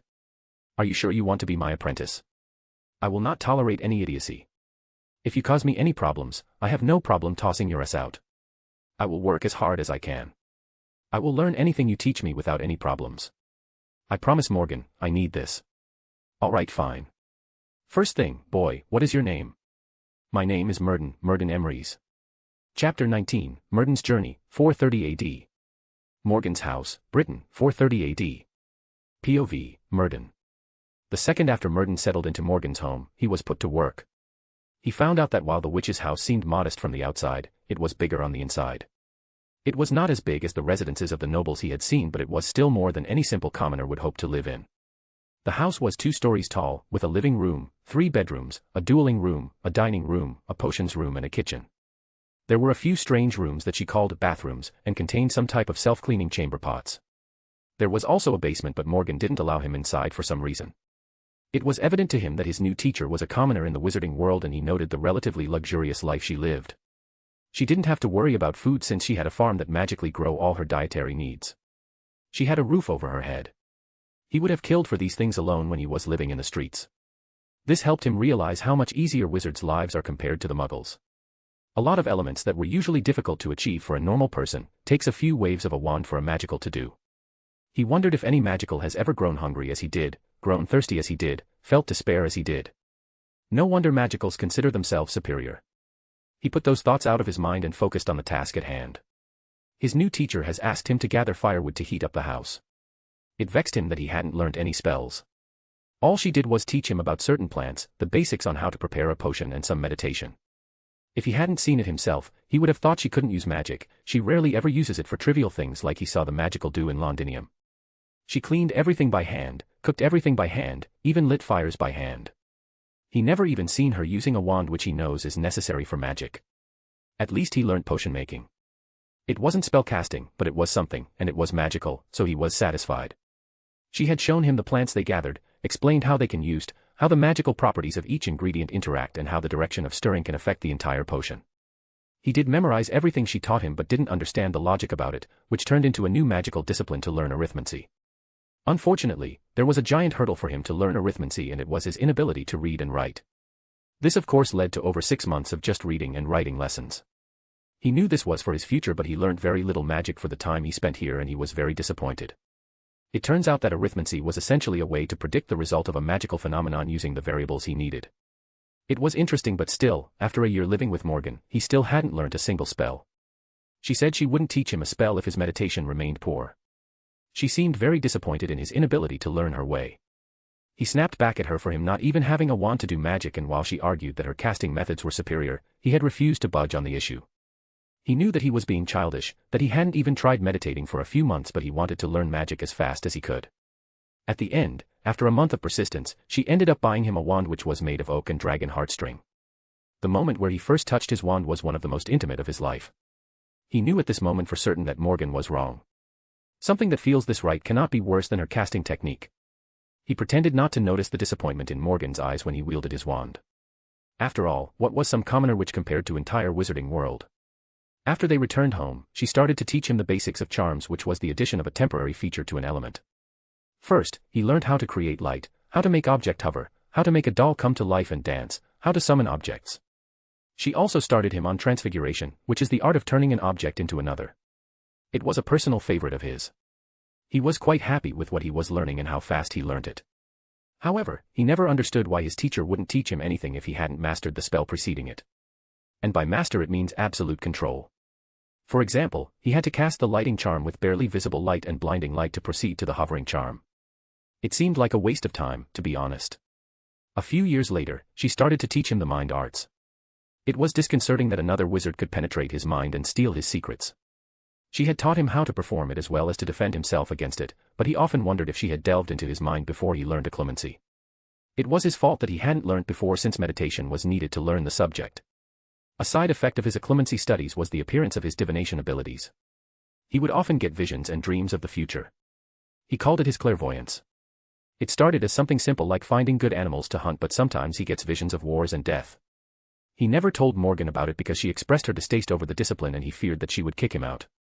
His teacher also taught him battle magic, which was essentially certain charms and transfiguration spell geared towards attacking other people or defending against them. There were certain curses that needed a negative emotion to power, but he opted out of learning them, finding them distasteful and unnecessarily violent.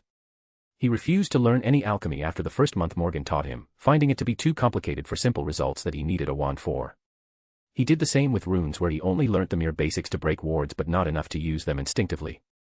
He even only learnt one runic language, and that was Elder Futhark. Another discipline she taught him was sorcery, and by that she meant the magic outside our world. She took him on a trip to connect him to multiple dimensions as to learn how to harness their energy to use them in his spells. She had taught him astral projection, creating shields, weapons out of the energy he collected. She even taught him to teleport with his magic, which she called apparition, and his portals using sorcery. She had refused to teach him anything else unless he properly masters what she had taught him, and he spent over a year going over what he had learnt. During this year, he attempted to seduce his teacher on multiple occasions, but she denied him every time. He usually had no problem with the women in the nearby village, sharing their beds on multiple occasions, but Morgan rejects him before even thinking about it.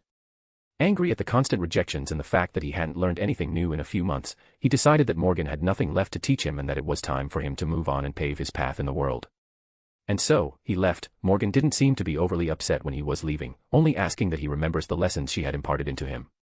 He was upset over her nonchalance over his departure. When the village girls learnt of his departure, they had burst into tears in seconds. And so, he traveled the world. It was during his first duel with a magical bandit that wanted to rob him that he realized the quality of his magical education. Even in Londinium, the knowledge of the entire residents of the city combined, including the nobles, was inferior to his. His teacher was really a remarkable woman. They had never learnt apparition or even heard of such magic. Even a multitude of spells and potions were unknown to them. He found that he liked this feeling of superiority over those who had considered him a useless street rat a decade ago. He decided that his dream was to learn all there was to be learnt about magic, to become the undisputed master of magic. And so, he began his journey, his clairvoyance guiding him to his destined path. He started with the Druids in the Isle where he learnt the magic of nature, then the wand wavers in Rome that focused on battle magic. He learned from the elementals in Greece and spent over 5 years in the magical library of Alexandria. He was fascinated by their culture, however, disliked the dominating presence of necromancy in Egypt. He made his way to Carthage as his teacher told him, to finish his education in sorcery. Every single person that taught him was flabbergasted at how naturally magic came to him. He only wished that Morgan had been as impressed with his progress as they were. After a couple of decades refining his magic and sorcery, of battles against demons and heretics, he finally became Sorcerer Supreme. It was then that he received a vision of the magical world being united under his leadership. To achieve his goal he traveled again, this time making sure to make a name for himself. He started by saving a village from 2 rampaging dragons, then the elimination of a pack of werewolf in Europe. The death of an entire clan of Roman vampires that was planning to attack Rome. The difference between Roman vampires and regular ones are the fact that they are stronger, faster, didn't need to feed as much as the regular ones and as such had much better control over themselves and are not harmed by the sun. The biggest difference between them is the fact that unlike regular vampires, the Roman ones do not lose their magic after they are turned. Their magic sort of mutates and is more geared towards shadows and blood magic, but they are still able to cast magic. They were created in an experiment where a Roman emperor attempted to become immortal. However, the victim that he experimented on turned on him and killed him. No one was able to recreate the ritual, but the first Roman vampire, Dracula, became the progenitor of his race. The name Merlin Emery started spreading all over the world. Magicals and muggles alike knew of his name and he started being called Merlin, the most powerful wizard to ever walk the earth. He rather liked the name, to be honest, and after decades of work he created the Wizards' Council. It was essentially an assembly where every independent magical community was to send one representative to the council to represent their interest. Each community would have to follow the law decided by the council but would be protected by the council in case of conflict and had access to the public magical repository, which is a library he created, with a lot of spells he crafted himself or were taught to him. Already, many communities in Asia, Europe and Africa have joined the council and he was finally making headway towards his destiny. Unfortunately, not a single community in Britannia has joined the council and so he made his way there. The land was divided into multiple kingdoms but one kingdom was by far the strongest and thus the most likely to be able to unite the kingdom. He saw in a vision that the son of the current king would achieve his goal and thus he became an advisor to the king. However, the current king didn't have any children, and so he found the woman Eutherpen dragon lusted after, Igraine, and helped him disguise himself as her husband, Gorlois. She got pregnant from the encounter but unfortunately, she died in childbirth. Her husband had been assassinated by Euther a few months earlier. The child was born. Barely a few days after the child's birth, the king fell in battle and Camelot was found without an heir to crown. Merlin took the child and gave him to a loyal knight of Camelot, Ser Ector, that would raise the child as his own and successor. However, the future king was not born a boy but a girl. Her name was Artoria Pendragon. Unwilling to give up on his prophecy, Merlin accessed his divination abilities and found the best way to solve his dilemma. The girl would be raised a boy. She would be the once and future king. Grinning, he procured a sword he found in Carthage. He had it reforged to look like a knight's sword. He had no idea what it was made of but whatever it was, handled enchantments better than even goblin silver and was practically indestructible. After enchanting it, the sword would become a fine weapon in the hand of the king of Britannia. On the day Merlin was tasked to select the next king, knights and lords from around the country gathered to be selected as king. Each expected the selection to be through jousting to select the most superior one to become a king, but the only thing prepared at the place of selection was a naked sword stuck in a stone with a golden inscription on the hilt reading, "Whoever pulls out this sword of this stone is rightwise king born of England." While many knights grabbed the sword trying to follow the command, none were able to pull it out. Camelot would not have a king for years and the sword stayed in the stone. The council of nobles learned to govern Camelot as stewards of the thrones until years later when a young woman pulls the sword from the stone. Chapter 20, Mordred, 486 AD. Morgan's house, 486 AD. I'm sitting down on my front lawn overlooking the lake. Funnily enough, it's a lake called Avalon. Kinda ironic to be honest. I'm thinking of casting a Fidelis charm to make it into a safe haven for all magical creatures that will soon be extinct. I already saved a good number of species in the forest around here. I just rescued some Quetzalcoatlus, a magical snake species, that were being hunted in Central America by the Aztecs to be used as sacrifices for their blood rituals, and some tailed foxes from Japan. My interpretation of the Fidelis charm is a spell that not only hides a location but creates a separate realm that separates the world and what we want to hide. The secret keeper's soul, which would be mine, would act as a gate to this realm. What we're hiding wouldn't exist anymore on the regular plane, and one cannot leave without the gate, which means only I would be able to transport people and magical creatures from into my new realm. I guess I'll call it after the lake, Avalon. Might as well turn the lake into a healing pit for the creatures, in case they get injured when I'm not there. Imagine it, a realm free of men, free from their greed and hatred, a true realm of magic. Unfortunately, I can't do that yet. It would upset the balance too much if I do it now. I can tell that I'll be able to do it later, but doing it now can cause a great shift in the future and undo this reality. It's one of the main reasons I intervene nowadays. It's like a strange pull in the back of my mind that urges me to do something or that warned me from doing something. It's mostly so that I cannot create a paradox and erase my reality. It's a side effect of time travel. If I know something from the future, I know it has happened, which means it must happen. If any of my actions change that, reality itself could unravel, hence why I follow fate's urging. I followed it as a guide to travel. It was extremely helpful back in ancient Greece, and I followed it when I taught that brat Merton. It's funny, people thought he was so powerful in the future, going so far as to treat him as a deity. And while compared to today's wizard he's impressive, he wouldn't be able to last a minute against any wizard from ancient Greece. Even that pest Herpo would kill him with 2 hands behind his back. Anyway, I taught the brat, but the kid had no patience, and had no faith in me as a student.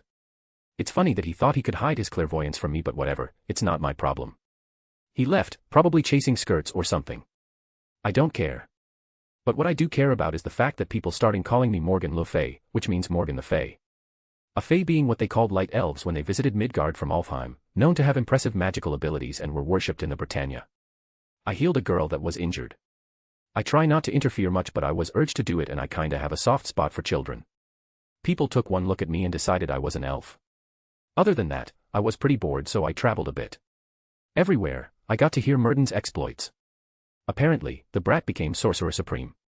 Thank God, I removed my old library from Camartage. I don't need an idiotic, righteous sorcerer trying to take over the world, for the greater good of course. God, I hate that expression. You'd think it was invented by Dumbledore in Grindelwald, but every century or so, some enlightened wizard tries to save the world by conquering it and enslaving the population for their own good. It's sad that my own student was one of those kinds, but what can you do? I'm just thankful I didn't actually teach him anything dangerous. Honestly, how could I when his personality is one of an entitled brat, so whatever he does won't be my responsibility. It's a shame. I kinda hope for the almighty Merlin to be a godly figure with a control over magic that's unheard of. It's really disappointing. Anyhow, the brat, after a few decades of magical training, made a name for himself by helping out magical communities across the globe, slowly making himself a reputation as a wise old man with unparalleled magical power and knowledge. He even taught them some of the spells he learned during our apprenticeship, like apparition and such. Honestly, it's not a big deal for me since he's a modern wizard and I only taught him modern spells, but it's normally an insult to teach someone a spell he learned without the master's approval. I guess that represents what he thinks of our apprenticeship. One day, he decided to create the Order of Merlin, which is basically just a group of his followers led by him in an attempt to unite the magical world. It's a nice dream and everything, but it's the same with the Muggles. The culture is too different for a full merge of the magical communities, and anything that he creates will be destroyed after his death, as no one powerful enough would be there to intimidate wizards into compliance of his rules. Hell, the Americas haven't been discovered yet, so the magical communities there, like the Aztecs and the American native tribes, would not be included anyway. And so started the ban of multiple practices and fields of magic. Necromancy was the first to go, the study of the soul being too dangerous to continue, followed by chronomancy, the study of time, and any type of magic deemed too harmful. Merton went so far as to demand families to send him their books for him to examine that were burned when he found something he didn't like. Even the Library of Alexandria wasn't spared and countless tomes were destroyed. As much as this was reprehensible, for the first time in centuries, the magical world was at peace. There were no wars, and knowledge was free for every wizard to access. The only people that weren't content were the families of the Dark Sect, the families who lost a lot of their power during the book purges and lost a piece of their history and legacy by Merton's hand. Anyway, it's not my problem, and it was meant to happen since wizards in the 21st century were a shell of today's magicals. Now that Merton has conquered the magical world, he has set his eyes into the Muggle one. He started by advising the king of Camelot called Uther Pendragon, going so far as to help him deceive a woman into sleeping with him by disguising him into her husband.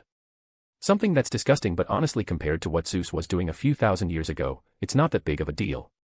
Kings do tend to do fucked up things. After Uther's death, he put a goblin silver sword that he enchanted into a stone and did the whole, whoever removes this sword is the next king. Skip a few years, he manipulated a girl called Artoria into becoming his puppet king, where he even convinced her to pretend to be a guy and helped her invade the other kingdoms and unite Britannia into one realm called Albion. Even the sword she used wasn't that impressive. Excalibur was just a sword that enhances the physical attributes of its user. It's relatively indestructible and forever sharp. It can cut through everything that's not enchanted or enhanced and can use the wind to hide the blade of the sword and make it invisible. The sheath, however, is a piece of art. It's actually my own creation a few centuries back. I was bored and tried to create weapons I read from anime. I guess I forgot to recover that one to my vault in Gringotts. It heals the wearer from pretty much any injury as long as its user is not vaporized or already dead. Anyway, after Artoria married, he did the whole girl penis thing to get an heir. Of course the king's sister Morgause decided to trick her into sleeping with her. She of course got pregnant with Mordred. 3 years later, I was wandering about and saw Morgause pretty much sending spell after spell towards a toddler that was crying in pain. Of course, I cursed Morgause and kept the child. She kinda grew on me, which brings us to now. Mama, can I practice with my sword tonight? I hear a voice coming from my garden outside. After you're done with your studies, Mordred. I ignore her groaning and mutterings.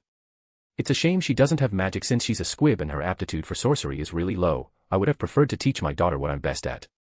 There's something primal in every living being in trying to pass on your knowledge to your child, and I regret not being able to do that. The girl has a scary aptitude for swordsmanship and hand-to-hand fighting, and while I usually fight using my staff for close combat, I have learned how to use pretty much every common weapon on the planet. So, I taught her and she'll probably be able to beat me in a sword fight in a few years. She's almost an adult now, kinda forget that soon she won't be my baby girl anymore. I didn't think I could be so attached to her. I guess I have been lonely for a few years before meeting her. I truly love her as a daughter, and it breaks my heart that I know what her fate will be. I will do what I can to change her destiny. I have taken her far away from the influence of Merlin, Artoria, and Morgause. I know it is probably in vain, especially with the universe itself against you, but where there is life there is hope. I made her a sword to defend herself, in case someone attacks her. It's one of the most powerful swords I ever made. I modeled it after Andúril from The Lord of the Rings. It's made of an alloy of adamantium, vibranium, some URU metal to make it easier to enchant. I got some from the battle between Asgard and the Frost Giants here on Earth, and goblin silver to be able to absorb what makes it stronger. Andúril can cut through pretty much anything by severing the bonds between molecules it touches. I had to create a special enchanted sheath for the sword that doesn't get destroyed, a sheath that heals its user like Avalon. Andúril can only be blocked by something enchanted to be unbreakable. Even then it could still break it if the enchantment isn't strong enough. In case the user fights someone with an enchanted sword, the sword stores the kinetic energy of any collision with the sword to charge up and then released in a white light and a concussive force that can be controlled by the user. It can also be summoned by the user when he wants to or loses it. But that's not unusual for a sword created from a good blacksmith and enchanted by any powerful enchanter. What makes Andúril unique and why I created it for Mordred is the fact the sword bends fate in the user's favor. Fate is something like the will of the universe, and the universe to achieve what it wants to, manipulates what cannot be manipulated by mortals, probability itself. If the universe wants someone to die, every little event that can kill the victim will happen. What this sword does is manipulating the probability in the favor of the user. If something that helps the user could happen, it will happen. I tried recreating the ability of the mutant Domino. I only realized how dangerous her abilities actually are. The only problem was the fact that I had to make it that only a worthy wielder could use the sword. After all, Mordred is mortal, and should she die, someone could find the sword and use it for something dangerous. I did however bind it to Mordred bloodline so that only her descendants could use it. My musing is interrupted as I feel a disturbance in the timeline. Something was manipulating time to enter the wards. Suddenly, I hear the wards crack and shatter. This shouldn't be possible. I made sure that my wards couldn't be manipulated when I created them. My house is being attacked, and whoever is attacking must be immensely powerful to overpower my wards. I run towards Mordred to make sure she was safe. I leave the house towards the training room to find Mordred bruised with her sword arm obviously broken considering how it's bent in a wrong angle. The intruder was familiar. I haven't seen him for some time. Myrddin. Hello, master. I look at my former student, confident that I could handle this. My confidence however falters when I see the necklace around his neck. Inside, a green stone is shining brightly and is pulsing with power. Chapter 21, Duel of Fates, 486 AD. Morgan's Place, 486 AD. Myrddin. Hello, master.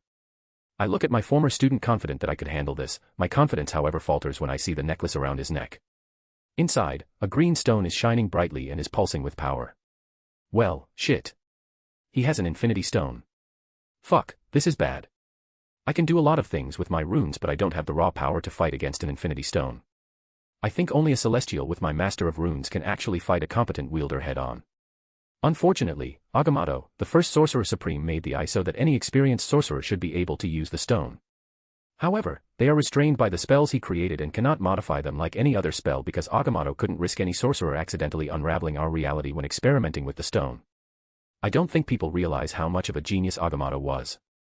Even if he was a demigod of an elder god, when gods and demons still walked the earth. It was before I actually landed to Atlantis. From what I read when I was Sorcerer Supreme, there was a war between gods and demons, and unfortunately, Earth was the battleground. This war went for millennia and reality was on the verge of collapsing. As a desperate act, Agamotto performed a spell. It is to this day the most complicated and powerful spell ever recorded. It must have taken years to prepare and create. The scale of this spell was unprecedented. No one had ever done it before, and perhaps no one will be ever to do it again. Powering the spell with the Time Stone, he was able to banish every living being with even a spark of divine or demonic energy, from our reality and into realms of their own. He also created a shield in the forms of 3 sanctums around the globe, to prevent them from returning. The sanctums were powered by the ley lines and so could remain until the planet itself is destroyed. And to preserve the natural order, he created an order of sorcerers and taught them the mystic arts to protect the sanctums. Okay, let's think this logically. My main objective is Mordred's safety. My secondary objective is getting out of this alive. In term of power, I'm beat. He's been Sorcerer Supreme for decades and so, knows how to properly use the Eye of Agamotto. He's also a wand user and so cannot manipulate spells after they are cast. I must beat him through skill and deception. It's time like this that I wish I still had the Soul Stone for situations like this.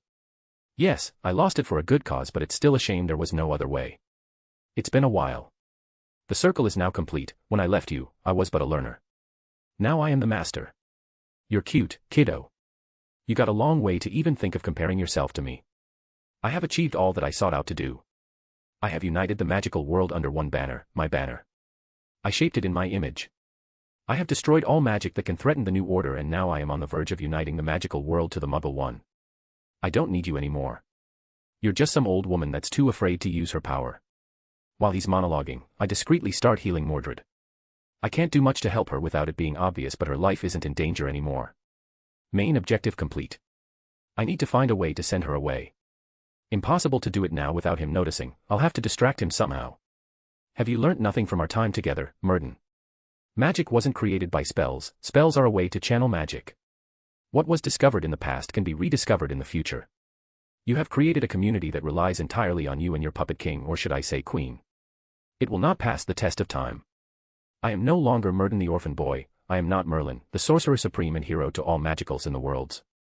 I am no longer the boy who idolized you but a man that sees you for the abomination you are. How long have you been alive, and what manner of vile magic have you used to do so? Now boy, you should never ask a woman her age. Why are you here, mighty Merlin? I ask sarcastically. I am here to end a threat to the world. With my clairvoyance amplified by the Time Stone, the girl is a threat to Albion. How many times have I told you that the future is always in motion? The future is what we make of it. Every vision you see is but a possibility, not a fact. I'm not prepared to take that chance. I have worked too hard and scarified too much for it to be undone by one girl. You would condemn an innocent child for crimes she hasn't done yet. Have you truly sunk that far? Murden didn't respond and suddenly whips out his wand and sends a spell towards Mordred. I move as fast as possible to stand in front of my daughter and intercept it with a wandless shield. It seems I am not the only one that wishes to defy fate. I materialize my staff in my hand and point it towards my former apprentice. I will not let you hurt my daughter. He sneered and replied, then you will share the same fate. He sends out a fireball at me that I intercept with a wall of air that returns it to him. After dodging my counterattack, he attacks me with a lightning whip that I'm forced to use a sorcerer's shield to block since I can't dodge in fear of any attack hurting my daughter. I conjure pikes of iron and send them at him. He turns them into dust by using the Time Stone to rewind their lifetimes. This will be annoying. He creates a sword in his hand using dimensional energy and runs up to attack me with it. I block it with my staff. After a few parries, he tries to discreetly send a spell towards an unconscious Mordred that I intercept by wandlessly levitating furniture in the path of the spell. He didn't expect me to use my staff to hit him in the head at the same time that I was blocking the spell, which stunned him for a second. Seeing that him being close makes him easier to attack my daughter, I decide to put some distance between us. I send out a powerful telekinetic push that sends my opponent flying outside and far away from his target. I create a golem out of earth that takes the form of a humanoid giant that attempts to attack him, but that's soon disintegrated by Murden's use of the Time Stone. I'm starting to hate that thing. I can't even take the damn necklace from his neck since Agamotto made sure no one could steal it from the wearers by warding it. Shit, I can't use my full arsenal since it can endanger Mordred. Even now that we're away, I could easily accidentally kill her with a stray spell. Murden exclaims, that's enough. No more parlor tricks. I will show you why I am called the most powerful magic user that ever lived. I snort, you're cute kiddo, you're not even close. He screams in fury, then let me show you my power. Fiendfire. A dragon made of fire comes out of his wand. It reeks of malice and demonic energy. The dragon flies into the air, opens up his wings and attacks me. I do not remain idle as I summon water from the lake and form it into a large snake that I freeze. I didn't think you would dabble in demonic magic, Murden. Both elemental creatures attack each other, fire and ice battle furiously, seemingly in a stalemate until the snake made of ice opens his maw and starts to absorb the dragon's essence. The snake starts glowing and opens his maw, releasing a torrent of cursed flames towards Merlin, dissipating in its final attack. This forced my opponent to create a wall of earth to hide behind. Ash covered what used to be my garden and I take a breather and ready a runic spell to help me and my daughter escape. Before I finish, I hear a scream. Fullman. A bolt of lightning races towards me and I quickly conjure a lightning rod instead of shielding against it. The fire has finally died down and I can recognize a silhouette of a man that suddenly turned into multiple clones of Murden, surrounding me.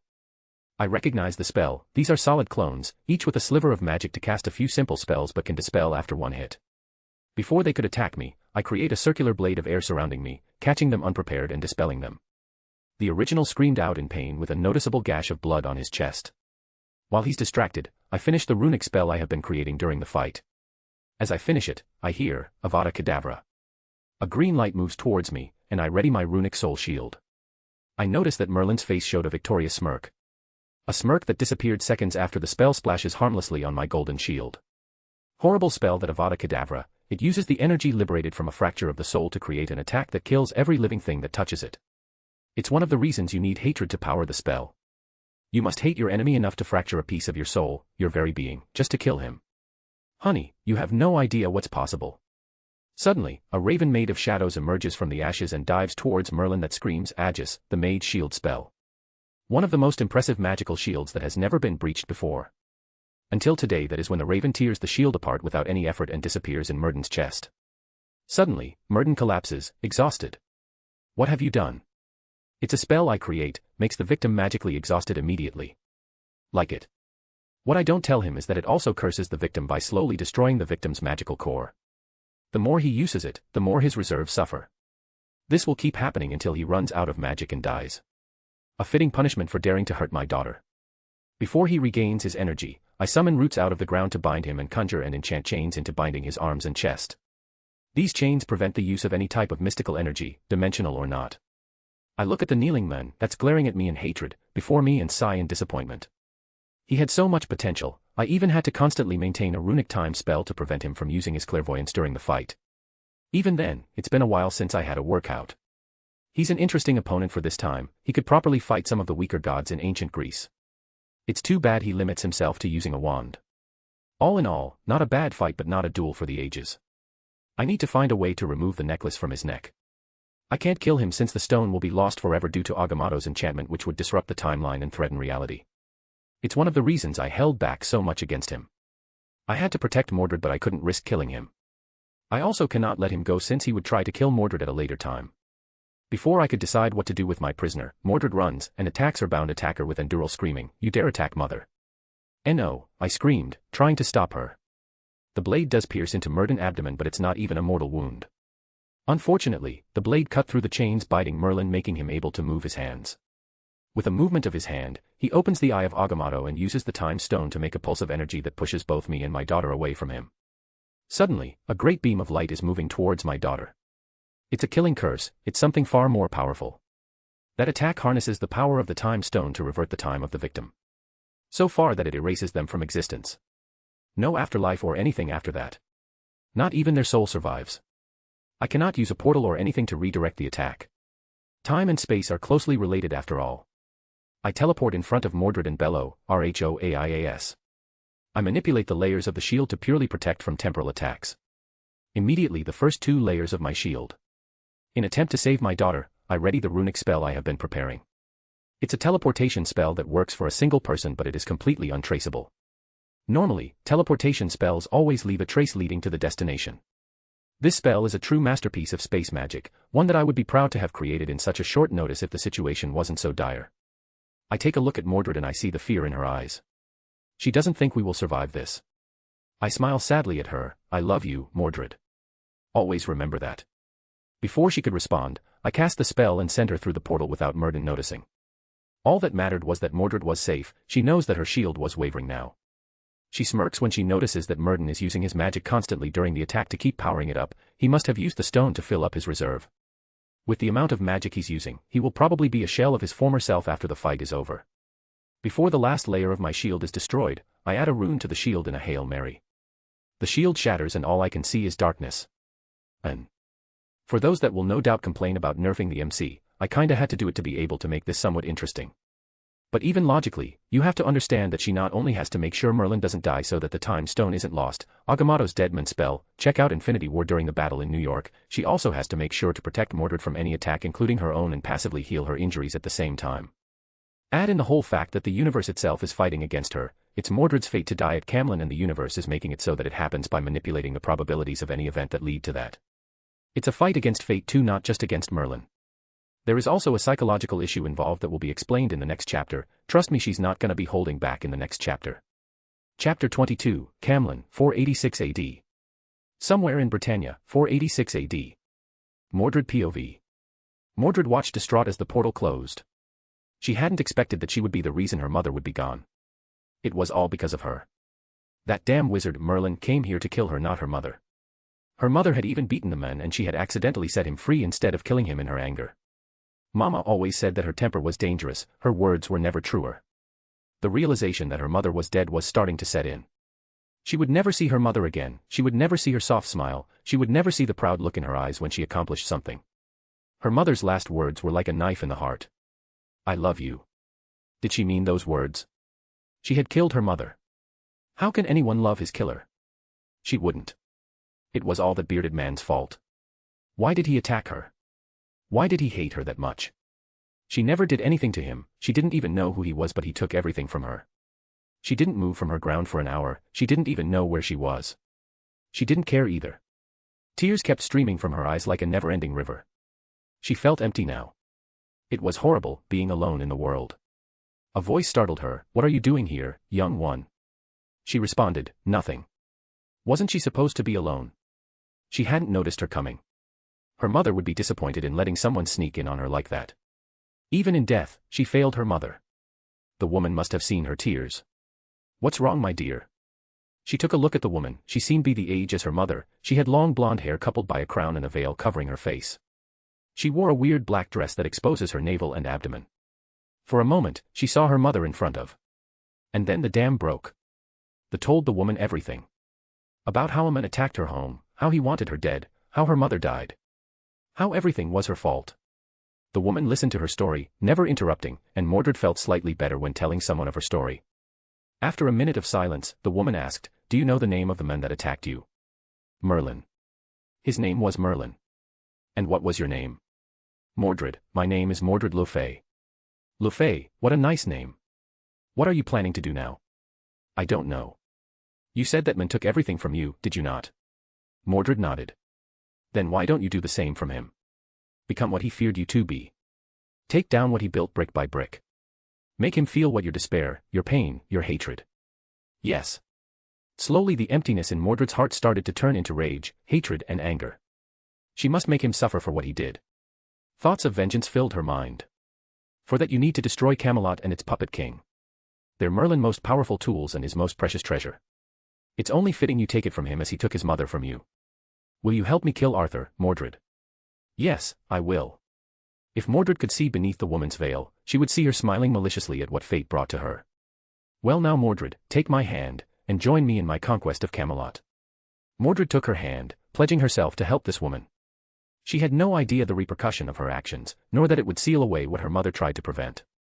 "From now on I am your new mother, Morgause Le Fay."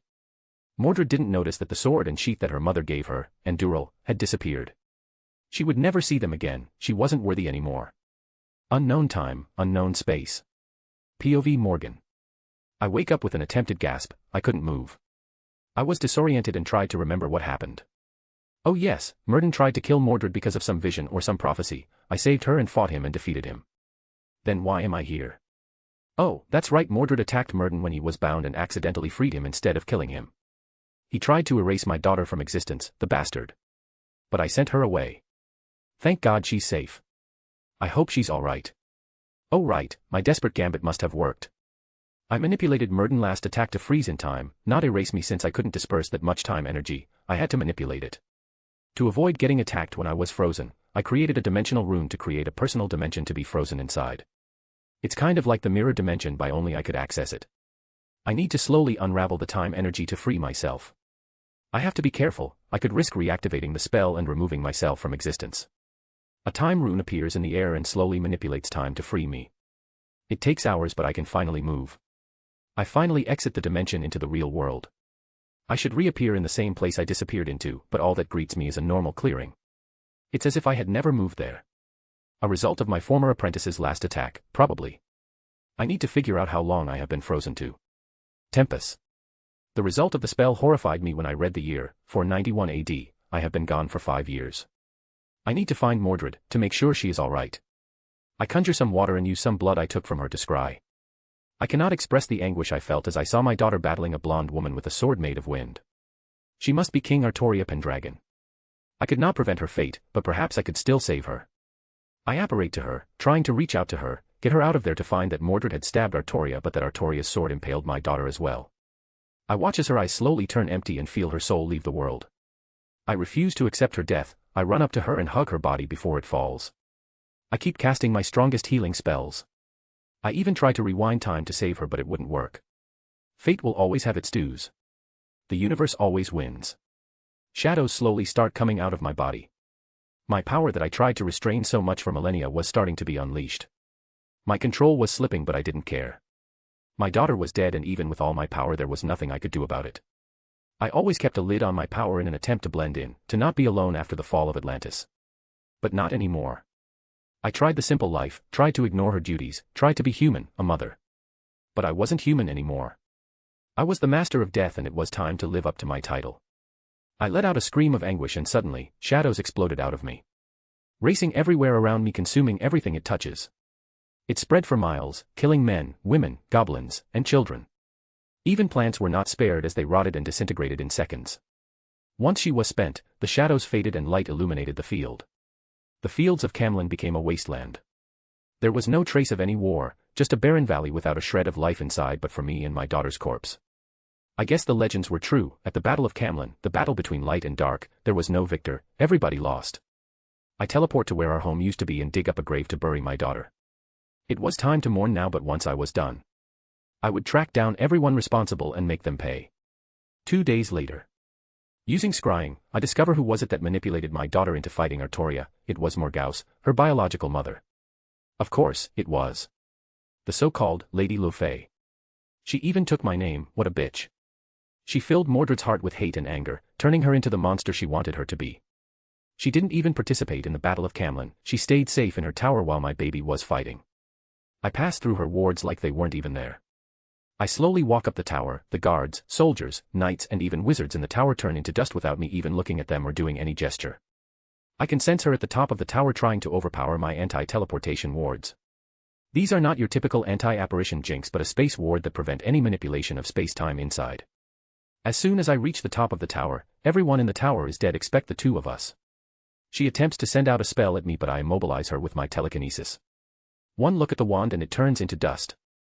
I take a look at Morgause and savor the fear in her eyes. I know if she wasn't immobilized, she would be trembling in fright. She knows that the end is near. I know you probably don't remember me but I'm Mordred's mother. Yes, that mother. You took my daughter from me. She was one of the best things that ever happened to me and you took her away, molded her into your weapon, your toy. You manipulated her because of your greed, because you wanted to be queen. I honestly wouldn't care if you hadn't involved my daughter. You might have given birth to her but she was my daughter. I should have killed you when I took her away from you. This is just me making up for my mistake. Goodbye, Morgause. Her neck twists around with a crack and finally, Morgause Le Fay finally left the world of the living. It took some effort but I was able to locate my former apprentice. He hadn't been seen ever since our battle. He retired as Sorcerer Supreme and even gave the Eye of Agamotto to his successor, a woman called Nimue. Funnily enough she looks like what the Ancient One would if she had hair. I guess that's one mystery solved. I guess he didn't want to show his weakness now or he was ashamed of himself. He could be trying to undo what I did to him. Makes sense since he's in a very magically rich location. Too bad for him it's impossible. It's a nice hidey hole but not impossible to access. It's a cave in the middle of nexus of ley lines under the Pacific Ocean. The magic there was so dense it took a physical form as crystals. One shard of a crystal could probably actually power wards encompassing a continent for a century. The crystals could also ignore any type of magical protection or shields. You could probably kill a dragon if you made a bullet out of them. Inside the cave, Merton is sitting on a throne. It must have been nice to imagine being omniscient as he uses the crystals with his clairvoyance to see everything on the planet. He looks he's just skin and bones. He can't even move, my spell must have drained every drop of energy in him. He would probably die soon but that's not punishment enough for his crimes. You know Merton, you had so much potential. I was prepared to teach you wonders, things you would never be able to imagine. You just had to trust me. But no, you had to ignore everything I taught you. You had to give in to your hubris. That's your biggest flaw, your hubris. I wouldn't have cared if you did anything, Merton. I even allowed your insult towards me by teaching the world what I taught you without any permission. But you had to attack my daughter. She died by the way, both you and I lost in the end. I'm so old, Merton, so old, and I'm so tired. I have seen so many things. The fall of Atlantis, the building of the pyramids, Olympus, and so much more. I hadn't noticed how much I held back, how much I desperately wanted to be normal. I thought I grew out of that, but I didn't. You made me remember who I am, what I am, and for that I thank you.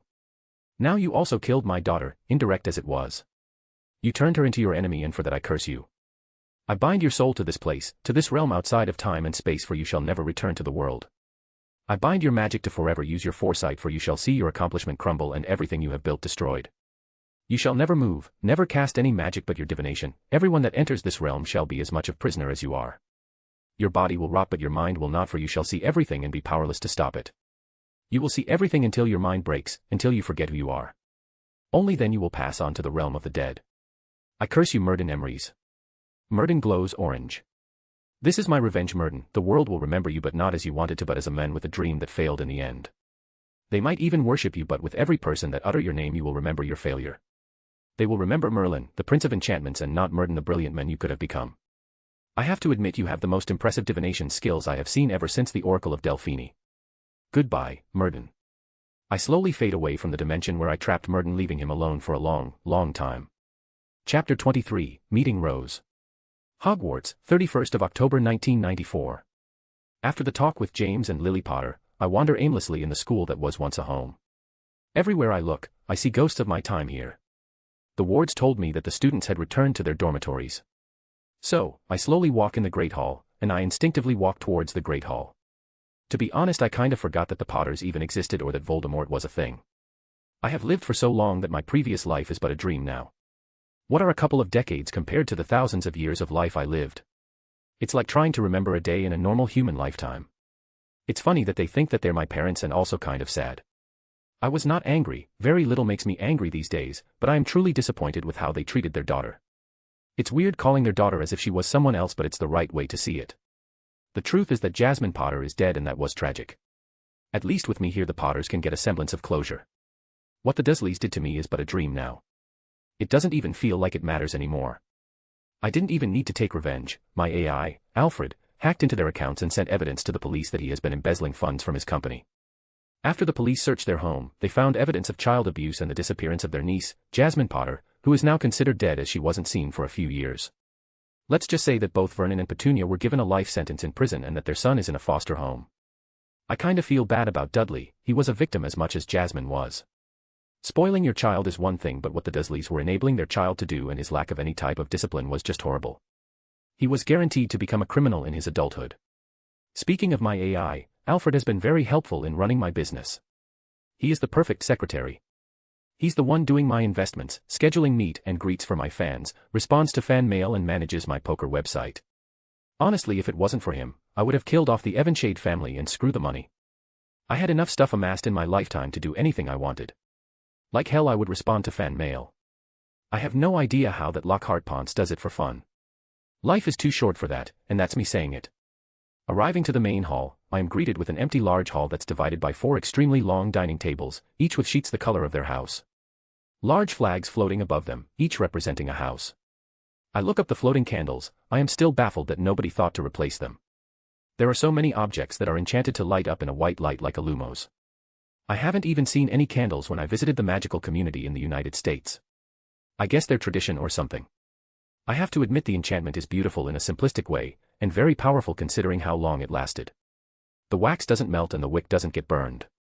The flames themselves are not hot.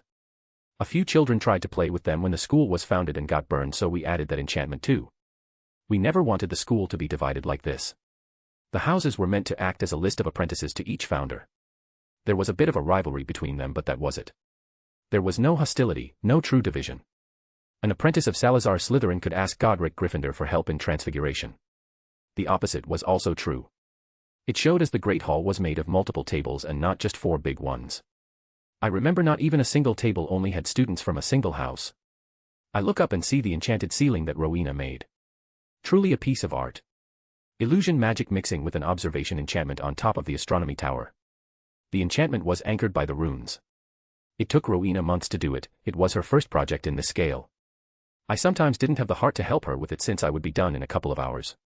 She looked so proud of herself when she had finally worked, it still puts a smile on my face. I remember how outraged she was when Godric manipulated the illusion to spy on Salazar. He couldn't sit down for a week. Unfortunately, the other founders didn't grasp that magic was more than a movement and an incantation. They couldn't accept it. Only Salazar had even come close due to his fascination with blood magic and the idea of gain through sacrifice, which gave him and his line the ability to speak with snakes. I was so lost in my memories that I didn't notice that a student had snuck up on me. She looked around 12 years old, had long wavy red hair and hazel eyes. Dressed up in Hufflepuff robes, she looked like a doll. From her resemblance with Lily Potter, she must be her sister. Hello, I don't know if you heard of me, my name is Rose Potter. I stay silent and look at the poor girl. You're Jasmine, right? My sister. I take a look at her eyes, almost overflowing with tears and hope. I don't have the heart to squash it. I hadn't realized that my absence caused her so much pain. She wasn't even born yet when the Potters left me to the Dursleys. I reply with, my name is Jasmine Evanshade. I suppose that, yes, I am your sister. I was not prepared for her to practically tackle me into a hug, babbling something about missing me and how glad she is to have a sister. Looks like I have a sibling now. I didn't plan for that when I woke up this morning. An hour later. I've been talking with Rose for about an hour now, and the girl would not stop talking. I guess she's trying to fill a decade worth of time with me in an hour. I have learned a lot about what the Potters have been doing in the last few years. The most concerning thing was how they dealt with my absence. It was one of the unhealthiest ways of coping possible in this situation, and that's what makes it so sad. They treated me like I was there at home, constantly talking about me and reminding both Nathan and Rose of my absence. They created a hole in their lives that they couldn't fill and just accepted my absence like it was something that they could not change. I still don't understand why they didn't just pick an empty place or something and build a new house. It's not that hard with James being a transfiguration prodigy and Lily being a charms mistress. They could just use the Fidley's charm on it. That's not counting the number of purifying rituals out there. Dumbledore might have banned them in Europe, but they still exist elsewhere. Instead of solving the problem, they just made their lives miserable and turned Jasmine into an image of their ideal daughter. It's times like this that I'm sure that I want nothing to do with the Potters. They're not only neglectful parents, but they are also still extremely afraid of Voldemort, even though he's barely a shade now. They projected their fear into their children, over-exaggerating his feats and magical prowess. It's funny how much their fear of him makes him seem like the worst Dark Lord to ever exist. Speaking of their Dark Lord, he seems like a joke to me, to be honest. Any man that tears his soul apart is an idiot craven that doesn't understand the repercussions of his actions. Adding the fact that his personality never evolved from one of a child, he's a joke of Dark Lord, really. Even his famous temper tantrums, torturing and killing everyone that annoyed him, are funny in a way that he has killed more of his men than all his opponents combined. I explained to Rose that while I had no problem being her sister, James and Lily are not my parents anymore. It was kinda awkward and she cried for a bit until I fully reassured her that we were still family. Now to steer the conversation into a more familiar topic. How has your time in Hogwarts been? What type of magic do you like the most? I like a bit of everything, but I love ice spells and illusions. They just feel right when I use them. Especially during winter, I just love to play around in the snow. It feels like home, you know. You're the whole Loki package, aren't you? I joked. Who? She asked. How could she not know who Loki is? You know. Loki, the Norse god of mischief and illusions. He's also a frost giant. It's kinda funny that you're the one with a similar affinity as Loki and Nathan is the prankster. What do you mean by affinity? How could you not know about affinities? It's supposed to be common knowledge. Every person has an inclination towards a certain field of magic. It's not usually as pronounced as yours, but even then, people find certain types of spells easier. Your father, for example, has an affinity for transfiguration. My talent in the mind arts is unparalleled. You can either be born with an affinity, which is normally the case, or you can create one by practicing a certain type of spells, which is common for Muggle-borns. Our case is a bit rare because, from what I can sense from your magic, our affinities are very pronounced. Guess it runs in the family or something. This also means that you'll have a greater degree of control over your affinity, even being able to do them without a wand or incantation, even sometimes without an actual spell. Magic would do your bidding. You can actually do all these things for any type of magic, but you'll have to learn to control your magic, which is something your wand normally does for you. She looked at me in wonder. How is that even possible? You need a wand to use magic. I smiled and answered, magic is everywhere, it's an energy that binds us. Life itself is magic, there is magic in the earth, in the air and in us. Wizards have the ability to harness that energy and store them inside us to use later. We use them to craft spells, but that is the tip of the iceberg. With enough knowledge, you can manipulate our realities. There might be some rules, but even then, nothing is truly impossible. It's the consequences of certain spells that can be disastrous. The only limitation we have are ones we created ourselves. Open my palm and a ball made of water slowly grows to around the size of an apple. Suddenly, it turns into a glowing beaver and then freezes and turns into ice. The beaver runs around in the air like a Patronus and explodes into tiny sparks. These sparks reform and turn into a cloud above both our heads that starts snowing on my new sister's beaming face. See, you can manipulate the elements, but that's not it. You said you like illusions, right? Suddenly, we were no longer in Hogwarts but in Niagara Falls. Illusions do not just altering your sight and hearing, they can change your sense of smell, taste and even touch to a degree. But contrary to popular belief, we do not have 5 senses. We have so much more. We have temperature. Suddenly, the temperature rises to almost the same as of a desert. Rose starts to sweat from the heat. We have balance. We were suddenly sent flying through the air. Rose is screaming in fright as she nears towards the ground but suddenly stops inches from the ground. And we can do so much more with just illusions. She looks around, we are still in the Great Hall. All of this was in an illusion. Do you see now how powerful magic truly is, how much we limit ourselves with preconceptions and rules? Magic is wild, magic is free, magic is not good or evil, it simply is. She looked at me, eyes full of astonishment and wonder. Teach me. Chapter 24, First Day in Hogwarts. Hogwarts, 1st of November 1994. After I left Rose, I decided to enter the quarters the school has for guests in the castle. I don't understand why both the Demstrang and Beauxbatons delegations stayed outside the castle. Well, I can understand the French students preferring to stay in their carriage since it's much bigger on the inside and it's probably as luxurious as the chateau in France. Ah, it's a magnificent place, that kinda snuck in on me.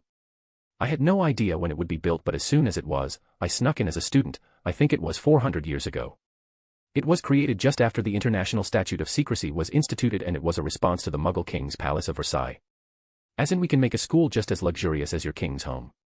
So yeah, even magical commoners were treated like royalty, which kinda explains how indirectly pompous they act in Hogwarts. Of course, that idea backfired since magical commoners didn't like having their luxury removed after their education, while their comrades of noble lineage still had the same lifestyles. So, a century later they rebelled and abolished the premise of nobility in magical France.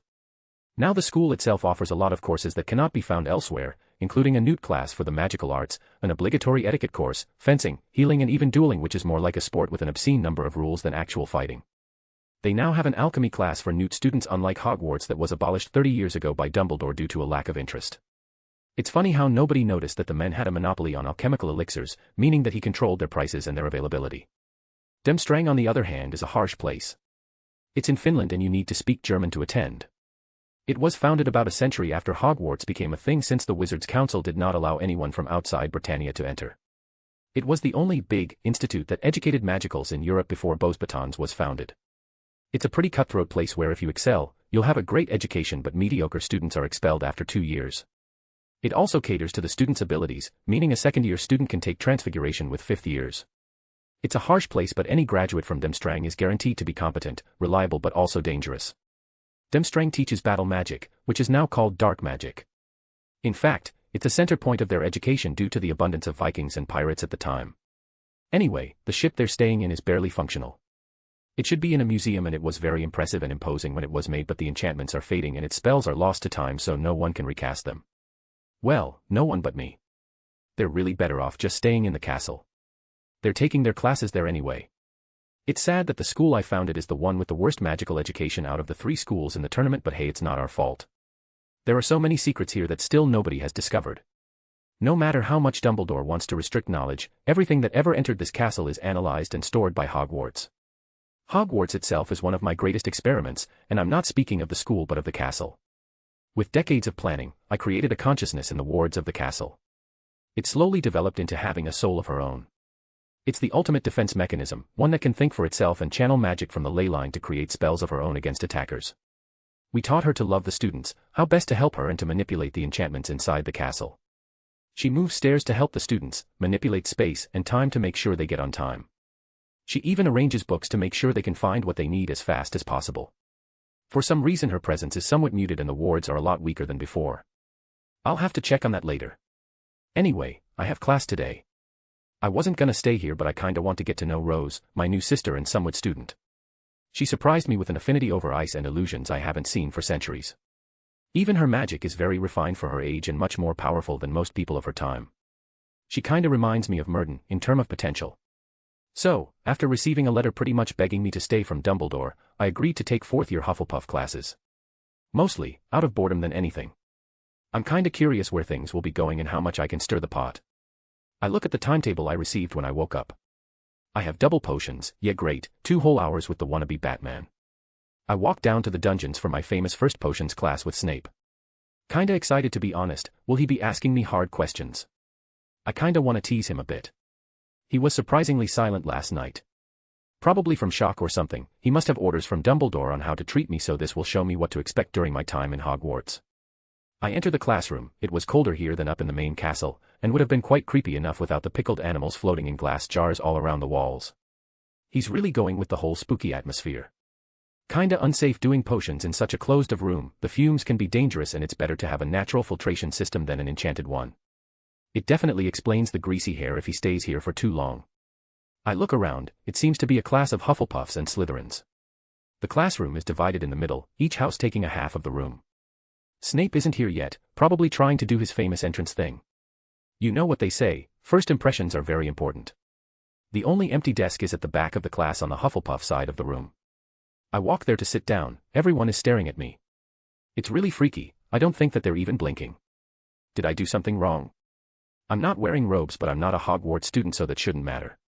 Well, leather jacket and jeans might be pushing it a bit but it's my look and I'm sticking with it.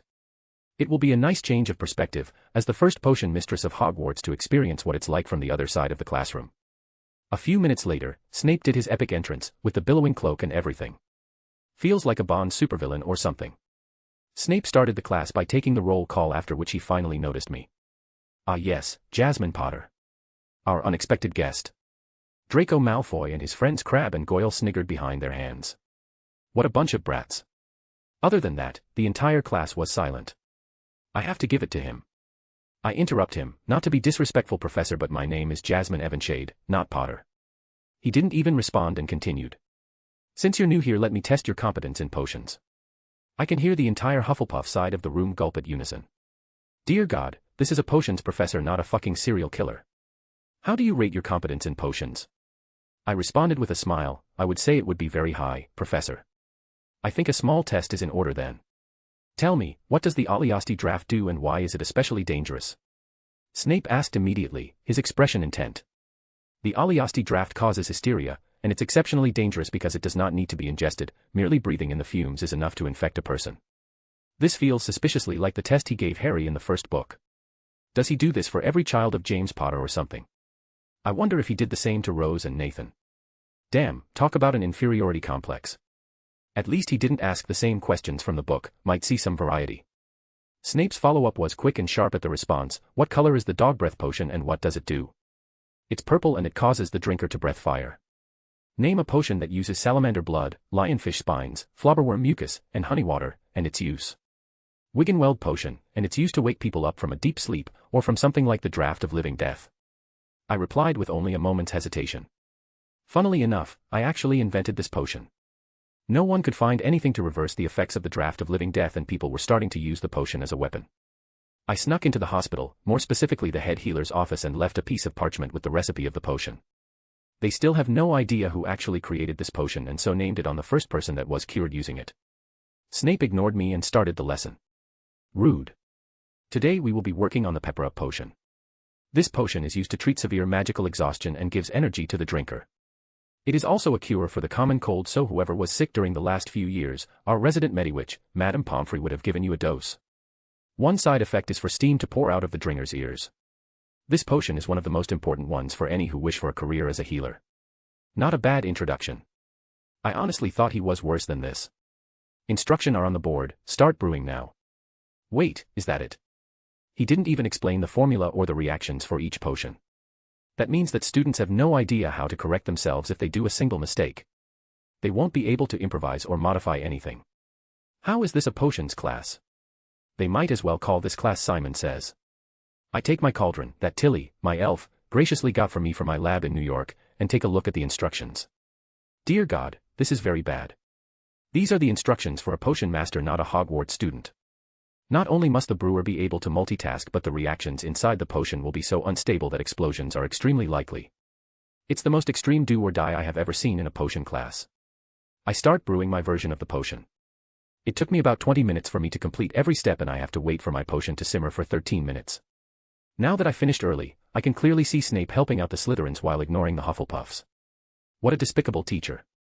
The two puffs, a redhead and a blonde, in front of me made a mistake and forgot the frog blood, and so their potion is red instead of purple. It's also bubbling and I can tell it will explode soon. I throw in some nettles to stabilize the potion. They both turn around to look at me. Both girls are sweating from the heat and throw me a grateful look. How did you do that?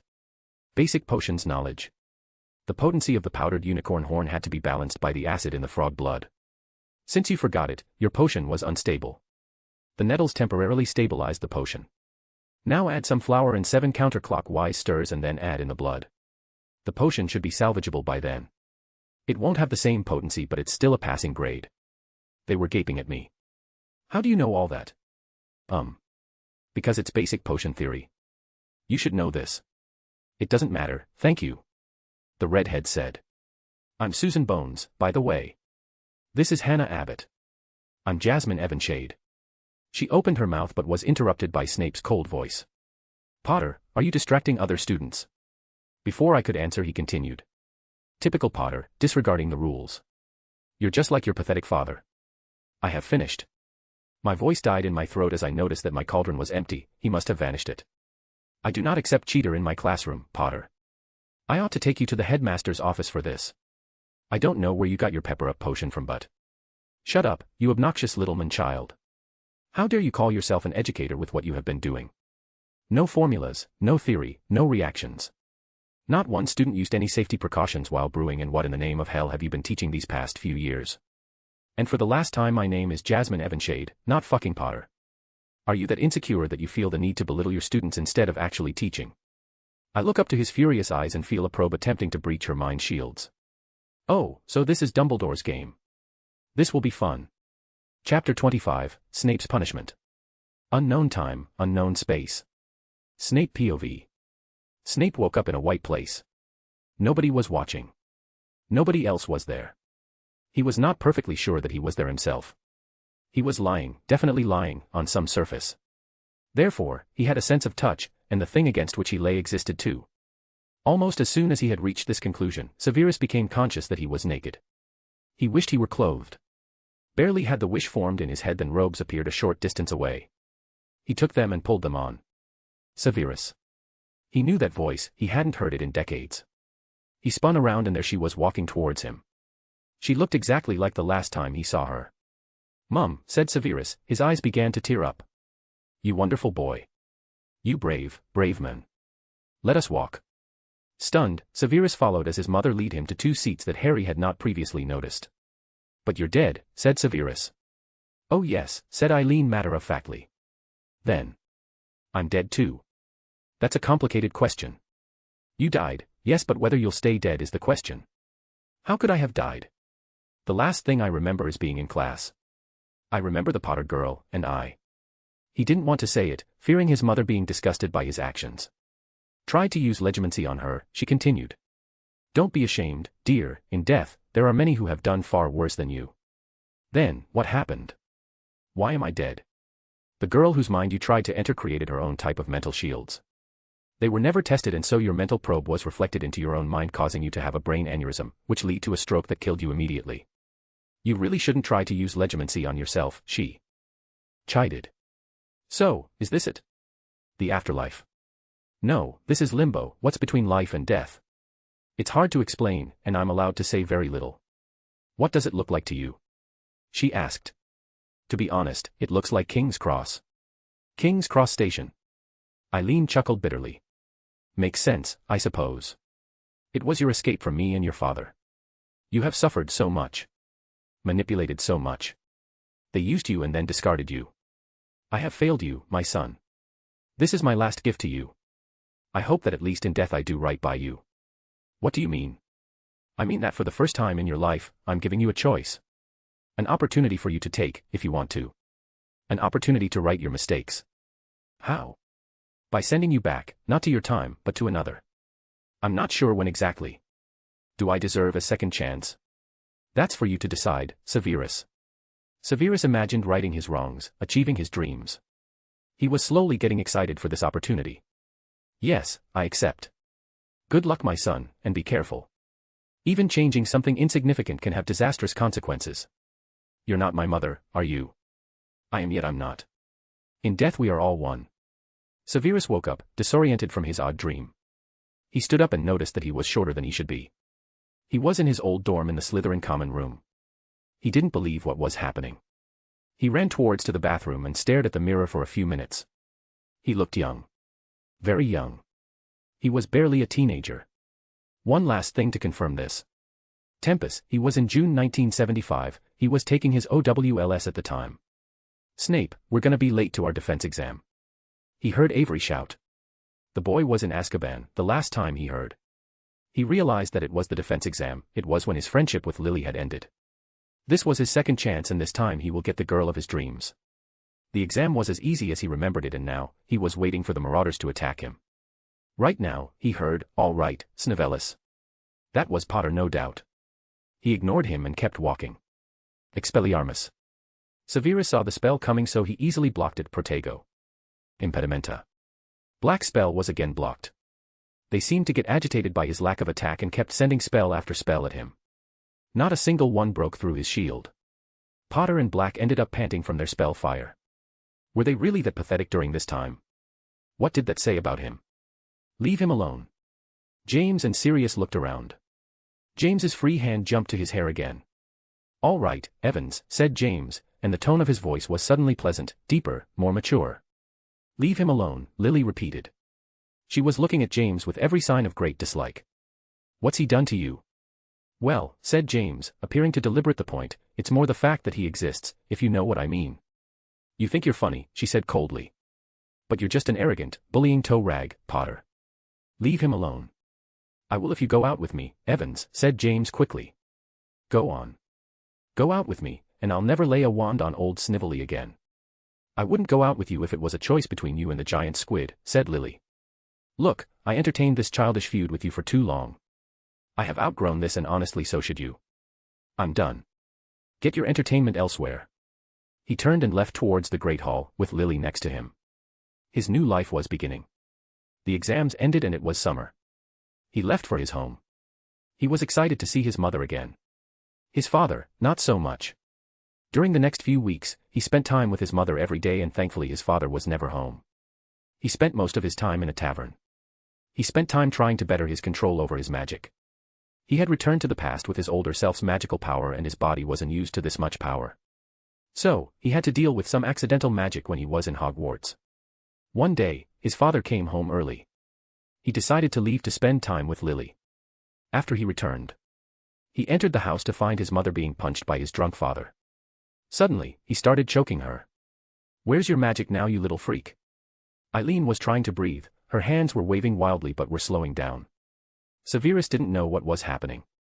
This had never happened in his previous life. His father looked at him and grinned drunkenly. Severus was shaking in anger, trying to find a way to help his mother. Are you angry, boy? What are you looking at?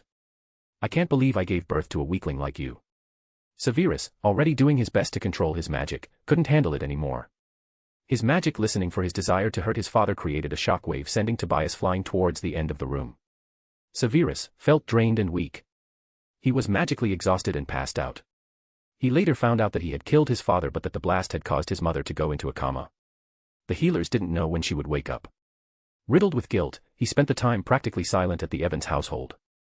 The next few years were somewhat nice though. He got control over his magic to avoid a similar incident happening in school. There were a few close calls during the years because of the marauders, but he was able to contain himself. He had distanced himself from the members of his house. They tried to forcefully make him see their way, but after a few incidents, they learnt not to provoke him. Seeing this change, Lily asked him out on a date and they have been in a relationship ever since. He claimed the prince inheritance, which was a nice cottage and a nice pile of galleons which he used to open his own apothecary that also sells potions. He was now Severus Prince. Lily, unfortunately, decided to join the Order of the Phoenix to combat Voldemort. They had argued about it but she wouldn't budge on this. A couple of years later, they got married and Lily was pregnant with our child. I asked her not to take any order missions while she was pregnant but was rebuffed again. It was until a few times she was almost killed fighting Voldemort himself that she finally decided that it was dangerous for the baby.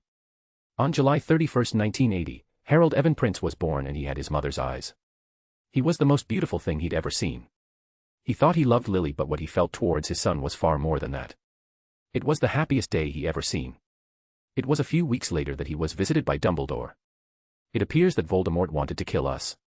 It appears that the prophecy was leaked even when he wasn't there. He refused to allow his baby boy to be part of Dumbledore's machinations. They decided to use a Fidelius charm with Dumbledore as the secret keeper. Even though he protested, he was ignored by Lily. She stops caring about what he thinks whenever Dumbledore was involved. He added wards of his own creation to make them more secure, but he knows there isn't much that could stop him when he's determined. At last, it was 31st of October 1981, the day Severus was dreading. Lily could easily tell that he was on edge. Suddenly, he could feel the wards being attacked and then falling. It's him. Take Harry and go, I'll hold him off. Would you look at that, Dumbledore betrayed us. How surprising. Note the sarcasm. Severus Prince, it's nice to meet you. I wish I could say the same, Lord Voldemort. My quarrel isn't with you, step aside and I will spare you. Yeah, that's not going to happen. The Dark Lord starts up with a killing curse that he sidesteps. He looked surprised. As the duel continues, it's clear who has the upper hand and it's not him. He only has one hope to survive this, and that's by tricking the Dark Lord into his trap. It worked. He stepped on an invisible rune that rots the person touching it. The curse should kill him in a few seconds. Suddenly a beam of light touches the rune, trapping my enemy. The rune is destroyed and the explosion of magic throws me across the room. Shit, he must have an invisible accomplice somewhere. I can barely move, a piece of wood is lodged in my stomach and I can tell that my ribs are broken. The Dark Lord, for some reason uninjured from the blast, slowly walked to the stairs. I hope that Lily will be able to make it. Suddenly, a couple of minutes later, a wave of magic goes through the house, cancelling all enchantments inside. And the invisibility spell of the man that freed Voldemort from my trap. It was Dumbledore. You. Yes, me. I'm so sorry, things had to end this way, my boy. It's for the greater good. Lily, he rasped. I'm afraid Lily is dead, I'm afraid, sacrificing her life to save young Harry, who was able to rebound the killing curse on Voldemort. Harry. Oh yeah, he survived, which brings us to our little issue. You were supposed to die with your wife. I'm afraid that for my plan to succeed you need to be out of the picture, so to speak. Don't worry about Harry. I'm going to take care of him. Voldemort isn't dead after all, and young Harry will need my help to finally kill him. As it was prophesied. Monster. I'm not a monster, I rather think myself a visionary, and your son will help me realize my ideals. He will be a powerful tool after all. Unfortunately, you won't be there to see the world I will build. Any last words? Severus grins. I made more than one trap. Suddenly, rune lit up underneath Dumbledore and he was caught in the same trap that Voldemort fell for. It's funny that both the most powerful wizards of the dark and light were caught off guard by the same curse.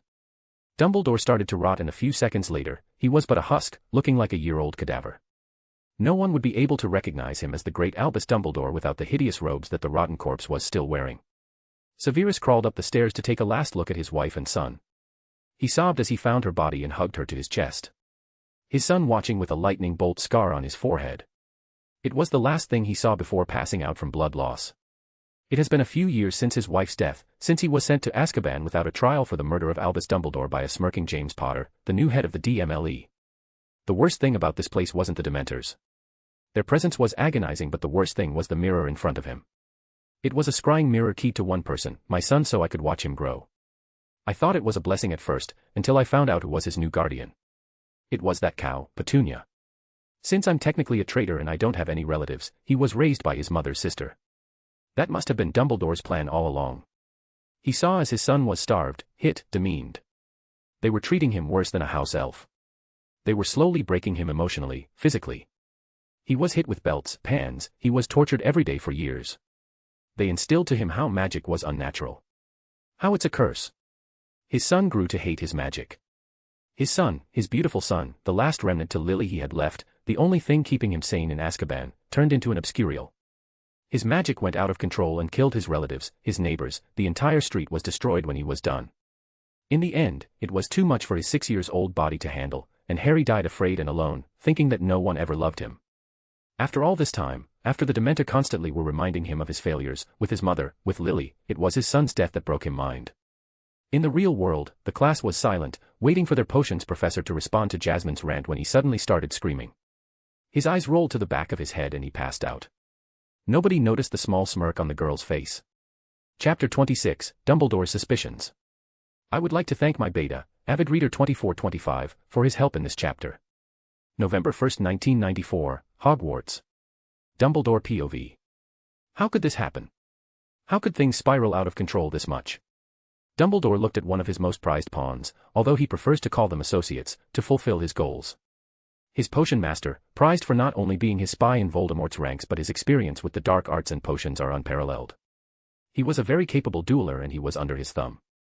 He had tricked him into his servitude with an unbreakable oath for just the chance to protect Lily Potter. While he had somewhat reconnected with her in the last few years when Lily came to teach at Hogwarts, it wasn't the same and she had kept her distance somewhat.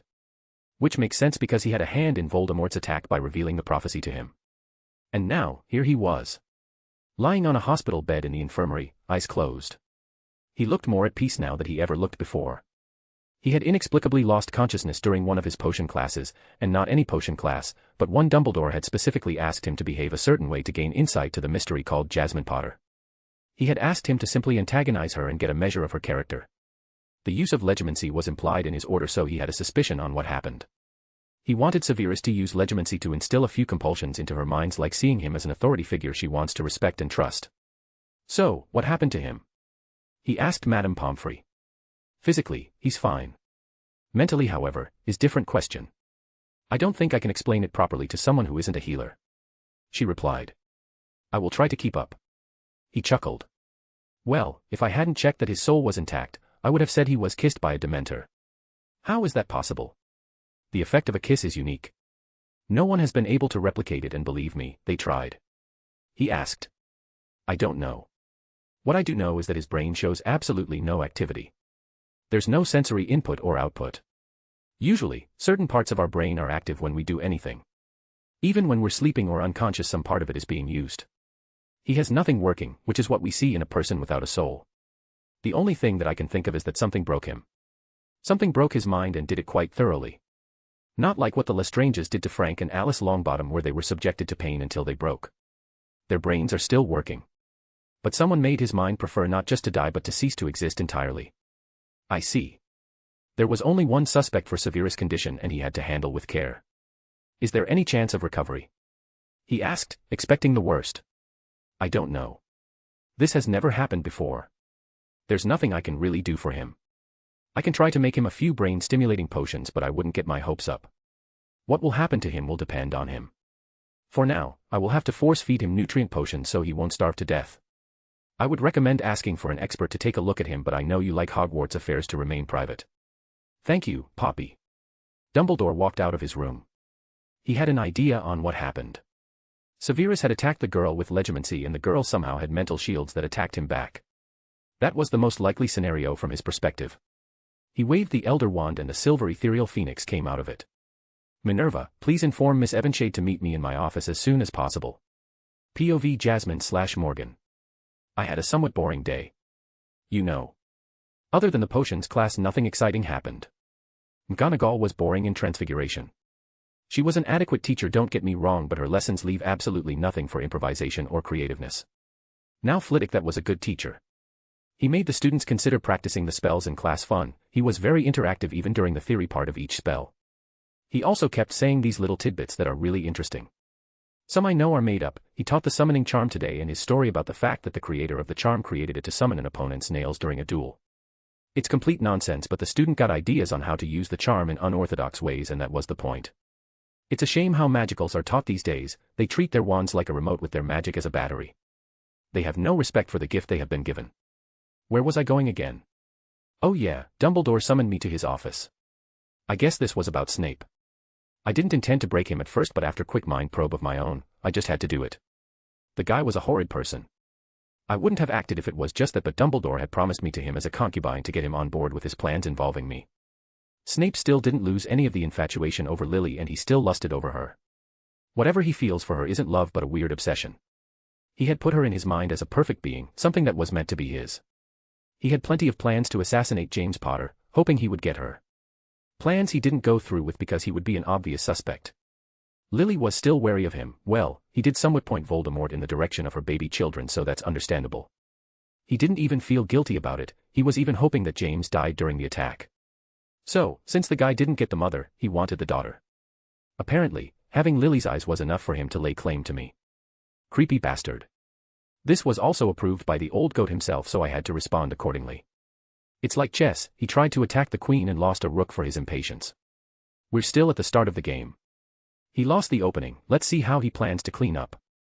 I arrived now at the gargoyle that is the entrance of the headmaster's office. It moves away, letting me enter the office. I knock and enter. Hello, Professor Dumbledore. I greeted him. Hello, young Jasmine. Lemon drop. His smile was too sweet, too kind. It was clearly an act. I wonder why people never notice. No, thank you. I'm full. There's no way I'm eating a probably laced candy from an old man. What is wrong with him? Okay, so how were your classes today? Kinda boring, to be honest. He looked incredulous. How so? Well, it's not that I don't like the teachers. Professors McGonagall and Flitwick are very good educators. But I already graduated. I have my newts. It doesn't matter who teaches it, it would be boring. If Shakespeare came back to life again to teach you the alphabet, would you not be bored? He chuckled. I guess I can't expect you to attend these classes again. Well, I'm planning to attend all of the classes at least once. I want to compare your education to that of Ilvermorny. And who is the better school, in your opinion? Now that would be telling. I said, with a sly smile on my face. We waited for a minute, neither one of us willing to talk first. Obviously, he caved in first. Now, Miss Evanshade, you haven't mentioned Professor Snape in your list of professors.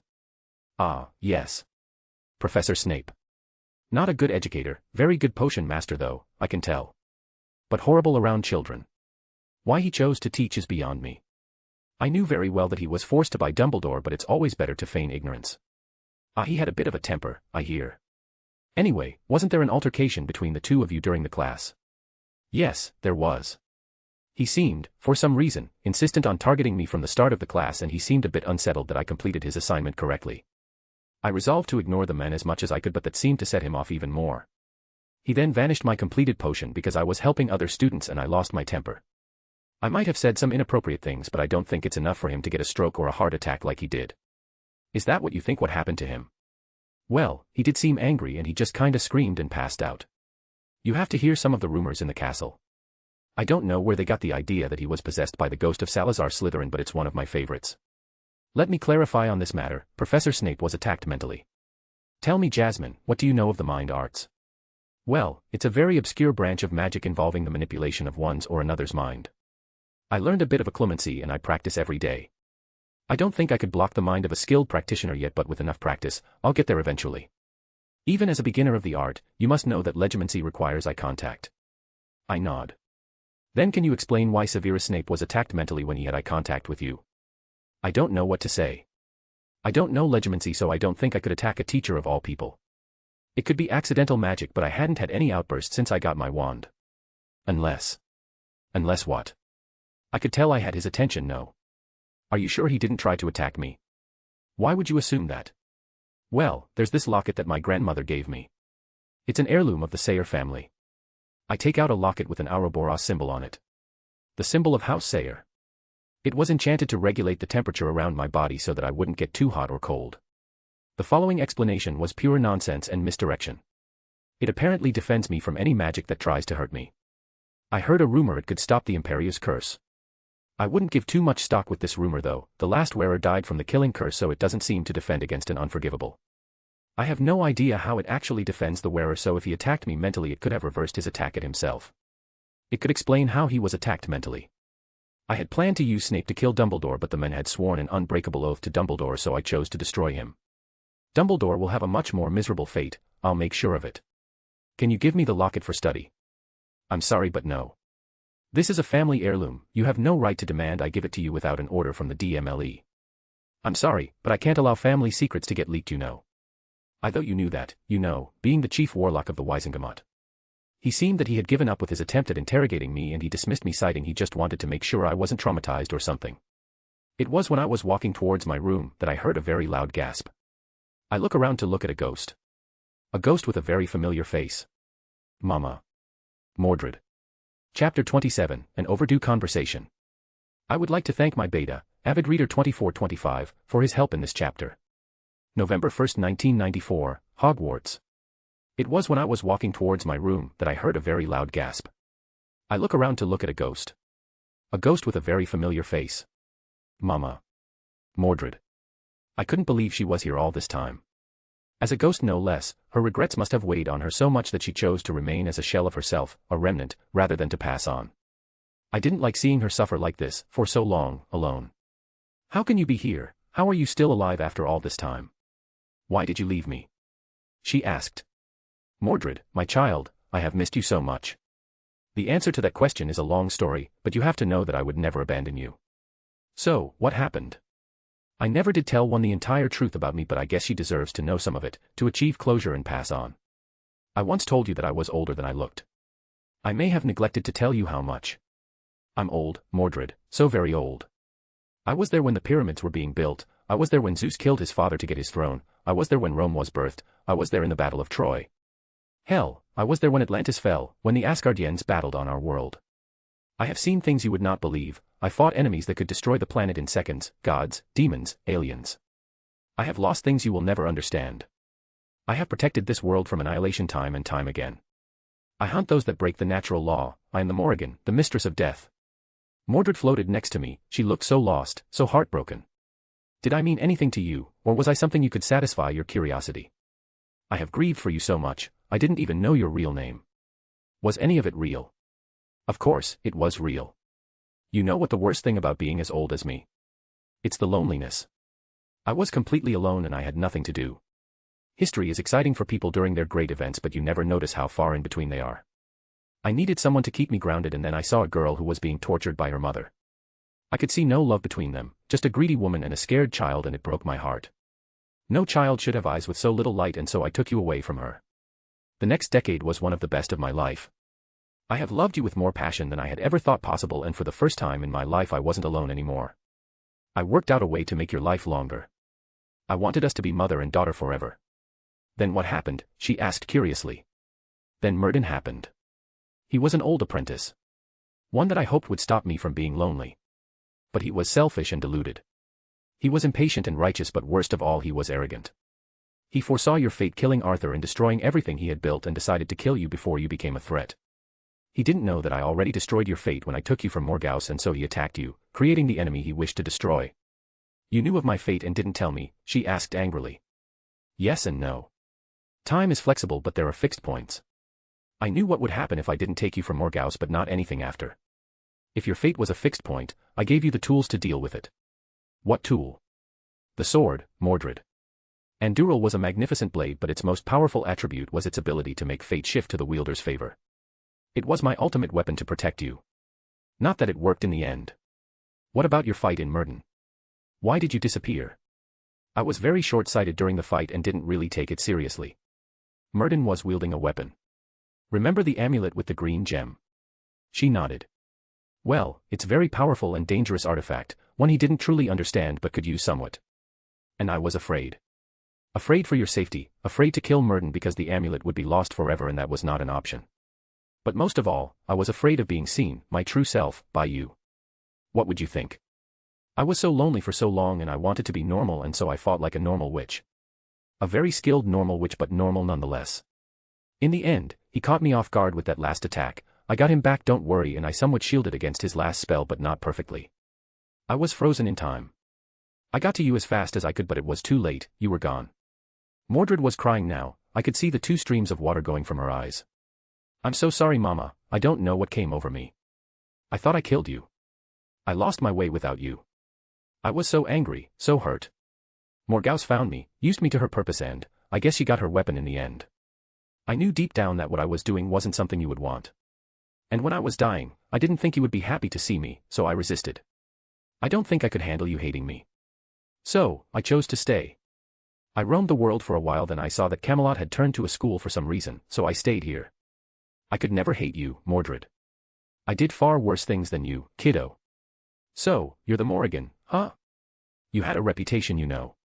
Your legends alone stopped people from doing abominations using magic.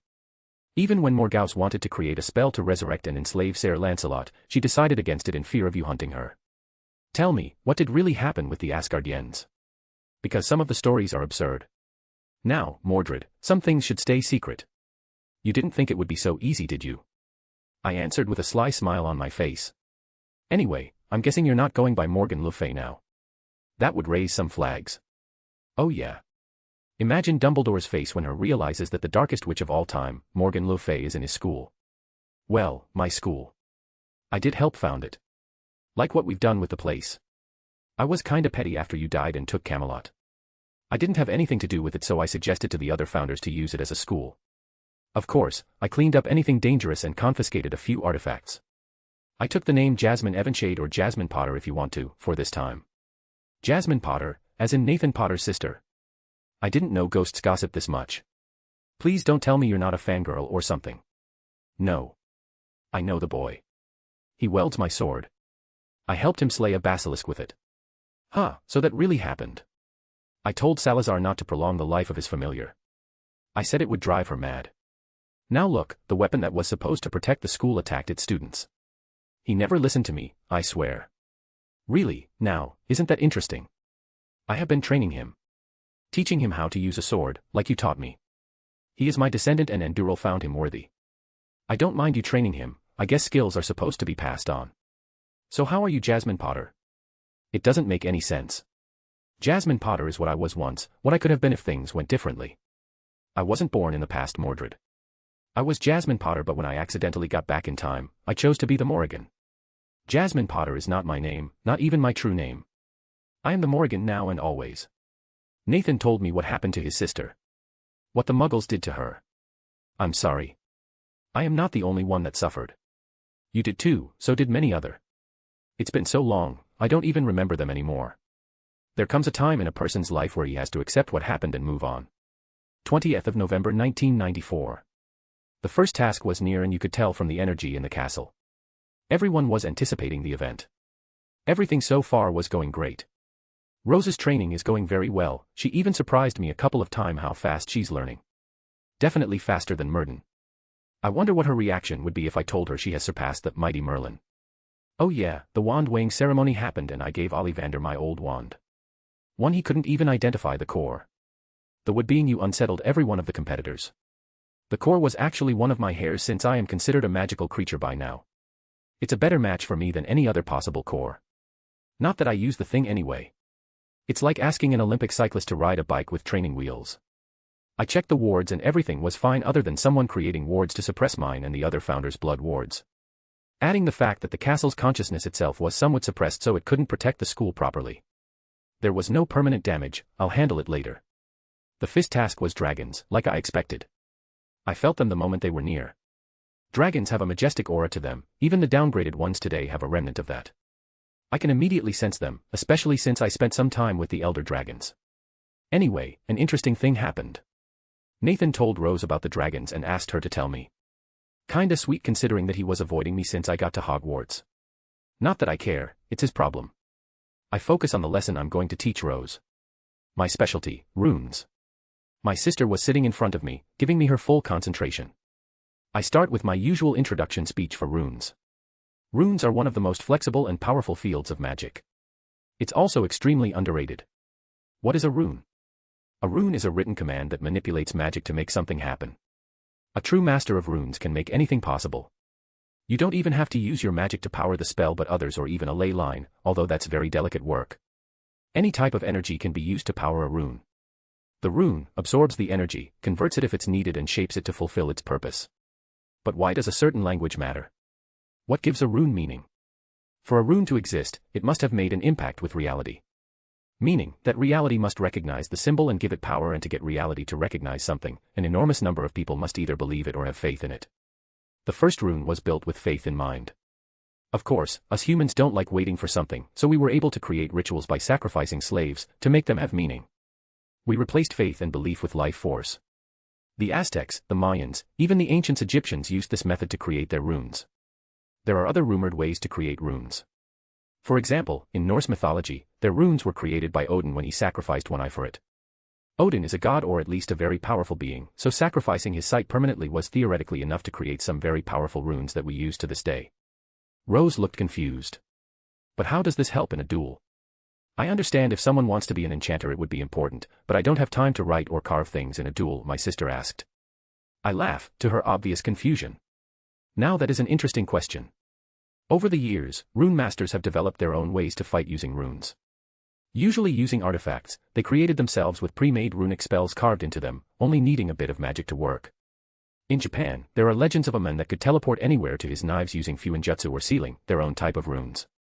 And when I mean anywhere, I mean through any anti-apparition ward, or even from them. They say he killed 1,000 enemies with just his knives, no other magic. Whoa!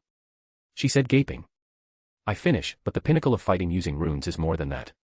It's called rune casting, and that's what I'll be using in the first task. Chapter 28, The First Task.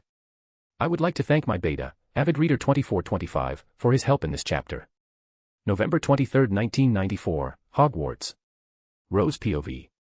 Rose Potter got out of bed the day of the first task as the first rays of the sun hit her window. She got up instead of waking up because she couldn't sleep a wink. She was too worried about what her siblings were going to be facing soon. Everyone in her dormitory was excited and looking forward to it, but they had no idea what the first task was. Dragons, are they mad? One of the strongest magical beings alive, and they want students to fight them. She had no idea what they were expecting.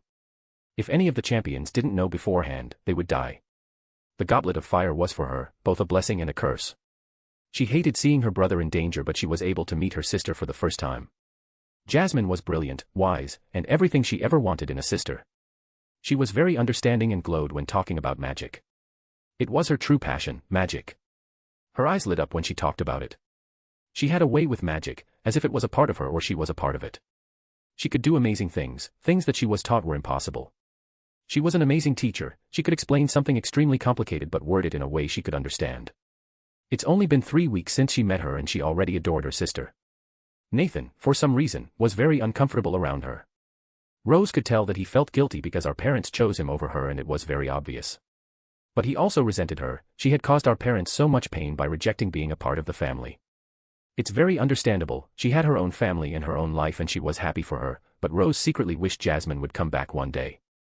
After getting dressed, she got down to the Great Hall to meet Nathan for breakfast. He barely ate anything, and what he did eat was shoved down his throat by me and Tracy. Not that I blame him, nothing like fighting a dragon to lose your appetite. They walked together in silence to the newly built stadium. Nathan walked to the champion's tent where Jasmine, Fleur, and Crumb were sitting down waiting for the task to start. She wasn't allowed in, so she walked to her seat, next to her parents. She could not stop imagining how things could go wrong and becoming an only child in a single day. Thankfully for her peace of mind, the task was brought underway with Ludo Bagman's voice echoing throughout the stands, successfully shutting up the spectators. He explained the task, which was the retrieval of a golden egg from the nest of a dragon. A nesting dragon, are they insane? Were normal dragons not enough? They had to choose the most territorial and aggressive dragons as well. She watched horrified as the first dragon was brought in. It was obviously stunned and was being levitated by at least 40 wizards in red robes. They must be the dragon keepers. The dragon was an ethereal blue, almost silverly, but not quite. She drew a comparison with Fleur Delacour and laughed in her mind. She thought that she might have been able to appreciate its beauty if only it wasn't about to try and kill one of her housemates. It was a Swedish short snout which she was able to identify because of the numerous books that she, Nathan and Hermione had been studying in preparation for this task. She did feel a stab of sympathy for the dragon as it was awakened by the keepers. It got unsteadily to its feet and tugged at its restraints, but then Nathan walked out and seeing him obviously shook up made her pity at the dragon evaporate. A student had little to no chance of killing the short snout, but the dragon certainly had the capability to kill her brother. If she had to choose between a dragon and her brother, she'd pick her brother. Suddenly, she saw Nathan walk slowly into the enclosure. It was clear to her that his nerves had now multiplied tenfold, and he seemed to freeze for a moment as he cast his eyes over the ferocious fire-breathing demon in front of him. Did Bagman say something about the task starting? Rose was now completely pale. Her face was fixed in a horrified mask as she realized that her brother was the first to battle his dragon. She silently raved at the fates or whatever controlled their destinies, asking why did Nathan have to always get the short end of the stick. She hoped that the tactic they made for him would work. He couldn't even use anything Mordred taught him since he wasn't allowed to use the sword of Gryffindor. Stupid wands only rules. Before he even tried to cast a spell, the dragon opened its horned mouth and Rose watched in horror as bright blue flames shot out of its mouth and shot towards the Hogwarts champion. He, thankfully, crouched down and dove behind a boulder into safety.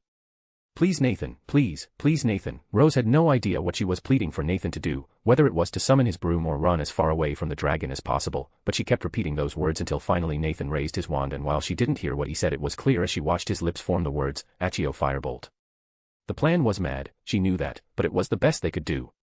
Moody's advice was invaluable and at least gave Nathan a chance to survive his encounter with the dragon. After all, flying was what Nathan did best. Even if he was cornered by the dragon, her parents had taught Nathan the conjunctive curse to use on the eye of the dragon. She kept pleading and praying to every god that she ever knew for the spell to work. And then she heard it, the tiny whoosh as the broomstick sailed past them and stood quivering at mounting height beside its owner. Rose had never been so grateful to Sirius for gifting Nathan with the firebolt because it had possibly just saved his life. She watched with mounting elation as Nathan mounted the broomstick and kicked off, watching as the glee she associated with Nathan and flying appeared on his face. Rose sprang up in her seat, cheering with the rest as Ludo Bagman crowed in amazement as Nathan did the thing that made him the happiest, which was flying rings around an opposing team, or in this case the short snout. She looked around for a moment and saw students of Demstrang and Beauxbatons watching transfixed as her brother flew up and around the dragon's head, dodging as it spat fire up at him. She could tell they were impressed. But she only observed the stands for a moment. Soon her focus was back on Nathan and she cheered him on, hoping he could hear her even though she knew that he couldn't. She did gasp loudly though when Nathan miscalculated while dodging the fire and couldn't quite avoid the beast's long tail as it whipped up and scraped his shoulder, but Rose recognized it as just a flesh wound and watched in amazement as Nathan did his best flying ever, coaxing the dragon to expose its precious clutch of eggs, and soon enough, sooner than any of the others in fact, Nathan dove in as the short snout rose and he was grabbing the golden egg from the nest and soaring up into the stands and finally landing on the other end of the enclosure. She sighed in relief. That's one done. Only her sister remained. It was only a couple of minutes later that Bagman announced that Nathan was fine and that other than some light scarring he was unharmed. She watched numbly as the judges awarded Nathan his points in front of a hushed crowd that started to realize how dangerous being a champion was. Soon though Fleur's turn came to face a bright green dragon which was four-legged with wings sprouting from its back, the common Welsh green. Rose knew this was the least dangerous of the dragons that the champions would be facing, if there was such a thing as a less dangerous dragon, but it was a nesting mother protecting her clutch, so the danger would be very real for the beautiful Beauxbatons champion. Fleur seemed to be composed enough, and as soon as she entered the enclosure, she had started to flit this way and that in some sort of dance and started singing. Rose soon realized it was very similar to the way that the Vila had danced at the Quidditch World Cup, only instead of enthralling the audience it was apparently putting the dragon to sleep. The trick did seem to work well enough and the dragon slowly fell with a loud crash to the ground, clearing Fleur's path, but as she reached her goal a jet of fire snorted out of the dragon's nostril as it snored and it lit Fleur's skirt on fire. She quickly put the flame put with her wand and grabbed the egg, dodging a second snort of flames and escaping the enclosure victorious if a little shook up. Victor Crumb's turn took lesser time than Fleur's did. As soon as he entered the enclosure, he shot at the Chinese fireball a spell straight in its eyes and it immediately started roaring in agony at what was obviously a very painful irritating in its eyes. Now of course since it couldn't see Crumb it couldn't attack it, but it did stagger about dangerously as Crumb edged closer to try and slip the egg past it. However, it did unfortunately crush a lot of its own eggs while it was staggering all over the place. The judges took points off for that since he wasn't supposed to damage those eggs despite escaping unscathed. Karkaroff though in a blatant show of favoritism awarded Crumb full marks. She thought that the others had it bad. She was wrong. The next dragon was far bigger than all of the previous ones put together. The only thing she could think of to describe it was enormous. The dragon was black, having bronze horns and spikes that protruded from its long tail. They were so large she felt like it could easily impale any opponent.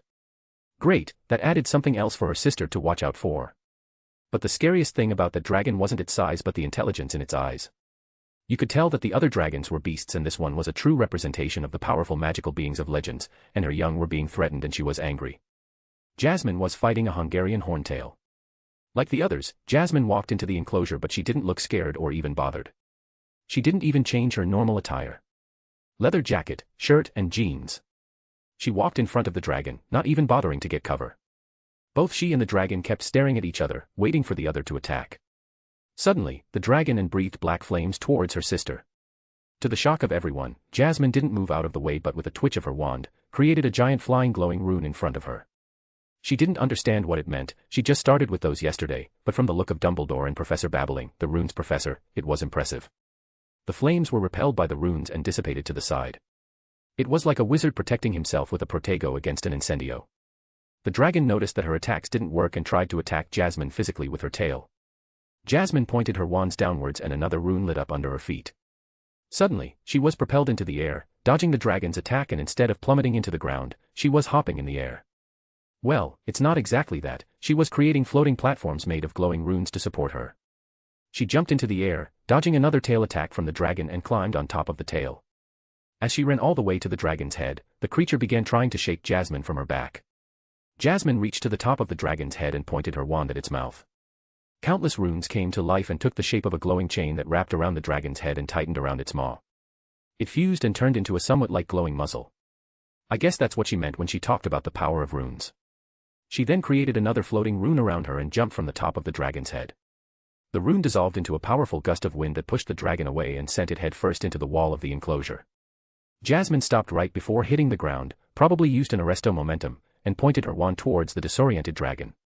Some runes appeared around the dragon and the earth started to rise, as if it had the consistency of a liquid. It started to trap the dragon, immobilizing its legs and tail and finally its torso. No matter how hard the dragon attempted to move, she was trapped by Jasmine's spell.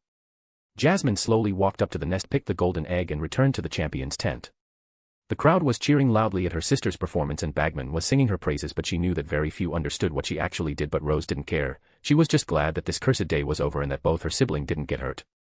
Chapter 29, Legends, 981 AD. I would like to thank my beta, Avid Reader 2425, for his help in this chapter. 981 AD, Village in Wales. The village was burning. The day started like any other. I woke up in my cottage, cooked myself breakfast and went to the forest to harvest some potions ingredients. I planned to make a few fever-reducing potions and some pepper-up potions. It seems to be flu season in the village. My plans were of course shattered when, on my way back, noticed smoke on top of the trees. One apparition later and I'm at the edge of my home to find a burning village. I turn into a raven to check out what was happening since I couldn't see anything through the smoke. I could see a large majority of the villagers grouped where the marketplace used to be. Men, women, and crying children were clustered together. They looked scared but determined, armed with whatever they could find, a few axes, and knives mostly. They were not warriors, but they would protect their families. Against them were large men, armed to the teeth, and from their attire, I could easily deduce what they are, Vikings. I sigh, I really shouldn't intervene. I promised myself that this lifetime would be a vacation. I even changed my looks and my name. I was a woman in her 20s, a little plump with brown and blue eyes. I was unremarkable, no one would look twice if they saw me. Just like I wanted, after all this was my vacation. It's a rule I made up after Greece. Every 5 lifetimes, I take one as a vacation. It's so that I can unwind and not burn myself out. I choose a village or city, a bit of telepathy later and I'm a resident there. I make sure that I make myself age until I'm old enough that I should have died of old age and then I disappear. I tend to learn some common skills. I learned carpeting in Rome, farming in China and so on. After Camlin, I left Britain for a while. I just needed to get away from the memories, so this was my first time back. Right now, I was a healer. I wasn't a very social person but the children loved me. I cooked them cookies and cake every week. If anyone asked them, Healer Helga was their favorite. And now, those children were crying. After all these years, I still can't bear the sound of crying children. I couldn't let them down. Before I could shift back into a human, I noticed a man holding a wand and a sword. He was casting at the attackers, and he was winning. It was an impressive arsenal of spells for this age. Battle magic was rarely seen ever since the book Purges Murden did. The man was slowly pushing the attackers back, 5 of whom are wizards and a few dozen muggles. However, the man was gravely injured, his leg was broken, there was a burn on the right side of his chest and he was bleeding all over and he was still fighting. He must be one of the most reckless fighters I've seen in centuries. He went on to fight the attackers head on. Does he have no sense of self-preservation? The Vikings were able to hit him with a spell and he didn't get up. He wasn't dead, I could sense if he had died, but he would be if he doesn't get any medical care soon. We were now far enough from the villagers for me to cut loose a little without anyone asking too many questions. After all, while the man was a student, I was the master. I transform back into a human and with a flick of my fingers, every attacker was suddenly split into 2 pieces.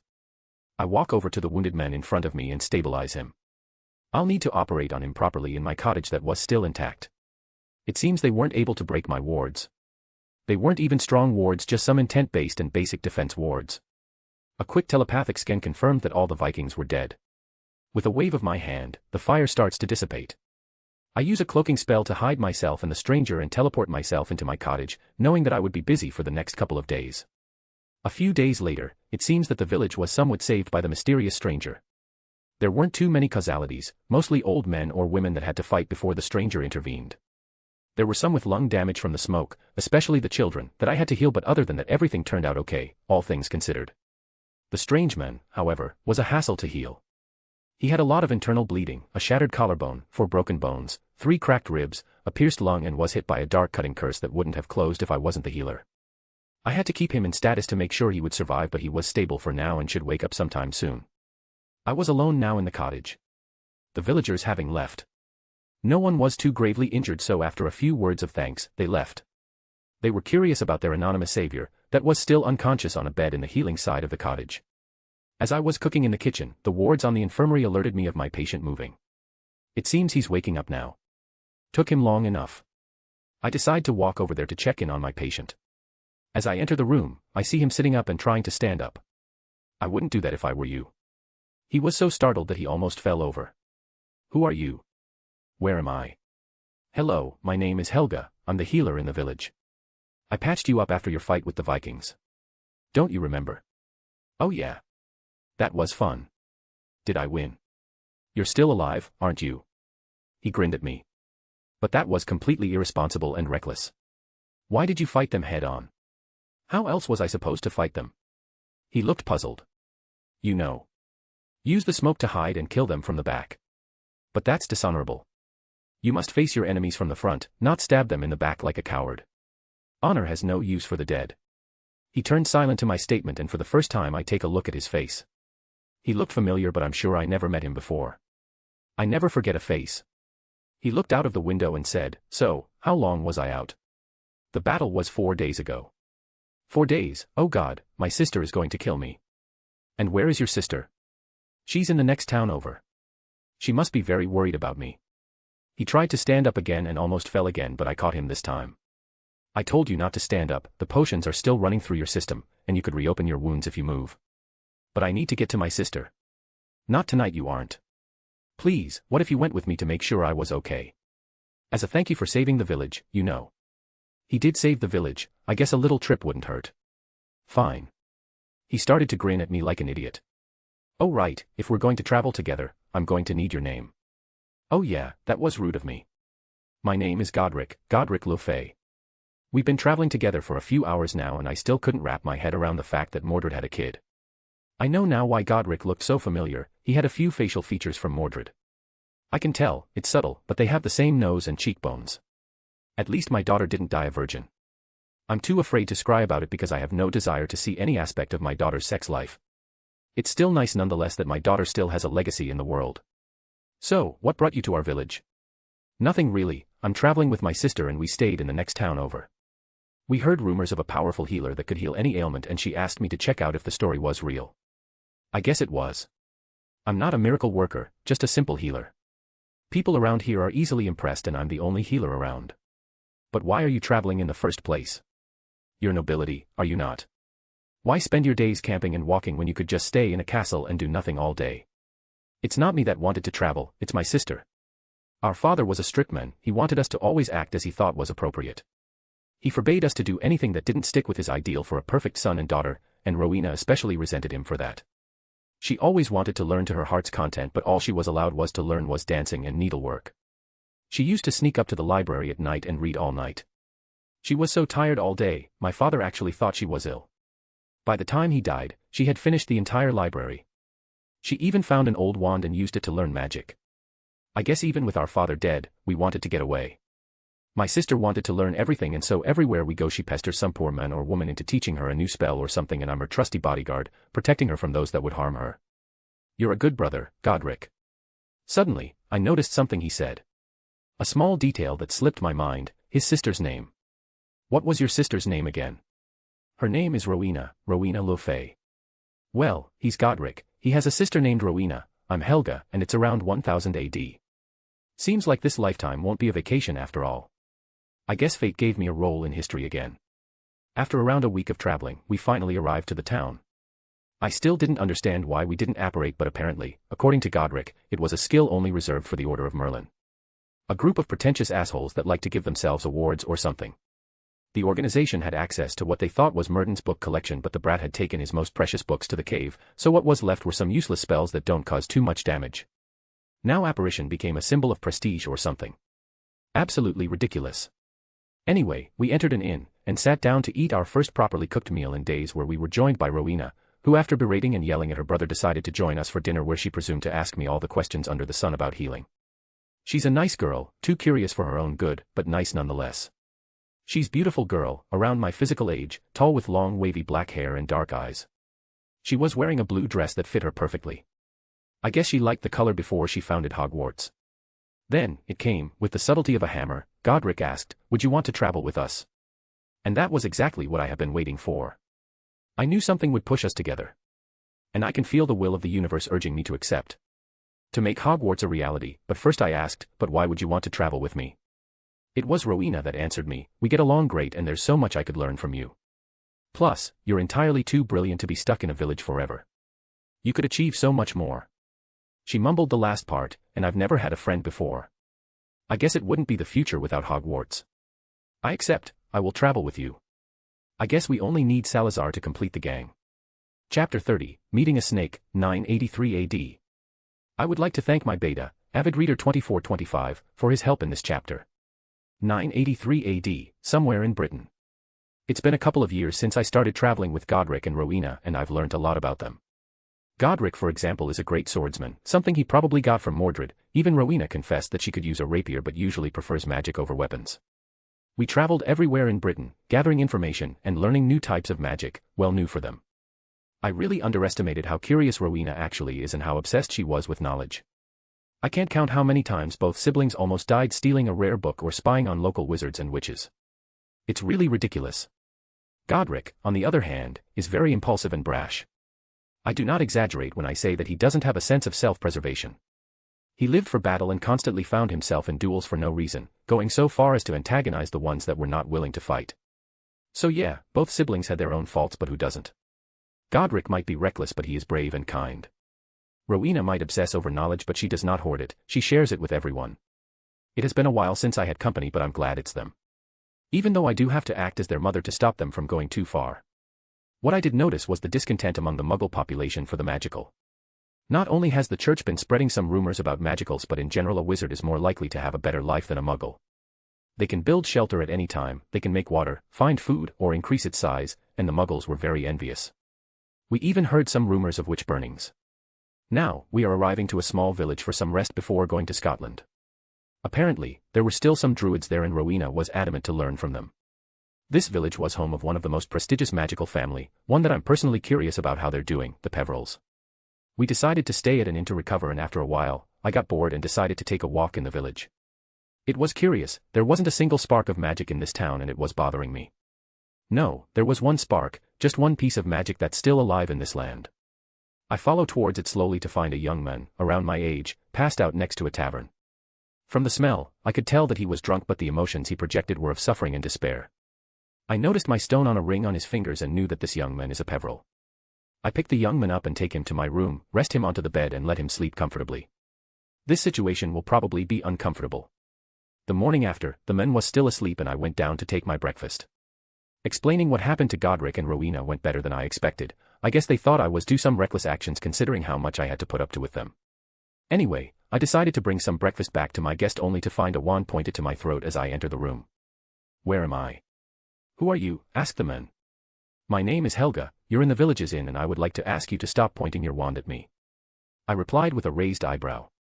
He still kept pointing his wand at me. "And how did I get here?" "You were drunk and passed out on the street. You were the only wizard I met in the village and I had some questions I needed answers to." "How did you know I was a wizard?" "I decided to tell a lie on this since I didn't want it to be known that I can sense magic."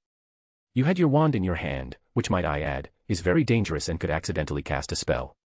The man grumbled, muttering under his breath something probably unflattering, and put his wand in a holster. What do you want to know? It is polite to introduce oneself first. He huffed and said, my name is Salazar, Salazar Peveril. Huh, didn't expect that. Kinda makes sense considering the Gaunts will have my resurrection stone and Salazar's locket in the future. Hello, Salazar, would you like some breakfast? I can tell he wants to refuse, but a noise from his stomach shuts him up. Looking down at my hands, he looked at the plate of food I was carrying and nodded. He ate his breakfast like a starving man, as if the food would disappear a few moments later. After he was done, I asked, so where are the wizards in this place? I'm the only wizard around here. How is that possible? You really don't know, do you? About what happened? What happened? I asked. Confused. He sighed, his eyes looked dead and he looked like broken men. It was rare to see a man this young having this haunted look, and it always broke my heart. The only magical family that lived here was mine, the Peveril family. We kept to ourselves, we didn't involve ourselves in the affairs of the village. Everything was nice, everything was peaceful, and we were content. Then one day he came, whatever he was. It was a wizard. He still used his wand and looked humanoid, but he had this aura around him. His mere presence made me terrified, like I would never be happy ever again. It was suffocating, my worst memories kept appearing in my mind. He destroyed our wards and protections with a wave of his wand, like they were never really there. He then killed every single resident in the house. He just pointed his wand and they died. He absorbed something from them, I still don't understand what it was, but small balls of light left every single member of my family and he absorbed them. Even the children, no one was spared. His description caused warning bells to start ringing in my head. This reminded me of Dementors, but they can't cast magic, I know that for sure. Maybe someone was harnessing their essence somehow, or trying to modify the curse to their benefit. And the magic used was soul magic, and there's very little information left on it nowadays. Still, if something like this happened, I would have sensed it, and if someone can hide from me on this planet, that was something dangerous. I wanted to go to Azkaban just to check on them, but felt time warning me that it would affect the future of this reality. Damn, this is very annoying. I guess I'll just have to play Helga and put the Morgan on hold for a while. So how did you escape? I asked. I didn't. He was looking for something. A very old book. We weren't allowed to read it. Our ancestors were supposed to make sure it didn't fall into the wrong hands. I never even looked at it. I was told it was made with flesh, skin, and bones. I had nightmare about it when my father told me about it. He called it the Darkhold. The man, he was able to take it. He took it, and while he was distracted, I sent a curse at him. I could tell he was hit, but his injuries healed in seconds. He just laughed at me, told me I had potential, and disappeared. That was what happened. They call it the Peveril Massacre, you know. I'm alone now and I don't know what to do with myself. I was stunned. I knew the Darkhold was stolen from Camartage a few centuries back, and that while the demon summoners were caught, the Darkhold was never found. I guess it was guarded after all this time, by this family. My family called me prodigy in the magical arts, you know. And now look at me, I couldn't even defend them, I should have died with them. Some prodigy I am, right? Don't say that, you have plenty to live up to. Like what? He snapped. Like making sure that what happened to you doesn't happen to anyone else. Can you think of a more noble goal? Salazar sort of latched onto me, ever since our conversation. It was understandable since I was the only positive thing in his life ever since his family's slaughter. I gave him hope, a goal, while the villagers simply didn't care. A millennia-old legacy, almost gone, just like that. I, of course, knew that Ignotus' descendants married into the Potter family, but even then, Salazar was alone in the world. He almost begged me to take him with us while we were traveling, and I was now taking him to meet Rowena and Godric. Both siblings were sitting eating lunch. As soon as they noticed me, they signed me to get to them. Helga. Hey Godric, Rowena. Where have you been all this time? Guys, this is Salazar Peveril. Salazar, this is Godric and Rowena Le Fay. And so, for the first time, the four founders of Hogwarts met. The only thing that was left is, well, the actual school part. But at least, that's a step in the right direction. After Salazar finished explaining what happened to his family, they immediately agreed to allow him to travel with us. Though, I'm pretty sure that Rowena only agreed because she would be allowed to read through Salazar's family library. Then the conversation turned to Salazar's goals. So, what are your plans, Salazar? Godric asked. I don't know. I just know that I want to prevent what happened to me to happen to someone else. I have no idea where to start though. Replied Salazar. What about creating a sanctuary for wizard and witches? Piped in Rowena. Not a bad idea, but what would be the point? What if someone like the men that killed my family lived there? A sanctuary wouldn't stop someone already inside. What if we teach them better? I asked. I don't understand. Godric said. Oh, this is brilliant. We were thinking about adults. But the thing is, adults are usually inflexible and they're not the future of wizard kind, the children are. Exclaimed Rowena. And it's not the adult that need protecting, it's the children. I nodded. And we can guide them, nurture them. It would lower the chances of them turning into someone like the Darkmen, for example. The Darkmen? I asked with a grin on my face. Rowena blushed. What? We can't just keep calling him the men, and we know anything about it. From what Salazar told us, he was shrouded in darkness, hence the Darkmen. Fine, we'll call him the Darkmen. I replied. We all laughed, even Salazar cracked a smile. But seriously, are going to teach them how to protect themselves with magic. It would be like have multiple apprentices at the same time. It wouldn't even be called apprenticeship. The council is not going to be happy with that. Godric chimed in. Sometimes I forget that Godric was trained to be the heir of his house and can be quite savvy with politics. Let them think what they think. It's not like they could do anything about it. The council has no real power, it hasn't had any since Merlin died, it's why my family attending any council meeting. They can't even enforce their own rules. Even then, what we're doing is not against any law they ever made. Salazar supposed. And it's not like they will be forced to come. We just have to make it clear that all magical children are welcome at our sanctuary and that they will have access to a better education than a regular apprenticeship. How do you know that we will offer a better education? Godric asked. Please. I replied, all four of us are better than most master in our fields, and if we combine both our family libraries and what Rowena, we would have the most extensive library in the country. What about a residence for our sanctuary? It needs to be very well protected and easily defensible. I don't think my family home would fit hundreds of children, said Salazar. Neither would ours, said the siblings at unison.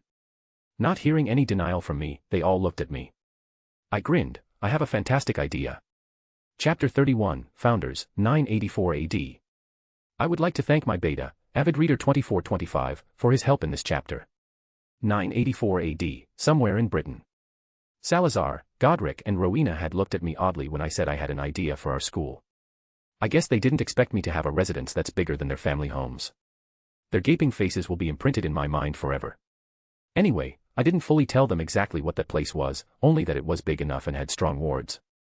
I wish we could just teleport there. Salazar even knew how to apparate, but he didn't think that side-along apparition was possible for some reason. I guess Merton didn't write that it was possible and I didn't want to arouse suspicion by pointing out that it was. And so, since I'm the only one who knows the location, we had to go with the slow route, walking and riding, again. On the bright side, we got to know Salazar a little better during our journey. He truly was a brilliant young man. He definitely deserved to be called a prodigy. He could fundamentally understand spells, but he truly shined with rituals, more specifically the ones involving blood magic. This particular field revolved around sacrificing something for a boon. But you sacrifice them to magic. But magic doesn't care for material things, it cares for connections, belief. So, the more of what you're sacrificing means to you, the higher the gift you can ask for. It's a field of magic that's rarely used. One tends to sacrifice too much and get depressed before becoming a master in the field. This field of magic can be incredibly risky, especially if what you're sacrificing isn't enough for what you ask for. If magic finds you wanting, it will exact its own price. You could lose your sanity, even your magic, and you won't even get what performed the ritual for in the first place. It's a dangerous field of magic, but one Salazar excelled at. He had an intuition with what sacrifice would be needed for the ritual to be successful. Funnily enough, the Gryffindor/Slytherin rivalry started a few days after we left Salazar's village. It started with Salazar showing off with an illusion spell Godric couldn't do, to Godric showing off with his sword skills. Slowly, they tried to one-up each other, for no reason. Well, to satisfy their egos, but that doesn't count as a reason. We all spent our time during our journey learning and practicing our magic. I subtly directed their attention into the tomes that would help them the most. By the time we arrived at our destination, Rowena was one of the best enchanters in Britain, Godric one of the best fighters, and Salazar one of the best users of esoteric magic, rituals and curses. Well, except for me, they were still very impressive though. I did try to improve my healing magic, which was what this vacation was for in the first place. My healing was still a few steps under the best healer in Atlantis, and considering how long I had to get to this level, a man barely 2 centuries old still beating me after all this time shows how little affinity I have for the field. I'm still the best healer alive in the world though. And now, we arrived at our destination, what will become the best school of magic that ever existed. The school that will teach some of the greatest and most terrible wizard and witches in the world. I don't see anything, it's just an empty field. Did you seriously bring us all the way here for an empty field? Exclaimed Godric. Have a little faith, would you? This is just the wards hiding it. If I just do this. I point my wand at the field in front of me and fire a white spell. It hits a dome of energy, a ward to be precise, and slowly, the plain started to fade away and a magnificent castle appeared with a lake next to it, surrounded by a forest.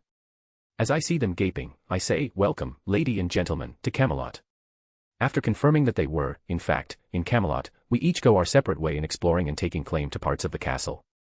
Salazar chose the dungeons, Rowena and Godric each chose a tower and I picked somewhere underground next to Salazar's spot. We decided that's where our apprentices would live. Each one of us decorated and furnished their common rooms and I have to say, we have different styles. I picked comfort and simplicity, it was just a sitting room with a fireplace and some comfy seats, and some plants to liven up the place. Rowena chose studious, she even put a library in her room. Talk about priorities. Anyway, other than that, she colored the walls blue and the room looked luxurious but not too pretentious. I have to say, Rowena has got style. Salazar, gloomy as ever, made the room as dark as possible, considering students would live there, the walls were dark green and the furniture, mostly black. He did, however, impressive work with the enchanted invisible wall that made us able to look at the depth of the lake. We could even see the merpeople colony that lived there. What Godric did, on the other hand, was an abomination. He made the walls red and gold. Everything was red and gold, even the floor and the furniture. It was like he was colorblind or something. I actually got a migraine when he showed it to us. It was like I gave a 5-year-old some paint or something. We couldn't forbid him from choosing these decorations and Godric even refused when Rowena advised him to at least change the colors. As we were dining, we were immersed in a conversation about our plans for the school and what we would teach. So how could we maintain the castle? I know we can enchant brooms to clean and everything, but we will need servants to at least keep this place running. Rowena asked. You seriously didn't notice? We already have servants. Not one of us has cleaned so far yet everything is always clean. The place was in perfect condition when we got here. How do you think that's possible? I answered. They all looked bewildered, suddenly realizing that what I said made sense. To avoid any confusion I explained, we have house elves in the castles. They're a magical species that bond with a wizard or witch and serve them. They don't have their own magic and need to borrow it from their master. They tend to die if they're not bonded for too long and they love to work. I rescued some of them from magical families that mistreat them and brought them here. I modified the castle wards to act as an anchor for them to feed instead of having a human master, in exchange they wanted to maintain it and serve the masters of the castle. If you need anything just ask for an elf. They clean and cook everything in the castle. How could such a species even exist? Salazar asked. I don't know how they came to be, they have been here for centuries. I lied. I knew exactly where they came from. They descended from a couple of light elves from Alfheim that were banished to Earth and had their magic removed. They're the first to survive the process long enough to have children. They were like a void of magic, trying to absorb the ambient magic but failing to keep it. They automatically gravitated to magically rich places, it was instinct. Elves were inheritably very magical beings and they crave it. Unfortunately, their lifetimes without magic was too short, barely a couple of years from birth to death. They kept multiplying like crazy and years of inbreeding turned them from the smart beautiful creature they were to what they are today. One day, they were discovered by wizards who they bargained with. Magic for servitude. All house elves were now bound but had their magic back. That's why they're so fanatically devoted to their masters, the house elves know they have their masters to thank for their magic. The conversation shifted from that to how we will divide the curriculum between us. I took potions, herbology, history, runes, alchemy, and healing. Salazar picked astronomy, rituals, blood magic, and dueling. Rowena picked arithmancy, charms, enchanting and divination. Godric got battle magic, magical beings, swordsmanship, and transfiguration. We will each have a team of apprentices but they will learn from the 4 of us. We wouldn't have personal apprentices, it would be unfair for the rest. They would be part of our families, a part of our houses. And so, the years passed and we slowly turned Camelot into the school we dreamed of, we even added blood wards to the already existing impressive war wards that Murden probably set up. There were some silly ideas that we did while drunk. The moving staircases Rowena made were hilarious, especially after she couldn't cancel the spell. We did the enchanted ceiling in what used to be the throne room, we call it the Great Hall now. Rowena loved it so much that she copied it into her own common room. Godric and Salazar traveled a lot, mostly because Godric was bored, and Salazar wanted to learn more. He was still obsessed with revenge. So, Rowena and I kept busy by making several projects, the Room of Requirements being one of the largest. A customizable special enchantment that is connected to the wards and has access to anything in the castle. It reads the user's projected thoughts and creates an illusionary world with temporary copies of what's in the castle. We had to make sure that stuff the user leaves in the room would remain in a special space reserved for them, aka the Room of Lost Things. Took us a while, especially since I had to do it with the magic currently known to the world. We even catalogued the secret passages in the castle, even made some of our own, that's how bored we were. The absence of the boys made us decide things a bit randomly. One day, Rowena told me that she had a dream about a warty hog. We ended up calling our school Hogwarts. Godric and Salazar were appalled when they learned when they got back. My side project, on the other hand, was impressive even for me. I made a true soul inside the wards themselves. Using soul magic, I created what is essentially the soul of a child. My goal was to make the ultimate defense system because wards don't adapt or think. They are direct and simple enchantments in an area. To truly protect our school, I needed something that can think, something that could tell the difference between a student and an attacker. I needed something alive. So, I created the soul and named her after our school. She has been learning slowly what her purpose was. I don't know why I keep calling her a her. I guess I instinctively know. She doesn't speak, but you can feel her intentions and feelings. She was really powerful as well. Every spell, enchantment, rune, everything is powered by the ley lines from through the wards. It's what will make everything permanent. Imagine someone in control of those wards, they would control every spell inside. Now, whatever attacks the castle, even if someone creates a spell able to destroy all known wards, Hogwarts will adapt to protect the students. Now, we were finally ready to open. We had everything set up to change the world. How do we convince people to send their children here? Godric asked. We can't just tell them to send their children away from their homes. Even poor villagers wouldn't do it.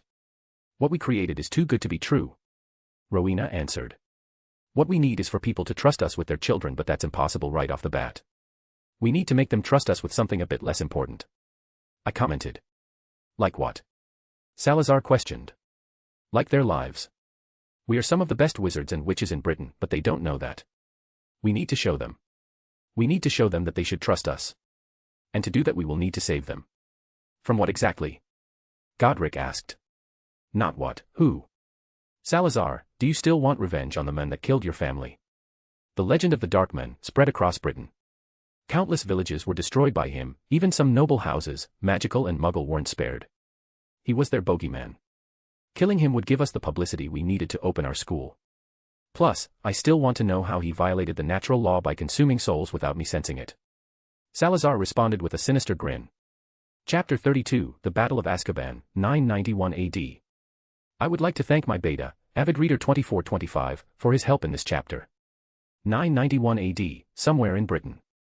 The search for the Darkman wasn't going well. We started by investigating the areas that were attacked by him. There wasn't a single trace of him anywhere, which means he found a way to hide his magical signature. What we did discover was that the first attack he ever executed, he had killed a man in London. They had a duel where the victim identified him as a Christie's.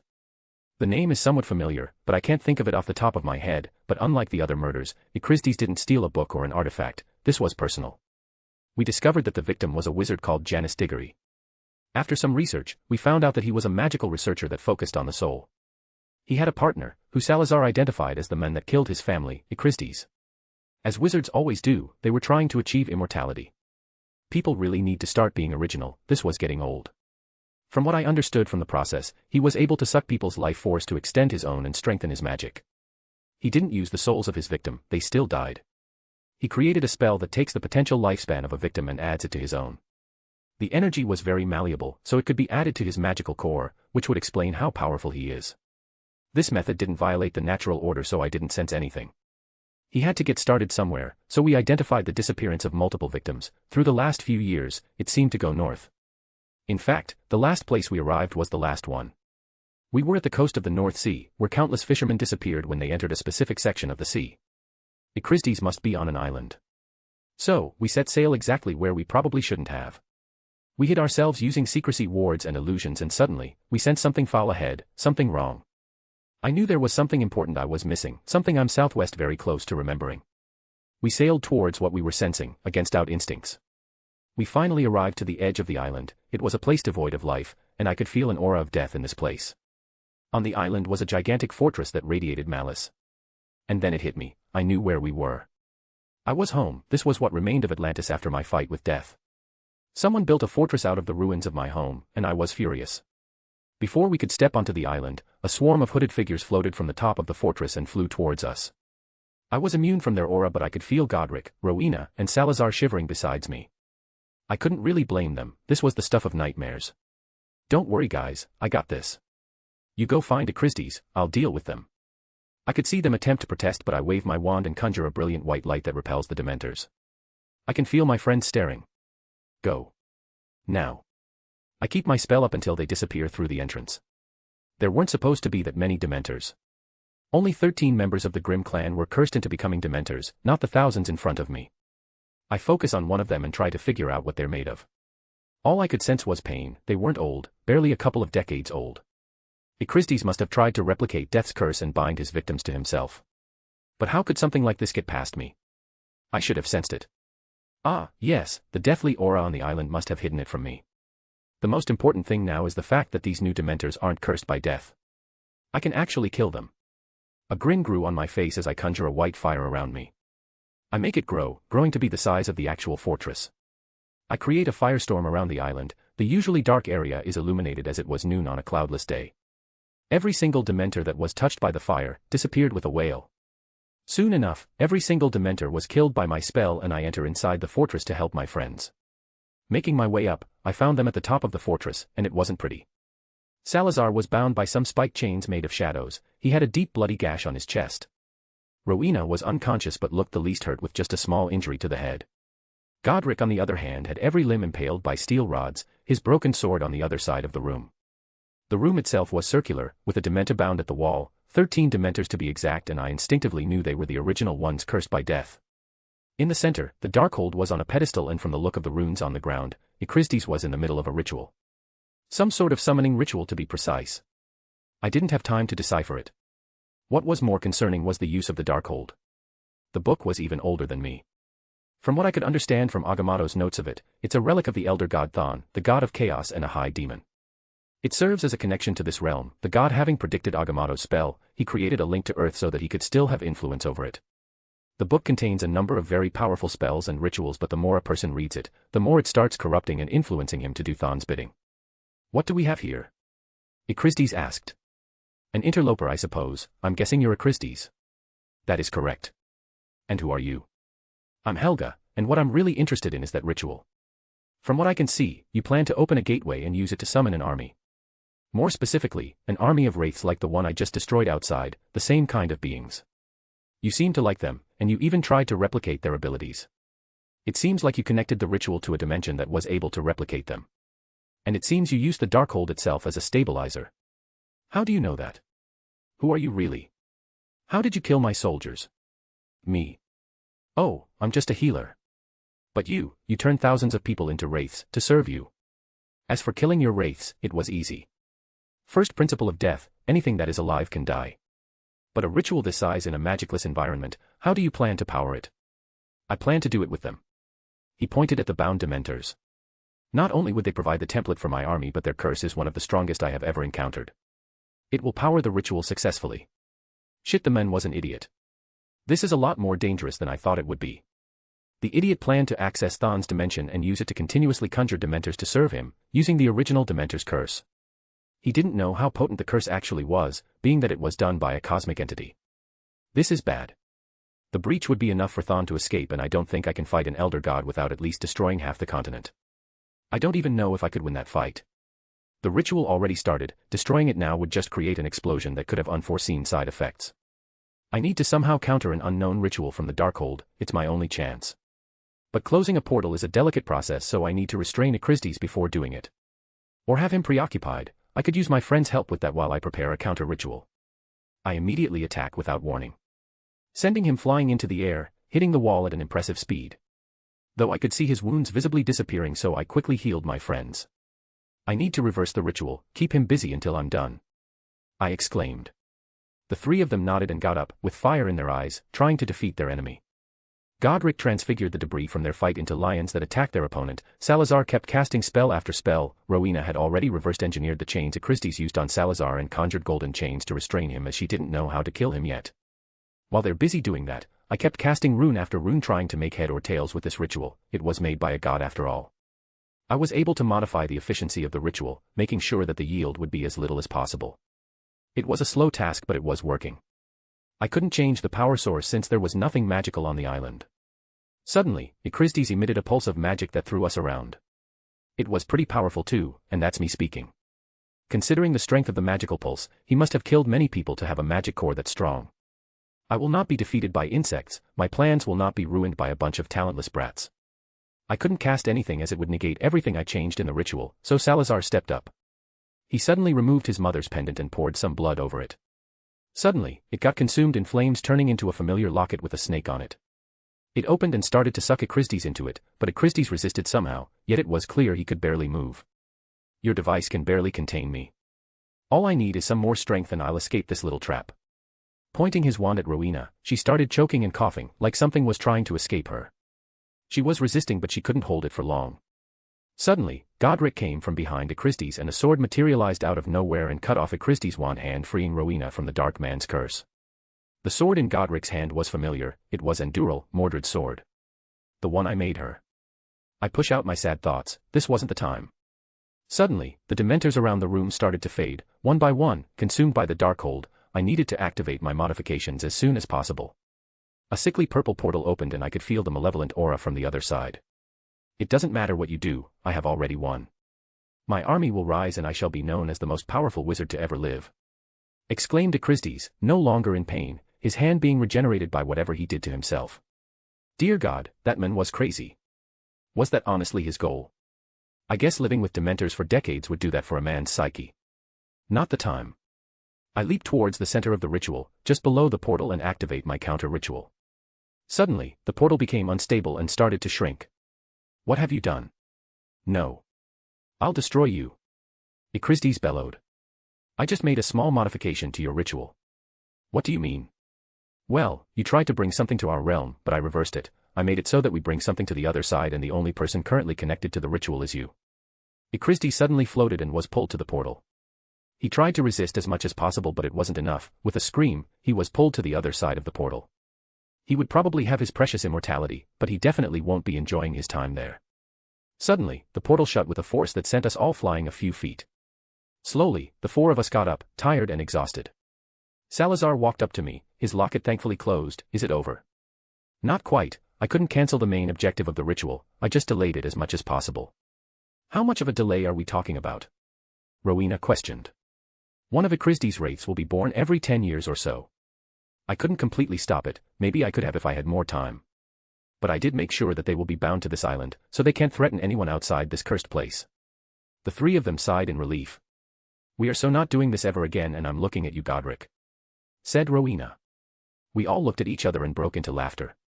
It was then that I realized that Godric, Salazar, and Rowena were the closest thing I had to a family ever since Mordred. It was nice to know that I was moving on. Chapter 33, Opening, 993 AD. I would like to thank my beta, Avid Reader 2425, for his help in this chapter. 993 AD, Hogwarts. It's been a couple of years since the Battle of Azkaban and we finally have our school up and running. Our dream was coming to fruition. Our defeat of the Dark Lord Ezekiel had a lot more impact than I thought. Turns out, the men had secretly terrified the entire British Isle and even had the Wizards' Council under his thumb. They were even giving him test subjects for his experiments, and sometimes he even tortured them just for the fun of it.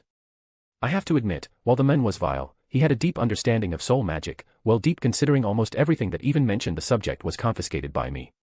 He was able to create a basic soul manipulation curse with no reference whatsoever. I guess the whole experimenting on thousands of people could have probably given him an edge, but still impressive nonetheless. He also created what would be known in the future as the Imperius and Cruciatus curses. As soul-based spells, normal magical shields did not affect them. He probably used the Darkhold, speaking of which, its presence was worrying, especially how it was used. The fact we were this close to an extinction-level event, just on escaping could have wiped off half the planet. Anyway, that was in the past now, and the Darkhold was locked up deep in a special vault in the castle, with only the four of us able to take it out. Speaking of my friends, we had a strong reputation as the most powerful wizards and witches in this generation. Once they heard that we planned to create a school for magic, something that was foreign at this time, everyone wanted to put up their children, nobles and commoners alike. We had pretty much finished every preparation, just a few details needed to be worked out. So, Helga, what are you planning for the runes class? Asked Rowena.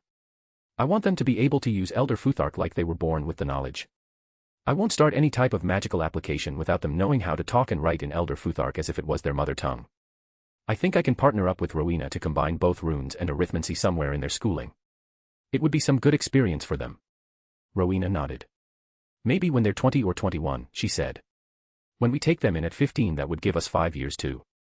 Wait a minute, we're taking them at 15, why on earth will we start teaching them at 15? I interrupted. It's because their magic isn't mature or defined enough for them to use a wand. Don't you know that? Godric answered. What the hell have they been teaching you? The first magical maturation starts between the age of 10 and 11, with a second one between the ages of 15 and 17. I said, a child's magical core will be defined enough to use a wand when they're 11. There's no need to wait until they're 15 to teach. But apprenticeships start at 15, Helga, you know that. But I leaned when I was 11, and everything went fine. Young children have the ability to learn that far supersedes a teenager or an adult. Their minds are more flexible, less rigid. Teaching them at 15 will just stifle their potential.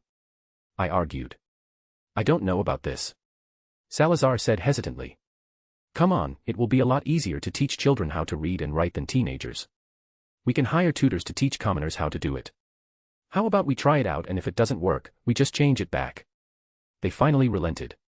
Now comes the issue of wands. The school needs to partner up with a wand maker to make sure the commoner students will be able to afford a wand. We can't afford to buy a wand for every student, it would be too much. I spoke. Our family has a good relationship with the Ollivander clan, they're the best wand makers in Britain. The amount of business that we'll send their way should be enough to get our students a lower price for their first wand. Godric replied. Okay, we'll leave the wand issue to Rowena and Godric, I said. Now, speaking of families, we need to change ours in the school. Why? They cried at once. Because when we started this, we agreed that this place will be free of any political party. We can't afford someone wanting to influence the school using House Peveril or House Le Fay, and trust me, people will want to influence the school. We just can't afford the Wizards' Council interfering. This way we would be like two different people, a person in the school and a person outside of school. I explained. Plus, I can't call my apprentices the Le Fays, that's Rowena's name as well. Mine will be the Gryffindors, sounds manly and powerful. Godric chimed. Seriously, when you think the guy can't get any childish, he says this. I like it, mine would be the Ravenclaws. We looked at her blankly. What? I like ravens. Fine, might as well go with it. I'll go with Hufflepuff. I like how it sounds. I say, cringing at my choice. Well, I think it's stupid, I'm not picking an idiotic name. Salazar said. Pick one or we'll choose one for you. Salazar still refused, and he ended up with the name Slytherin, courtesy of Godric. Salazar may have looked indignant, but I could tell he liked the name, he did always love snakes. And thus, the founding names were created. We spent the whole night arguing about one issue or another. We did choose a few things as a joke, for example the school motto, never tickle a sleeping dragon, was a joke on Godric about exactly that. We found a sleeping dragon during our journeys, and Godric, for some reason, wanted to know if it was ticklish. Well, the rest of the story is obvious, he ended up being chased by a dragon, and of course, I had to heal his burns. I think he still has some scars from that encounter. However, one of the things that bothered me is that we weren't allowed to teach girls. People are very sexist in this day and age, but that will change soon. I had a plan. Women would no longer just be wives and support their husbands, they will achieve their dreams, have the same opportunity to learn and grow as men do. But for now, Hogwarts School of Witchcraft and Wizardry was finally open. After a year of Hogwarts opening, I can safely say that it was an enormous success. We agreed to divide the students by character after interviewing them. For the first year, we mostly taught magic to nobles, not commoners. The few commoners we found were illiterate, and we put them in a class just teaching them how to read and write, some history and math. Pretty much everything they needed to know before starting their magical education. The students were very eager to learn and very hardworking, pretty much the opposite of the future children's behavior. Anyway, after Godric went to the Wizards' Council as Lord Le Fay, he said that the lords were very happy and that our students were learning better than their other children that had an apprenticeship. They even planned to send us more students for the next year. And so, the castle slowly changed. It used to be empty and silent, but now I was accustomed to the sound of children laughing during the day. We even created our own crests. Surprise, surprise, they were the same as the ones from my future. Salazar even made a secret chamber that has an escape, in case the castle was attacked or under siege. The council even allowed us to teach female students, after a lot of pressure from myself and Rowena. Even if we told them that they would learn household charms to help their roles as wives in the future. Over the years, students filled the halls of Hogwarts and our little sanctuary became a movement. While there was a small issue such as the division between nobles and commoners, it was starting to slowly mend. With a noble asking help from a commoner and so forth. It's a step in the right direction considering that most children of noble descent rarely interact with commoners their age. Funnily enough, even outside the castle, people called us by our Hogwarts name, going so far as to give us honorary lordships and ladyships. I was the Lady Helga Hufflepuff. Salazar was a bit miffed by the fact people forgot he was the last Peveril but got over it quickly. Speaking of nobles, Salazar got married to an Italian witch called Esmeralda de Vil, now Esmeralda Peveril. She was a pretty woman with black hair and emerald eyes. She was from a family of assassins that lived in Rome and was as blunt as Salazar. No wonder these two got along. They had 2 children, a boy named Salvatio and a girl named Hyacinth. Rowena also got married to the Count Lovegood, a relatively smart man but nothing compared to Rowena. I guess most men were intimidated by her. She even had a child with him, an adorable little girl called Helena. Godric, on the other hand, ended up gallivanting all over the nation, sleeping with women left and right. No wonder no one could trace his lineage in the future, he's probably the ancestor of half the future of wizarding Britain. As time went on, the children grew up, Rowena's husband fell ill from a mysterious magical disease that attacks the magical core of its victim. There was nothing I could do to help him, it was not an injury of the body or soul but of the magic and it was too late to separate the disease from the core without killing him. He barely had a couple of years left to spend with his wife and child. Rowena wasn't convinced that it was impossible, she locked herself up in her library, I even had to teach some of her classes, with her trying to find a way to cure her husband. She ignored her family until they weren't family anymore. She spent 2 years ignoring them, closed off in her own little world, 2 years she should have spent with her family. After Lovegood's funeral, all that was left was an empty shell of a woman that didn't know how to be a mother. As an attempt to help Helena, I took over her own education.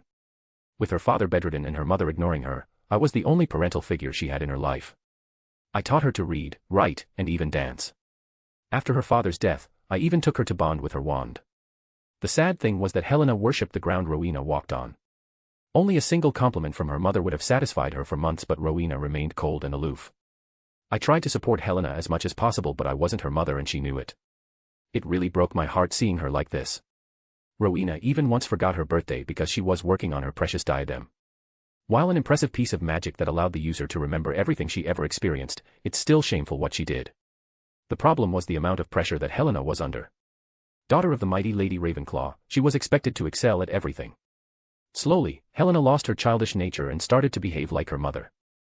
I tried to show Rowena how much she was hurting her daughter but she wouldn't hear of it. But that wasn't the worst of it. From Godric's reckless adventures and Rowena's aloofness, it wasn't them that destroyed the founders. It was Salazar that did it. Chapter 34, Salazar's Fall, 993 AD. I would like to thank my beta, Avid Reader 2425, for his help in this chapter. 993 AD, Hogwarts. Salazar POV. He finally did it. He avenged his family, he killed the monster that haunted his nightmares. He felt lighter, as if some sort of weight dropped from his shoulder. He had achieved his life's dream, his primary ambition, now all that was left for him to do was founding the school with his friends. He couldn't be more grateful for his friends' support during his dark days. Before he had met them, he had been an empty shell of who he once was, living in fear of every shadow, scared that the Darkman would return to finish what he started. And during the night, when he wasn't afraid, all that was left was anger.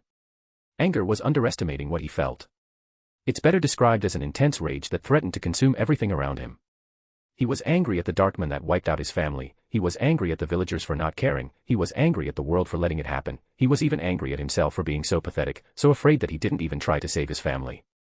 When Helga found him that night and reminded him that all people were not monsters, he realized how lonely he was. She then introduced him to her friends and they shared their collective dreams. They dreamed of a sanctuary for all children, a place where they could feel safe, a place where they could learn how to survive in the outside world. And he really needed that, a dream, an ambition, something to stop him from obsessing over that night, he realized that now. Helga helped him understand that a life sorely for revenge is not a life worth living, your enemy would win should they survive or not. He truly loved Helga for what she had done for him. She understood him, what he was feeling and what he needed. She was always there to talk when he had nightmares and woke up sweating and breathing heavily, she stayed with him during every anniversary of his family's death. He admired her kindness, but he could tell she was ruthless. It's a shame she never participated in any of the duels he and Godric had over the years, mostly because Godric kept annoying him or even pranked him one time too many. Speaking of the idiot, Godric is his best friend. He needed all the help he could get to not get killed at least once a day. Their rivalry made him enjoy his youth and progress with his magical education just to surprise him later and surpass him during their duels. For all he whined about the man-child, he loved him like a brother. Rowena, on the other hand, was probably as socially awkward as he was when it didn't involve her precious books or magic. Their way of communicating was working on enchantments for the castle by themselves. She did tell him embarrassing stories about Godric when he was younger. Speaking of the castle, he couldn't believe that he was in Camelot, well, what used to be Camelot. It was rumored to be lost, to even be in another dimension like the legendary Fae. He had no idea how Helga knew the legendary city's location, and it was driving him nuts. Over the years, he had attempted to solve the mystery of Helga Hufflepuff, and he was still at square one. She rarely ever spoke of her time before meeting Godric and Rowena, never mentioned any parents or family. Her knowledge of magic and her talent are too extensive, are too good. She had to have had an apprenticeship with a very powerful wizard, or she was secretly part of a very powerful magical family. Now, for the first time in his life, he was free. He decided to put all his efforts with helping Rowena and Helga with the school. Godric was too taken with his new sword that appeared out of nowhere. He really is still a child in a man's body. 997 AD, Rome. Salazar pondered at what he had achieved in the last few years. Their school was up and running, and it was a huge success. Most of the nobles in the entire British Isles sent their heirs and children to Hogwarts for their education. As for the commoners, he wasn't so sure about them. Rowena and Helga were able to locate them with a new artifact they created. They called it the Book of Names, and its purpose was to detect the first activation of magic for any witch or wizard. He still had no idea how that worked, only that they were able to detect a special kind of magical signature that children emitted when they used magic for the first time, mostly accidental. The book was able to track the life force of the children affected and track their location. It was a brilliant artifact, but also a bittersweet one. They could see the number of children awakening their magic, and most of them died at the hand of their Muggle neighbors, sometime even their own family killed them. They hadn't realized how much these children suffered. The church was a lot more influential than they thought. Rowena and Helga even tried to save a few, but as powerful as they are, they're still mortals and can't be everywhere at once. Even sometimes, students that visited their villages during the holidays never returned, and after checking the Book of Names, turned out to have died during their visit. The worst thing was that the ones that returned were influenced by their parents' words. They tried to encourage the other students to submit to the Muggle king and serve as his soldiers and accomplishing God's will. Salazar sighed, and remembered the name of the books Rowena wanted to add to the library. She had heard that a few old tomes were available in Rome, and as usual she asked him to get it for her. Well, she asked him and Godric, but Salazar lost the duel, so he was the one supposed to travel to another kingdom just to get a few books. Salazar's musings were interrupted by a woman. Not just any woman, but the most beautiful woman he had ever seen. She had hair as dark as the night, but her eyes were what was truly captivating. They were green with the same shade as emeralds. Salazar tried to forget about the woman, he really did, but she just wouldn't get out of his head. He ended up following her to a tavern in the edge of the city. As soon as he entered, he found a small blade to his throat, the mysterious woman holding it. "Who are you and what do you want?" Her tone was dangerous, and he could tell that her dagger was enchanted as well. She had a mysterious and dangerous smile. He knew that she would kill him without shedding a tear, but when he met her eyes, they seemed to glow in the dark, the same shade as the killing curse. He had never found a woman as alluring as he found her right now. It was then that Salazar realized that he was in trouble, and it wasn't because of the blade at his throat.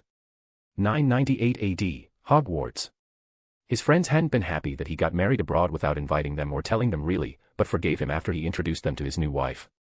Esmeralda was an amazing woman, and her story was so similar to his that it was no wonder that he was attracted to her the moment he saw her. She too had lost her family, but it was as a power play for the Italian Magical Council. His wife didn't really talk too much about it, only that her family had been one of the most notable one in Rome and that they possessed their own assassination guild. Unfortunately, that also made them a target. Their closest allies, the Zabini family, had betrayed them to their enemies. She was the only survivor. Esmeralda got along great with his friends. She was as smart as Rowena, as kind as Helga, and as much of a fighting nut as Godric. The blade duels between Godric and Esmeralda were fascinating to watch. She was almost as good with her daggers as Godric is with his sword. But what Esmeralda was the most passionate about was poisons, her family's specialization. She spent a lot of time in Helga's garden just discussing potential poisons with her. He had overheard snippets of this conversation, and he was still shivering in fear a week later. It was moments like this that he remembered that those two women were one of the scariest people on the planet. A few years later, Esmeralda had given him an heir, his son Salvatio Peveril, and later his daughter Hyacinth Peveril. Esmeralda was rather insistent with their names. Apparently, it was a family tradition to name their daughters after flowers. It was when Rowena's husband died that Esmeralda told him what truly happened to her family. They had been cursed with a blood malediction a couple of generations ago. They had gotten their revenge, of course, but it was too late. When they reached a certain age, their magic started to degrade and slowly sucked their life force. In a couple of years, they died as their bodies weakened and failed them. They couldn't even move in the end. That was her fate too. What concerned her the most was the fact that the blood malediction could attack her children as well. She had forgotten about it, trying to ignore her impending death, but Rowena's husband's death was a wake-up call. She didn't want her children to feel the same helplessness she did. Salazar was inconsolable but quickly reassured her that they would fight her curse together. And so, he researched every single mention of blood curse in all the books he possessed and any rumor of any wizard or witch that had mastered blood magic to help them. They always got the same answer: without the caster's bloodline, the curse can only be broken with time. He thought about asking his friends for help, but this was a family matter and it would stay that way. Even if it wasn't, with Godric gallivanting and Rowena's reaction to her husband's death, the only person he could as was Helga, and she would be as stumped as he was. Esmeralda was sure that the family that cursed hers was wiped out, so it was impossible. But he refused to give up. He even kidnapped and experimented on muggles to try to find a cure. He would curse them and then test his remedies. He killed hundreds of men and women just trying to find a cure, and even his wife didn't know about it. He had exhausted any and all avenues he had except for one. Just one. He had promised himself that he would never go that far but life without the love of his life. He slowly walked towards the dungeons and into a secret passage and then into the vault. Inside of it was a single book, a very dangerous book, the Darkhold. He had promised himself that he would never use it, but desperate times call for desperate measures. It was his family's property anyway, which meant he wasn't stealing anything. It was a few days later that he found a ritual that could help with his problem. Well, he couldn't save his wife, but he could save his children. His wife had fallen ill and was getting weaker every day. He had to sacrifice what time he had left with his wife to cure his line permanently. His analytical mind accepted this exchange, but his heart couldn't. After discussing the option with Esmeralda, she convinced him to perform his ritual, and it was with deep self-loathing that he stabbed his wife in the heart in a ritual. He checked and the ritual was able to heal his children from their blood malediction, but during the ritual he discovered that the price he paid was too high for his request in the eyes of magic, so he snuck in a magical ability in his line that would allow them to communicate with snakes. A gift to protect his children. He had always been partial to snakes, his emblem even had one on it. He couldn't let a single day he sacrificed with Esmeralda go in vain. He felt his heart shatter when the realization set in that she was dead, and madness took root in his mind. He had to get her back. He needed her to be back, and not some lonely shade in pain, as he knew his family's stone could, but back in flesh and blood, and he knew that the answer was in the Darkhold. He never realized that the Darkhold was twisting his mind, using his pain and misery to manipulate him. He started by kidnapping muggles to find a way to exchange souls with his wife. When that failed, he tried it with a witch's soul. He kept sacrificing people to no avail. It wasn't enough. Until he kidnapped a few of the commoner students that had annoyed him in the past. He took them when they were visiting their families and sacrificed them.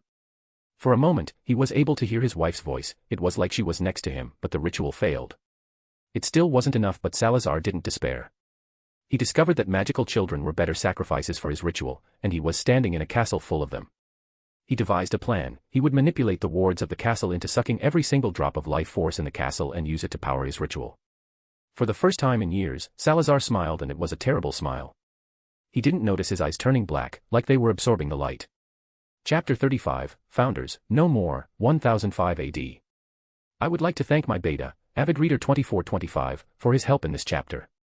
1005 AD, Hogwarts. It was a normal day at Hogwarts. Well, normal for me. I woke up in the morning, went to the Great Hall and ate my breakfast while ignoring the children's chatter. My eyes look around the room for the students' usual mischief, but I stare, sadly, to the 3 empty seats on the table. It's sad how much me and the other founders have grown apart. The only thing connecting us was our school. Godric barely stayed in the castle anymore, chasing adventures and trying to ignore his responsibilities as an adult, probably some kind of midlife crisis. He probably had to run away from the countless women he impregnated and left alone. To this day, at least once a week, a pregnant woman visits the school looking for him. Really despicable behavior on Godric's part. I still don't understand why he's romanticized in the history books in the future. Rowena was still as cold and distant as she was when her husband died. She was barely alive anymore. All that mattered was her research and her experiments. She's still a brilliant witch, just not a good person anymore. Even when I tried to talk to her, it felt like she was humoring me and was resentful to be away from her precious books. She pretty much ignored Helena. Speaking of Helena, she had just graduated from Hogwarts with almost perfect grades. I was so proud of her. I even taught her some of my personal spells as a prize. It was only Rowena's reaction that broke Helena's heart.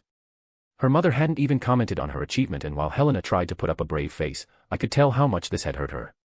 The worst thing is that Rowena just signed a betrothal contract between Helena and Walden Black, a classmate of hers and the heir of House Black. The Black family wanted to join their line with the founders and managed to bribe Rowena by giving her access to their family library after the wedding.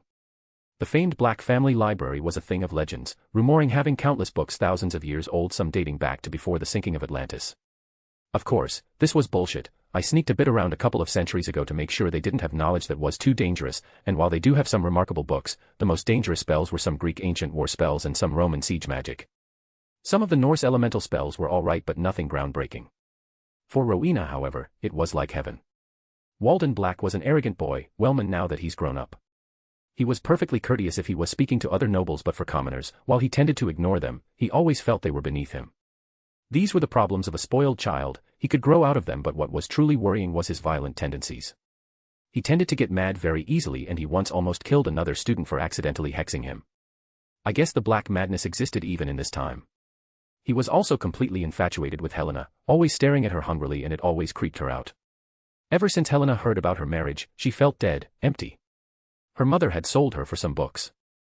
I wanted to find a way to prevent her impending death, but I learnt my mistake with Mordred. I tried to subtly manipulate her fate, but it didn't work. It was a fixed moment in time. Lastly, Salazar.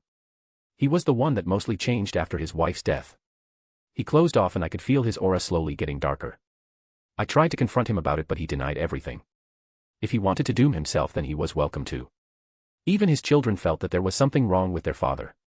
Salazar tried his best. At least he hadn't forgotten them in grief as Rowena did, but he changed from the affectionate father they once had. He started to be colder, cared less than he did before, and kept comparing them to their mother. It clearly became uncomfortable for them to spend any more time with him. Both children left the castle as soon as their education was over. I tried to ask Godric and Rowena for help, but they told me I was imagining things. Suddenly, the ward sent me an alarm. No, not just an alarm, I could feel Hogwarts panicking. Something was attacking her. I quickly run towards the source, joined by Godric and Rowena that operated into the castle, founder's privilege. They hadn't known that the castle was alive now, but they're still connected to the wards. Salazar's absence was telling. I was afraid it was time. Time for Salazar's madness, time for Salazar to leave the castle. I was proved right when I found Salazar in front of the ward stone in the middle of a ritual circle with the Darkhold in his hands. He looked paler than ever before, thinner too. His eyes that usually had a glint of cunning of mischief were only filled with madness. "Hello, friends," he snarled. "How nice of you to come to my moment of triumph." "Salazar," Godric said, shocked, "what are you doing?" "Bringing back what was taken from me. I will have Esmeralda back." "Esmeralda is dead, Salazar. There is no magic that brings back the dead," Rowena said with a neutral tone. Salazar laughed madly.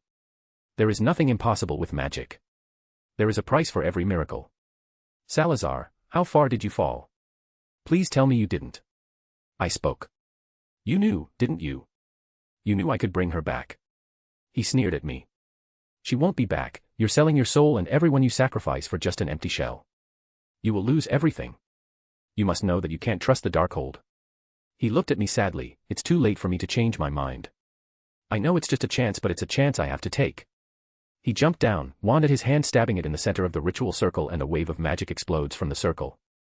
I can feel the circle manipulating the wards, trying to use them to siphon the student's life force. What he was doing was a ritual in the Darkhold that brings back the soul of a loved one for a price. Unfortunately, the ritual is extremely inefficient, and for it to be successful, hundreds of souls should be sacrificed. People who read the ritual in the Darkhold tend to use it without a moment's thought. Everyone lost loved ones. It's natural, normal. The Darkhold feasts on the grief and misery. It twists their beings, fueling their obsession, turning them into a monster. But you can't just sacrifice souls, and you can't bring someone back from death's realm. What the ritual does is take a sliver of each soul sacrificed, fusing them together and shaping it using the loved one's memories, and later build a body that would house the new soul. The problem was that the resurrected person is based on memories that were manipulated by the Darkhold, so they're so different than who the original person was. The worst problem was that the rest of the energy liberated by the ritual is transferred to the Thon dimension to empower the Elder God. With enough rituals, the dimensional barriers would weaken and he could escape. Suddenly, I felt the castle wards activate. He was using Hogwarts to kill the students for his ritual. The castle, who had been tasked of protecting the students, was now forced to kill them by one of the people she considered her parents. I couldn't let that happen. I use every single drop of my magic to stop Hogwarts from killing her charges. I can feel how grateful she is for me to stop her, but we have to stop the ritual. I can't hold on for too long. I'm still fighting a nexus of 7 ley lines and I can't spare enough magic to fight Salazar without risking the students' lives. The horrible thing was that Salazar bound the ritual to his life. He would see his wife again whether he succeeded or failed. For the ritual to stop, Salazar had to die. Godric, Rowena, I'm holding the wards back. You have to stop Salazar, I yelled. Godric and Rowena nodded. Each one of them had their wands ready and Godric unsheathed his sword. They each sent a spell, trying to capture him. Godric a stunning charm while Rowena had animated the statues around them to attack Salazar. Salazar countered with a wall of flames that absorbed the stunning spell and melted the statues. Godric, however, wasn't deterred. He transformed the molten stone into a griffin made of magma that leapt at his opponent, who conjured some water to immobilize the creature and an explosive curse destroying it. He shielded against Rowena's piercing spell and levitated the stone shards and sent them at me. Godric protected me with a wall of stone. Suddenly, the shadows started to gather around Salazar's wand and turned into a beam that flew toward Godric, who didn't even try to shield by cut it in half with his sword, dispersing the spell.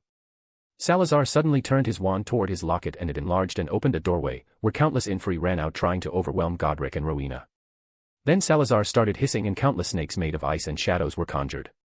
While Rowena and Godric heard hissing, I understood what he said: "Arise, my servants, destroy the unworthy, kill all that stand in the way of our glorious purpose." "Godric," Rowena said, "burn them while I ready something to take them out." Godric nodded and a veritable firestorm grew from the end of his wand. He attacked the snakes with his sword and killed the undead in front of him until recognizing a few faces. He then grew angry. Godric had never felt such anger. "These are students, Salazar. You killed our students and turned them into abominations. What happened to you, Salazar? What happened to our dream of a sanctuary for young magicals? This is a place of safety and learning and you used the trust the students put in us to do this. These are commoners, Godric, they don't matter. Whatever blood I spilled, I did it for Esmeralda. She would understand. Their blood is like mud compared to her. No one will miss a few commoners disappearing. I do this for my wife, I will bring her back." It was then that Godric realized that Salazar was too far gone. Suddenly, Rowena's spell activated, disintegrating all of the undead. Godric used this moment to hit Salazar with a disarming charm and stab him in the chest with his sword. As Salazar lay dying on the cold stone, he said, "You should have gone for the head, Godric. You took what is most precious to me and I will do the same to you." He whipped out another wand, Esmeralda's wand to be precise, and pointed it at Rowena. He cast a black spell, and it hit her in the chest. Rowena fell down in a scream and passed out. I knew what the spell was, the slow ending, they called it. I was the killing curse but slow. It could be blocked but once hit, the curse slowly severs the connection between the soul and the body. The second she was hit, I knew she was a dead woman walking. Salazar coughed, "You might have won this fight, Godric, but I didn't lose, I will never lose. One day, my heir will return and he will use my beast to fulfill my destiny. He will kill the unworthy in this school and when he would have killed enough, he will bring me and Esmeralda back. I win, Godric, I win." Any sign of life was lost in from his eyes. Salazar was dead and the ritual was over. The children were safe once more. When I woke up a week later, I was told Godric had left the castle again to fight some wizard with some sort of unbeatable wand. He was never seen again after that. I heard that he lost his sword, that it faded away like mist after Salazar's death. I guess Enduril didn't find him worthy anymore. As for Rowena, when I woke up, she halfway on her way to the grave. Helena had stolen her diadem and ran away and she sent her betrothed, the now Baron Walden Black, after her, and I knew what had happened to her. I wish I would have had, at least, a chance to say goodbye. A few days later, Rowena died alone in her chambers, heartbroken, filled with nothing but regret. As for me, after I made sure everything was set, I nominated a William Smith as headmaster and asked Hogwarts to take care of the students for me. For some reason, people thought I slept with the men. I had once again done my part in history and it was time for me to fade once again in the background. A vacation does sound nice, this lifetime was supposed to be one after all. Chapter 36, First Task Aftermath. I would like to thank my beta, Avid Reader 2425, for his help in this chapter. 30th of November 1994, Hogwarts. Nathan POV. It's been almost a week since Nathan saw his sister amaze the entirety of magical Britain during the first task. When he learned that Jasmine was finally back after all these years, the first thing he felt was joy. That joy, however, was immediately squashed by the amount of shame he felt. Something that has always been in the back of his mind, ever since he heard about what happened to his sister, that what she went through was his fault. His parents sent her away because of him, to keep him safe. They had shown in such an obvious manner that he was their favorite, they chose him over her. And from the tongue-lashing Jasmine gave his parents, he could tell she didn't want anything to do with his family. So, he kept his distance, despite wishing with all his heart that they would be family again. After all, in the magical world, there are few things as intimate as a twin's bond. He had hoped that their bond would be repaired by itself, but it wasn't the case. He had researched about the magical twin bond, hoping to use it to contact his sister somehow. It didn't work, of course, but it was worth a shot. He discovered that even in case of separation anywhere in the world, the bond was weak but still present. There were only ways to suppress the bond using certain spells or rituals. All of them were painful to both twins, and he didn't feel any of the excruciating pain described in the book, so he doubted that happened. Even after the spells were cast, the bond was reforged when the siblings met each other once again. The only permanent separation he had ever read about was in a very old book in Hogwarts where after their bonds was suppressed, one of the twins used a time turner regularly. For some reason the bond could not link the two brothers after they met again. Traveling through time was for some reason making both their minds incompatible for that kind of bond. Although, he did doubt that Jasmine was able to get a time turner, even Hermione had been rejected access to one when she wanted to apply for all the Hogwarts electives. On the other hand, she did graduate early from Ilvermorny. As a prodigy, she could have been granted access to a time turner, but the Magical Congress was even more strict than the Department of Mysteries about time manipulation. Her early graduation served as a reminder at how much he has been slacking during his time at Hogwarts. Magic did come naturally to him, but he couldn't help but feel jealous when he compared himself to her. Isn't he supposed to be the boy who lived?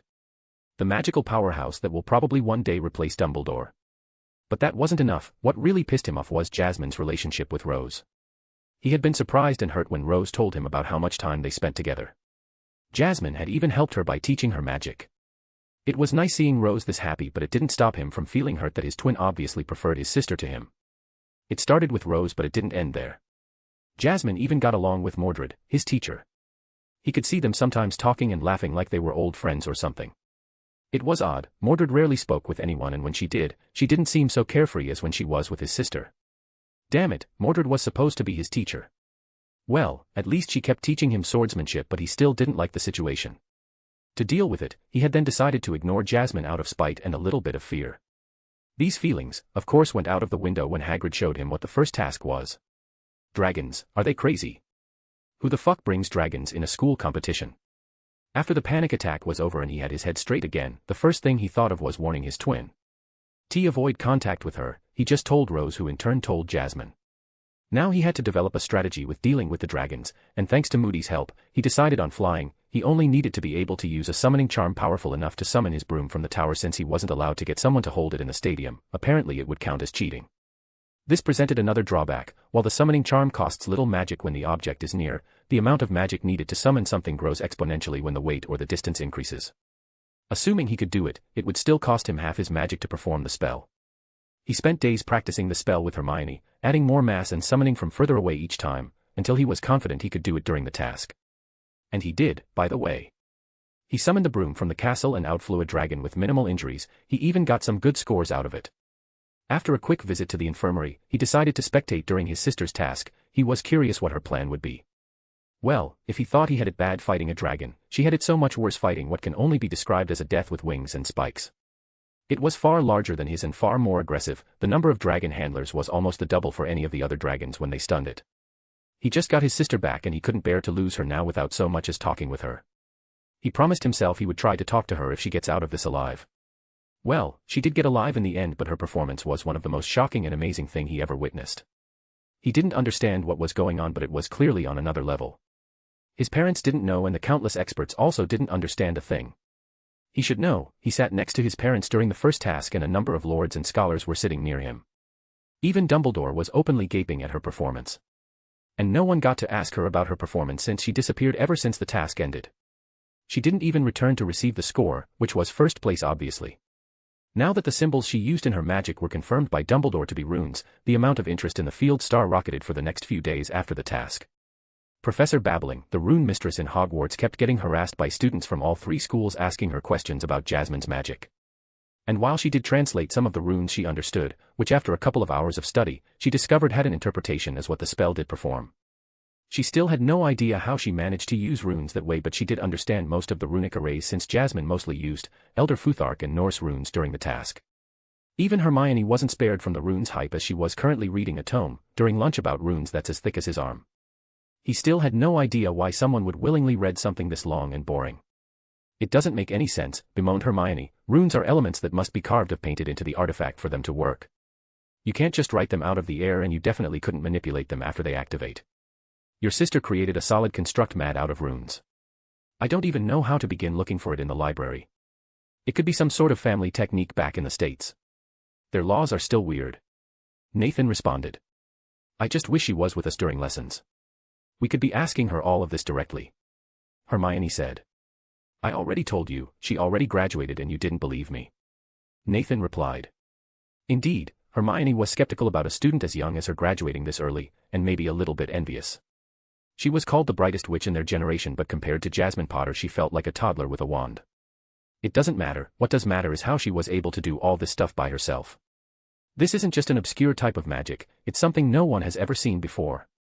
Nathan ignored her, and decided to send Jasmine a letter by owl, asking to meet her for the first time. He didn't expect her to even answer, but she did. She accepted to meet at the astronomy tower at midnight. So, he waited nervously all day. He didn't even pay attention in class and even nearly blew up his cauldron during potion class. Slughorn even gave him 2 days of detention, so his weekend was ruined. Not that he cared, he could only focus on what would happen later tonight. After hours of agonized waiting, it was finally midnight. Nathan put on his family's invisibility cloak and walked up to the astronomy tower. When he got inside, he found his sister, who hasn't been seen ever since the first task, laying on her back. It's a beautiful night. She spoke.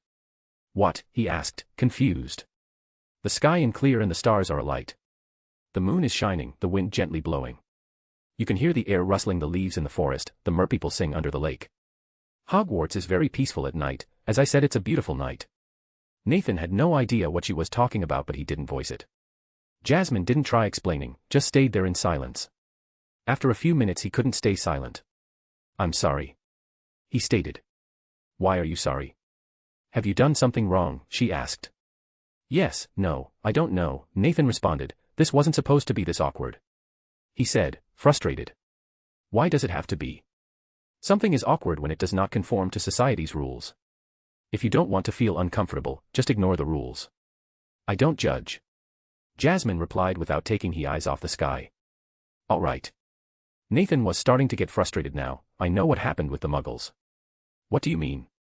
Don't play dumb, I know what our aunt and uncle did to you. The way they treated you, they almost killed you, Jasmine. He exclaimed. Ah. That. What about it? I don't hide from what happened to me. It did, and I moved on from it. Keeping yourself locked away in the past would only serve you to lead a miserable life. How can you do it? He asked. How can you just forgive them? Who said anything about forgiving them? I never forgotten what they did to me or even forgiven them for what they did. But obsessing over it would give them power over me, and they don't deserve this. It's only when you can talk openly about what happened to you that you can finally move on. Why didn't you take revenge? And what would be the point of it? Petunia and Vernon were both very afraid and very angry. They felt powerless and wanted to take it out on a child. Their son was just emulating his behavior. Without me there, they would have to face their own insecurities without something to take it out of. Their marriage will crumble and die, they will get divorced and live miserable lives alone because there is no one that would be willing to deal with their baggage. Especially when they would start cursing freaks left, right, and center. People tend to punish themselves more than anyone else would. So, you just ignore what happened to you. Not ignore, never ignore. I just acknowledge that it happened and refuse the fact that it did to slow me down. I moved on. But what if I didn't? Nathan screamed at her. You feel guilty then? Of course, I do. I got everything you ever wanted as a child just because our parents chose you over me. You must have hated me. Hated you? I never hated you in my life. During my childhood, I hated your parents for what they did to me, but never you. You had no choice, you were a child and so was I. If I couldn't do anything to help myself, then what could you have done? I never forgave you because there was nothing to forgive. You know, I remember everything from the moment I was born until today, and I reviewed my memory objectively after I got away from the Dursleys, and I can say without a shadow of a doubt that you have done nothing wrong to me. But why didn't you contact me? Or even talk to me after you came to Hogwarts? Because I don't know you. I assumed that if you wanted to talk, you could just walk up to me and do so. I understood that you had to deal with your issues first before talking to me. What happened to me was awful. Not just on me, but also on you. I left a giant mark on you, soul, something you kept feeding with your guilt every time you felt happy, knowing what happened to me. You need to forgive yourself for what your parents did to me. But they're your parents too. Maybe once, now biologically, I'm barely your third or fourth cousin.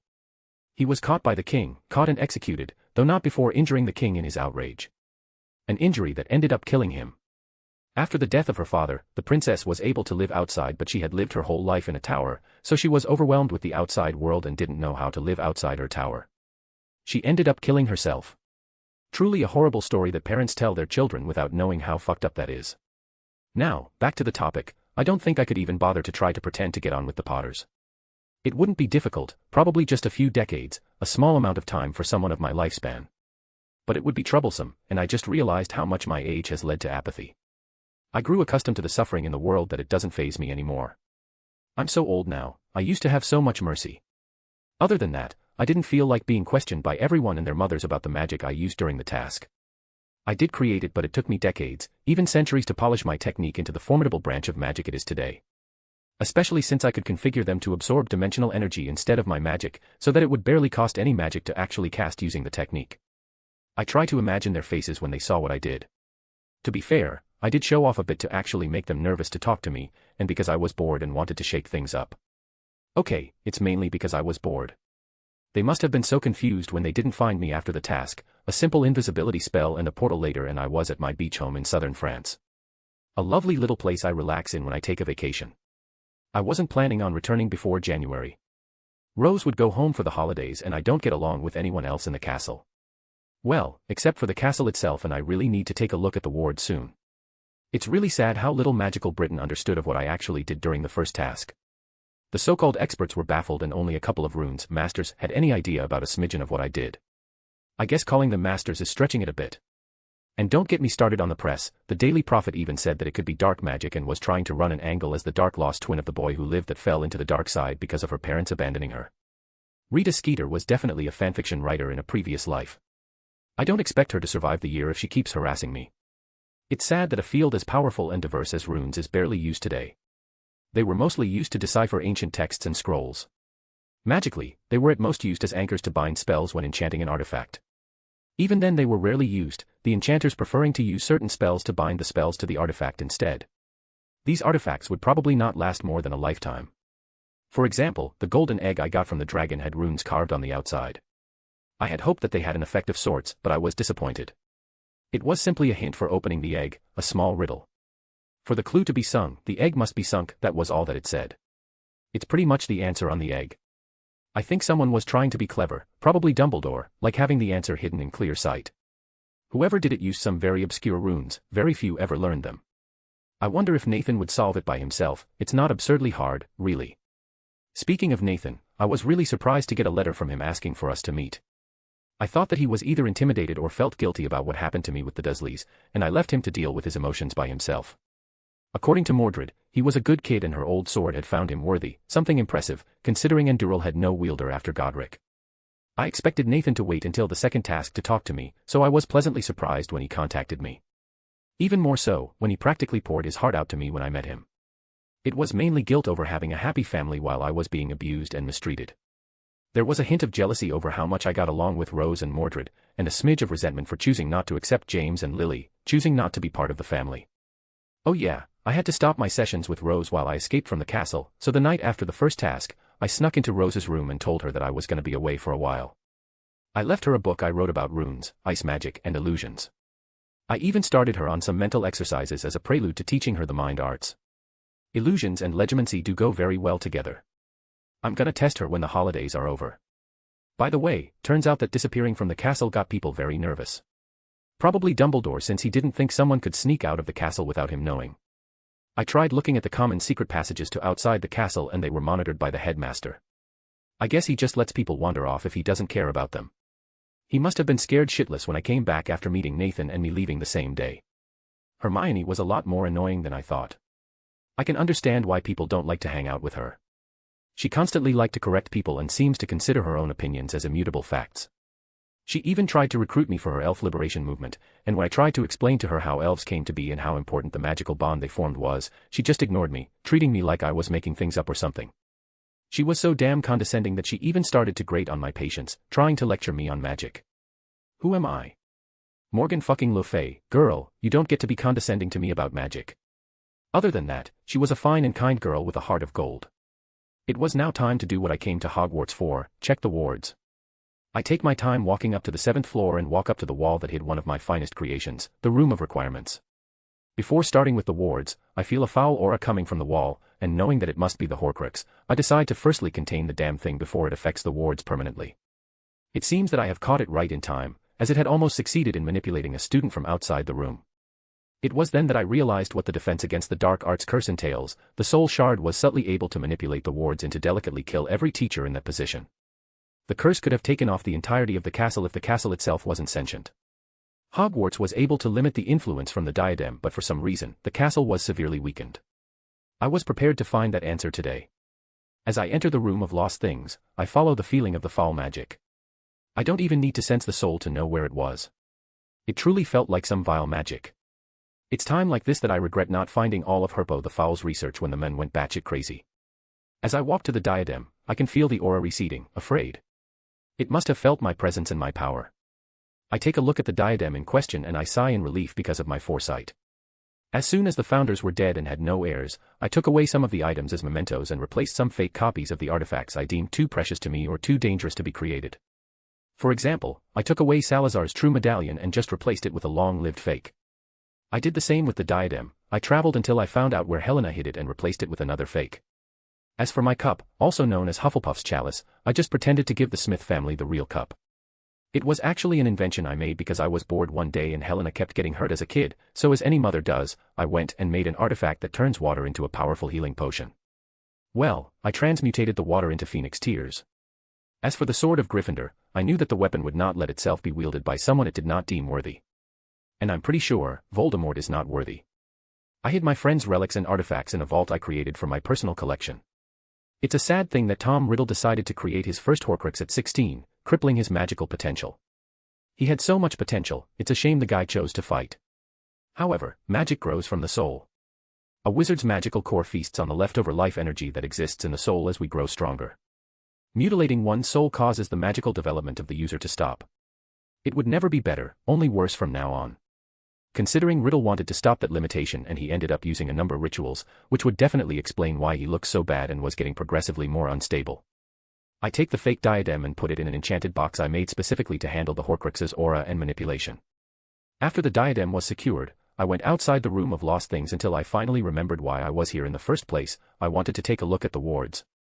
Chapter 38, Wards. I would like to thank my beta, Avid Reader 2425, for his help in this chapter. 20th of December 1994, Hogwarts. When I re-enter the room of requirements, I think aloud inside my head the password I chose to access Hogwarts core, Vala Morghulis, Vala Dohiris. What? Don't judge me. Even if it didn't exist at the time, I am still a Game of Thrones fan.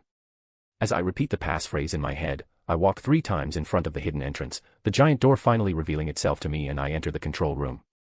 Of course, I can feel the scan for my magical signature upon my entry and I of course let it happen and the release of the protections means that I'm allowed to enter. The control room is a large circular room with a round table in the middle. Nothing could be considered unusual except for the large ball of light above the table. I might have used Arthur's legendary round table for this. What?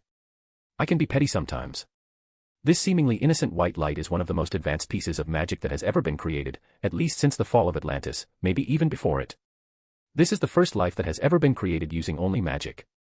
A soul like no other, able to grow without any constraints. I created Hogwarts, mostly out of curiosity. No one other than myself could truly understand what Hogwarts is. Her creation is both simple and amazing. It started as a ward that was used to manage all other wards cast over the castle, whose main purpose was to protect the residents of the castle as much as it can.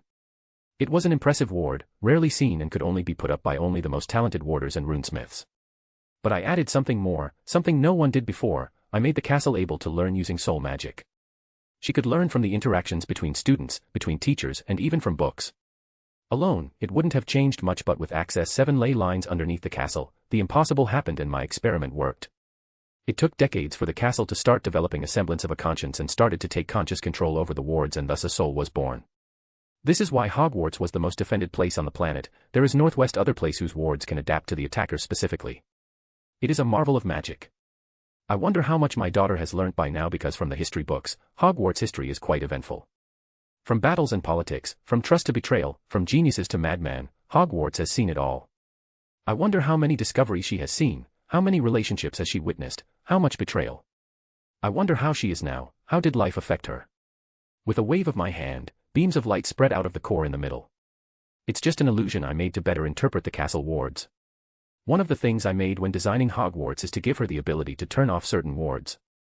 I had assumed some idiot headmasters would try to add wards that could mess the whole ward scheme up. What I saw made me frown.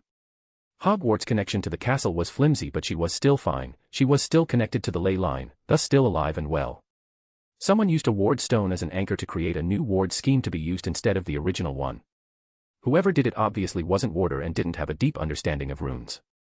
He basically used Hogwarts wards to power his own, draining them of their magic. The only impressive thing was the fact that whoever did it was able to hijack a few of Hogwarts' superficial wards, and since the new wards are still connected to the perpetrator, he could theoretically be able to manually control a single ward for a couple of minutes.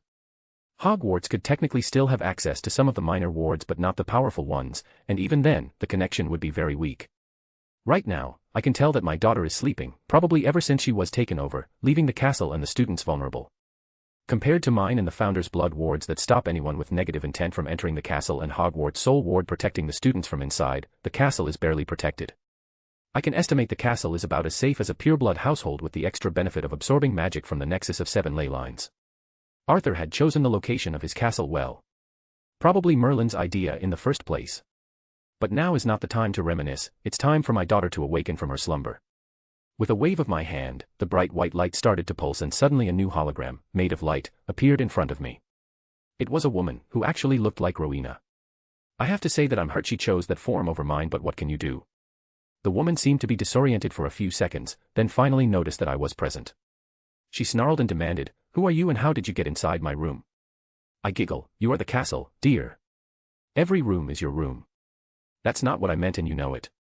She argued, "This is my space, my personal space, no one should be allowed here. Tell me how you were able to get inside here." "I got here by using the entrance." "Silly," I giggle, "it's so fun to annoy people, I have been here before, long ago, do you truly not recognize me? Anyone who has set foot in this place besides me is dead. Tell me who you are," she shouted, exasperated at my evasiveness. "Perhaps you remember me better in this form." I transform myself to look like Helga and reminisce. I was so limited at the time, chained by fate, by time, afraid to change what is and what could be. I know that I couldn't change what was already set in stone, but sometimes I'm glad for death's punishment. If I didn't have my limitations, even if I didn't know of them then, I could have destroyed this reality or even a section of the multiverse if I had done it during the mess with Murden. I see that now. I realized a couple of centuries after Hogwarts that being the master of death had boons and limitations I didn't know about. While death allows me access to a shard of its power when I perform a mission for her, she also grants me an instinctive understanding of the natural laws and how my choices can affect them. This meant that I somehow knew if my actions can harm reality itself and how to avoid them. I noticed that with the duel with Salazar, something in the back of my mind, like a tingling. Again, with my duel with Murden, it was like instinct. And in order to avoid the consequences, my subconscious chose to limit myself temporarily. It took another couple of centuries to actually control this ability. The duel in Hogwarts must have been between Godric and Salazar. Helena was supposed to betray her mother and die at the hand of the Baron. Arthur and Mordred were supposed to kill each other at Camlin. I understood that then and accepted their deaths. I spent years going through my memories, understanding how much that ability has shaped me over my long life, and for the first time in thousands of years I was in control of myself. Later, when I sent my younger self into the past, into Atlantis, the never-ending tingling in the back of my mind stopped. The loop was closed and I was finally free from the shackles of fate, free of the constant fear in the back of my mind, that with one wrong action, I could have destroyed the world. This feeling was like no other, a relief from everything that I lost because they were meant to be. I guess I created Hogwarts because I was getting lonely. There were other immortals out there, but they were often obsessed with some experiments or world domination or something. They did not truly live, they lost all meaning for their lives, choosing to follow a goal instead. Hogwarts isn't like that, living with young people, getting attached to their lives. Watching them grow and love and fall and rise, she lives to teach them, protect them. That is her purpose, that is her destiny, and she knew it from the moment she had become a living being and possessed a soul. "Mother, is that you?" Hogwarts asked. My heart is breaking from her tearful eyes and hopeful voice. "Yes, dear. It's been a while, hasn't it?" I respond. "Mother!" she shouted. She ran up to me and leapt into my arms. I hug what is basically an avatar of my daughter, not letting her go, afraid that she would be hurt somehow. I forgot how much I missed her, and underestimated how much I was worried about her. My, look at you, all grown up. You couldn't even talk the last time I met you. I learned it from a wizard that developed some kind of sound magic. I think he became a music composer, if I remember correctly. His name is William Byrd. He invented musical charms to experiment when writing music, sometime in the 16th century. I still can't use magic properly outside this room, the usurper has too much control. Yeah, I saw. Who did this and how could that have happened? I messed up. He was a professor here. I knew him when he was a student and he was brilliant. A little arrogant but still very clever. He had an instinctive understanding of magic seen once or twice every century. Nothing like you or the other founders, but still those tend to be interesting, and I was quite bored. He returned to the castle after he had graduated to take the job as the Transfiguration professor. He was different. He didn't like the children in Slytherin House and was really cold with them. He tried to be in control over everything. There was this horrible kid, an orphan, truly a monster in the making, and all he did was passively threaten and bully him. He purposely ignored bullying and stepped in at the last second to protect the students in his house. He was favoring them, like trying to get them to like him. What was his name? I asked, knowing what was probably the answer. Albus Dumbledore. His name is Albus Dumbledore. I didn't know what to do, the houses were never more divided because of him. So, I started to stop what he was trying to do. Small things, like moving the staircases at certain moments, getting Peeves to attack everyone. But he noticed it wasn't working and assumed there was something in the wards you made that would stop what he did. One night, he performed a ritual to temporarily disable any wards. It could only last a couple of minutes and I was preoccupied with trying to protect the students from Salazar's basilisk. But 2 minutes was all he needed to use my wards to power his own. Ever since then, I could barely interact with anything outside. I was barely able to intervene to stop students from dying because of the basilisk, but even then, I failed and a student died. He used my enchantments, your enchantments, to spy on people, learn family secrets. He is in control of everything that happens in this castle. He stopped the malicious magic detection wards and the ones to stop students from getting hurt in the castle. He even stopped the ones that prevented sexual assault on female students. He made sure certain meetings happened, certain couples break up, certain perpetrators stay unpunished. He ruined so many lives, Mother. All because he wants to separate the magical community. Why would he want that? What's his goal? He wants conflict, a big one, like the one 50 years ago. He wants to weaken both sides so that he'll take over. Chaos is a ladder, I nod, this changes my plans quite a bit. What do you mean? I had planned to annoy the men, maybe mess with him. But he hurt you and no one hurts my family and gets away with it. I'll destroy that man, I will see life slowly crumble around him, his world shattered to pieces.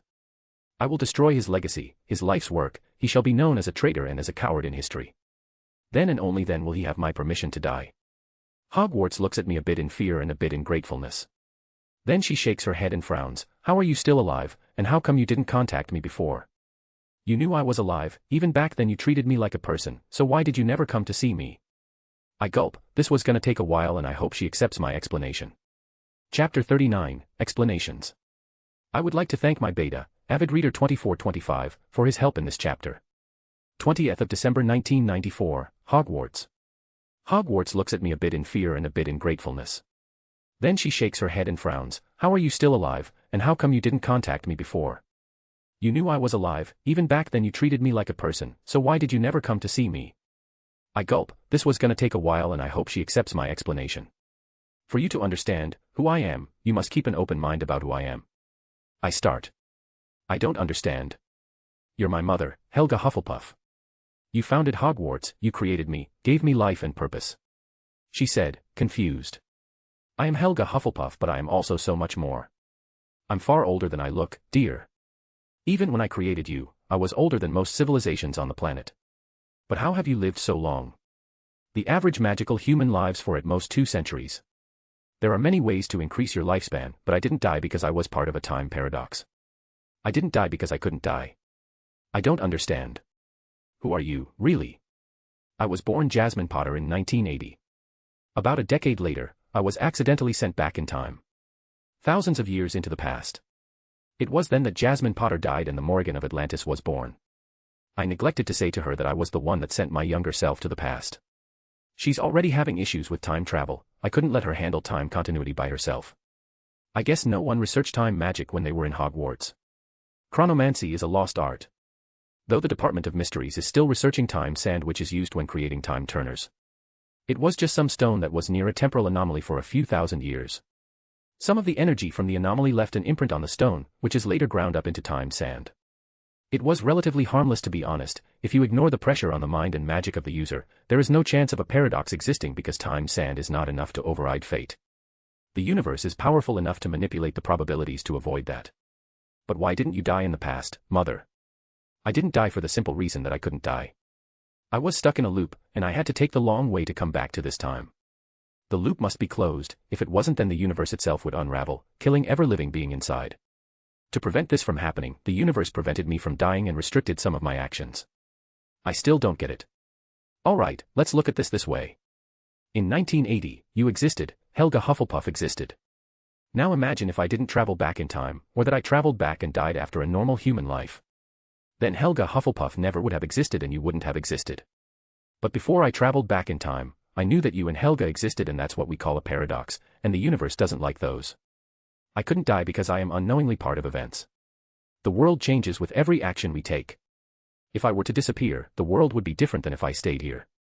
So, I had to keep living until the loop is closed. But doesn't that mean that you're going to die now? I chuckle and wandlessly conjure a knife in my hand and made a cut across my palm, exposing the silver blood under my skin. After living for so long, I'm not technically human anymore. I may not be fully immortal anymore, but I will never grow old and die of old age.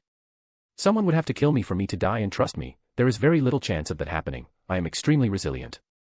But don't worry, even if I lost my immortality, I couldn't be happier. I am not constrained by the events of the past anymore. The chains of fate have no hold on me. Never underestimate how precious free will is. So, tell me about yourself. Do I know you from any history books? My daughter asked eagerly. I laugh at her childishness. I guess castles take some time to mature. Of course, dear. Well, like I told you, I the Morrigan of Atlantis. That is my true name, everything else is just personas. My most known persona I ever took wasn't actually Helga Hufflepuff, it was Morgan Le Fay. The Morgan Le Fay. Merlin's enemy? The evil witch that destroyed Camelot. Not really. For some reason the history books confuse me and Morgause. Murden was actually my former apprentice. And while I hated Murden for what he's done and what he became, I didn't intervene before he attacked me first and tried to kill your sister, and even then, I just fought Murden, no one else. Wait a minute, I have a sister. Yeah, she inside the cast now. She's a ghost called Mordred. Really, that's fascinating. I'll have to get to know her better.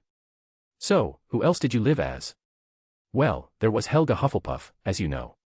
I was called Medusa back in ancient Greece, Wadjet when I lived in Egypt a little before coming to Greece. Oh yeah, I sold Sayre back in the 1600s when I founded Ilvmorny. She looked at me speechless. I think I might have broken her or something. Suddenly, she changed the topic. Undoubtedly, she needed time to process what I had just shared with her. You lived for so long, met so many people. Why did you leave me? Was I not good enough? Her voice was small and I felt horrible that I made her feel this way. I needed to rectify this. No, honey. It's just that I rarely develop relationships as meaningful as the ones I had with the other founders. And by rare, I mean once every half a millennium rare. What people don't understand about living so long is the fact that other people don't live as long. They wither and they die and they leave. And it hurts so much. With everything going to shit as quickly as it did. I had to get away to deal with the grief. Still, even if I hadn't left, I would have later when fate gives me another role in history. But I didn't do it just for me but also for you. You needed to learn, to observe, to live. I might have lit the spark, but it was the students that gave you life. You needed to grow up and you couldn't do it with your mother always nearby. You needed to make mistakes and learn from them, that's what you do when you're alive. I did always check up on you when I heard news about Hogwarts. Every battle, every takeover, betrayal, I made sure you were well. I wasn't strong enough then to talk to you, I hadn't dealt with my grief yet. I hadn't truly accepted who I am, what I am. And for that I am very, very sorry. With a wave of my hand, the glowing runes that represented Dumbledore's hold on the castle wards slowly changed. As an apology, I gave you back complete control over the usurper's wards. I pretty much switched places. He can only control them if you let them. You can even activate some of the old wards if you change the amount of magic absorbed by Dumbledore's wards. And don't worry about the old man, I have plans for him. Once he's gone, we'll remove the ward stones and restore the original wards. She smiled at me and we spent the entire night together, reminiscing and making up for lost time. It was one of the best nights I had for a long time. 15th of January 1995, Hogwarts. Today was the end of the winter holidays and the students came back to the castle. Naturally, I chose that day to return to the castle as well. Rose was coming back and I missed MT baby sister. I greet her as I see her in the Great Hall and, as I expected, I find myself called to the headmaster's office a few minutes later. Of course, I didn't go there before I finished my lunch, no need to expose myself to bullshit on an empty stomach. Around an hour after my convocation, I walk up to the headmaster's office, the gargoyle moves out of the way without me even speaking to it and I knock on the door. Of course, the three people I want to talk to the least are there. James and Lily Potter are standing up while Albus Dumbledore is sitting at his desk. You summoned me? I asked monotony. Ah yes, my girl, you had disappeared from the castle. We were worried. I stay silent and say nothing. It's a common interrogation tactic. By staying silent, I control the conversation. He should try to get me to talk. After a minute of silence, he gave up on me answering him and said, I was asked to inform you about the scores you got in the first task. You have received in total 45 points, with each judge giving you a perfect mark apart from Headmaster Karkaroff that gave you 5 points out of 10. Again, I say nothing. It's not like I care about points for some stupid tournament. James and Lily still haven't said a word. Still in Dumbledore's pocket, I see. He continues, I have to say, Miss Potter, that your performance during the first task was very impressive, but I'm afraid I have never seen such magic before. Now, I consider myself quite knowledgeable in magic and it's quite rare for me to be this stumped when I don't understand something. Where did you learn such magic? My name is Evan Shade and I didn't, I answer him. I don't quite get that. How could you not have learned it? I didn't learn it, I created it. Every adult in the room was rendered speechless at my statement. They could not believe that a 14-year-old girl could invent something like that. They're right, of course, but they don't need to know that. From what I could glean from Dumbledore's mind, he wants to recruit me to work as his apprentice/underling before the tournament is over. James and Lily are just proud of me.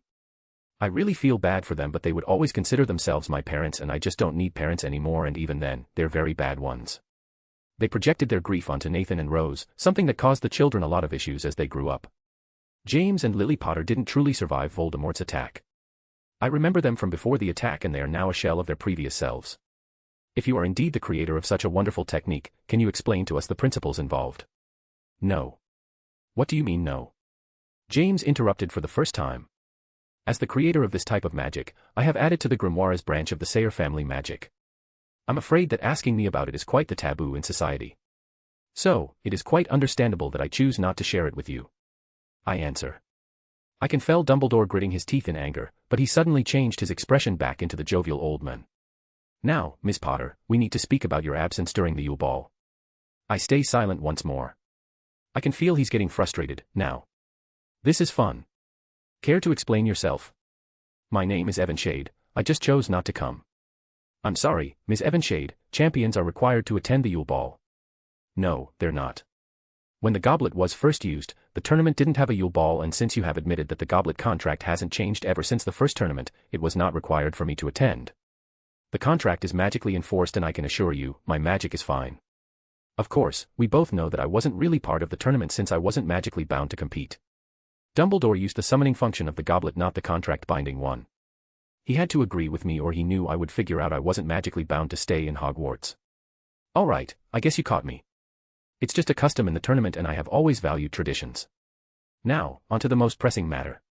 How were you able to enter and leave the castle without me noticing? The wards are still powered, I checked. There was no breach. This is a security concern. If you could enter the castle, then other people could infiltrate and attack my students. Yeah, like the Death Eater you hired as a professor, I thought sarcastically. I inwardly smile at the answer I just thought of. I ask the Nargles. Dumbledore looks dumbstruck at my answer. He definitely didn't expect that. He seemed to understand what the Nargles are. Who would have thought? Dumbledore is a Quibbler fan. If that's our conversation done, Professor, I would like to take my leave. The men didn't even answer me and I got up and left the office. Lily looked like she wanted to say something but refrained from doing so. I guess they planned to talk to me about something. It was fun keeping someone who's used to be in control like Dumbledore on his toes. I guess this round goes to me. I spent the next month spending as much time as possible with Nathan and Rose. Well, mostly Rose because of her lessons and I like her more. She has a lot less negativity. Before I noticed it was time for the second task. I just hope that they won't needlessly endanger the hostages. Damn, time flies when you're as old as me. Chapter 40, the second task. I would like to thank my beta, Avid Reader 2425, for his help in this chapter. 24th of February 1995, Hogwarts. Nathan POV. Nathan was late. He spent so much time worrying about the task that he couldn't sleep and ended up passing out around 3 in the morning in the library. He tried to find any new tricks to casting underwater. It was quite a tricky subject, and he now knew it was a bad idea to cast a blasting charm when he's under the lake. Thank Merlin, he was able to find that out, since it was an easier way to accidentally kill himself. Even then, certain spells, especially curses, hexes and charms are slow underwater, but water magic is extremely quick. Air magic and transfiguration are relatively the same as on land, so he practiced these branches of magic the most. Funnily enough, finding out how to solve the riddle was the easiest thing. Moody of all people was a huge help and told him to clean the golden egg while taking a bath.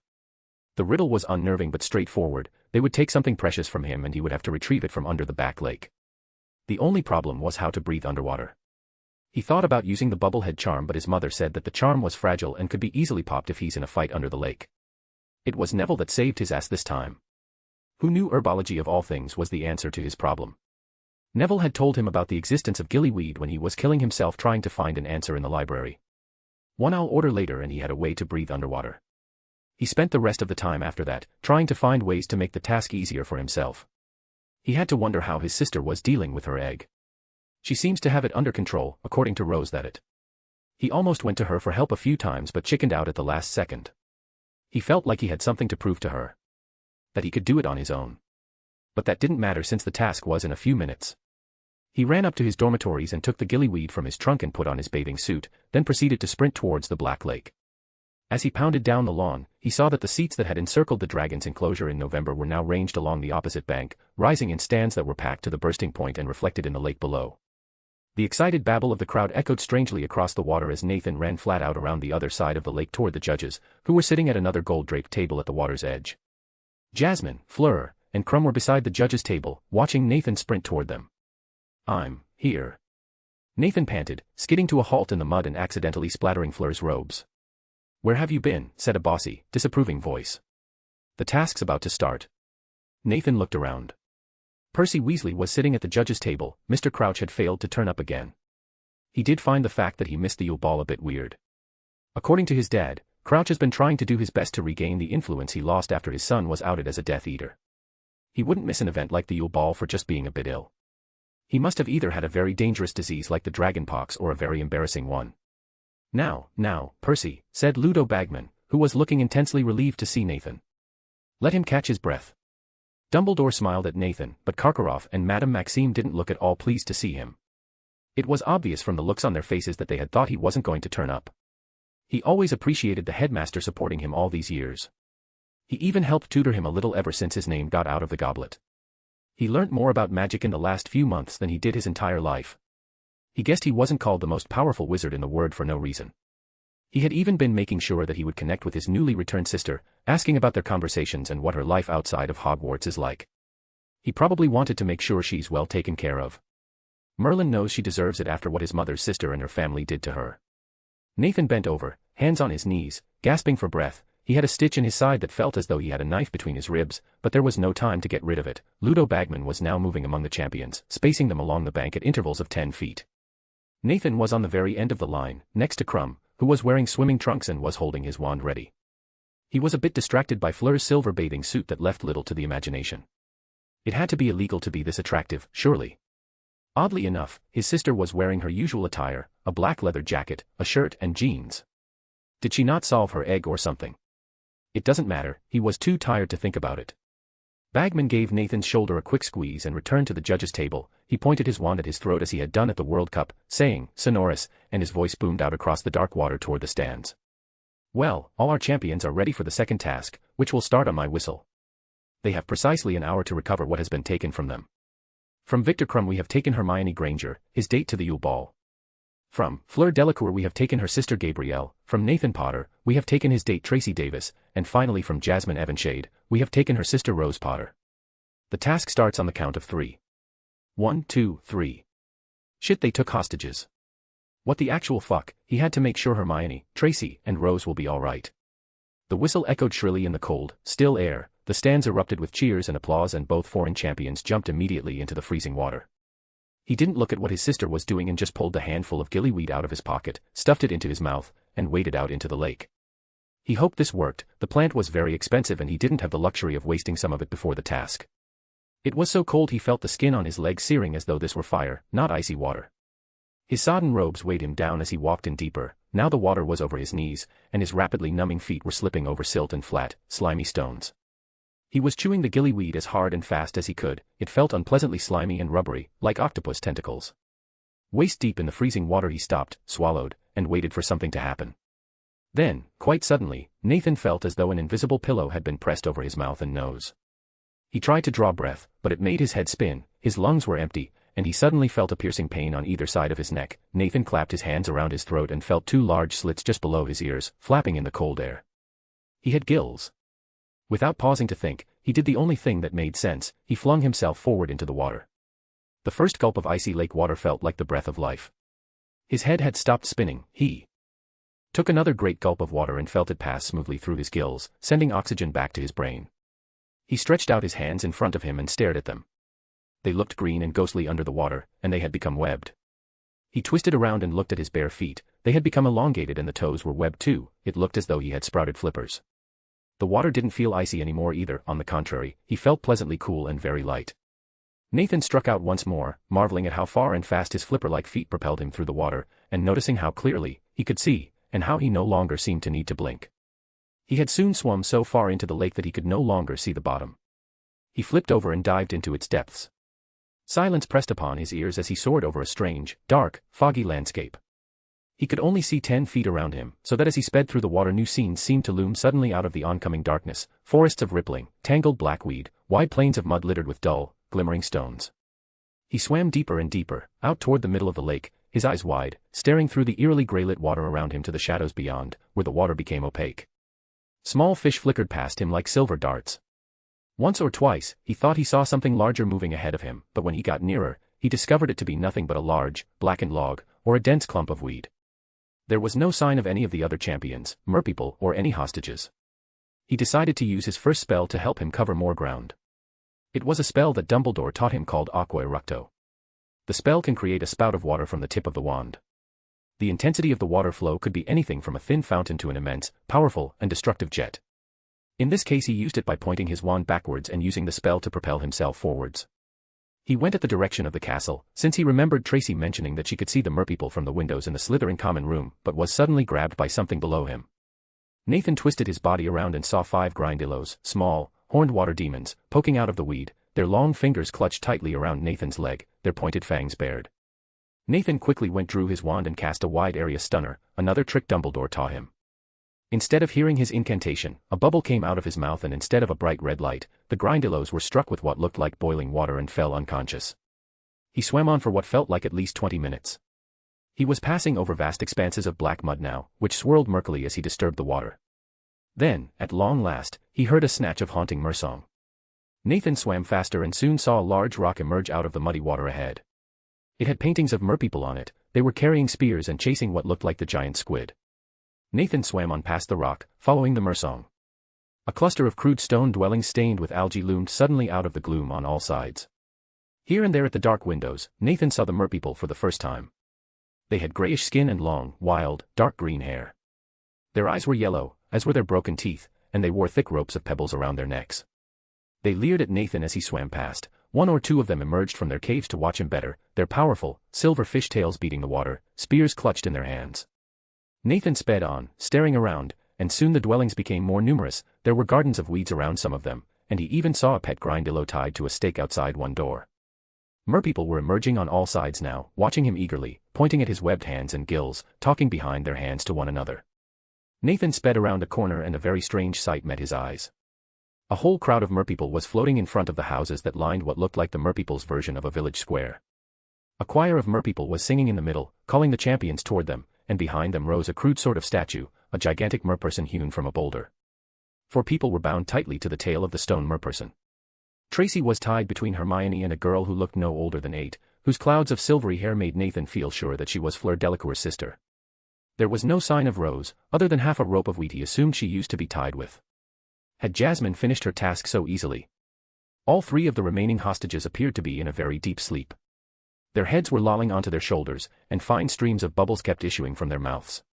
Nathan sped toward the hostages, half expecting the merpeople to lower their spears and charge at him, but they did nothing. The ropes of weed tying the hostages to the statue were thick, slimy, and very strong, but a cutting curse later and Tracy's rope was cut. A part of him wanted to leave and be done with this task, but another part of him knew that if he left Hermione, he wouldn't be able to forgive himself. So, he pointed his wand at the rope binding his best friend. At once, several pairs of strong gray hands seized him. Half a dozen mermen were pulling him away from Hermione, shaking their green-haired heads, and laughing. "You take your own hostage," one of them said to him. "Leave the others." "Like hell he will." He never cared about the stupid task, his only priority is his friend's safety. So, he'll wait until each hostage is rescued. Where were the other champions?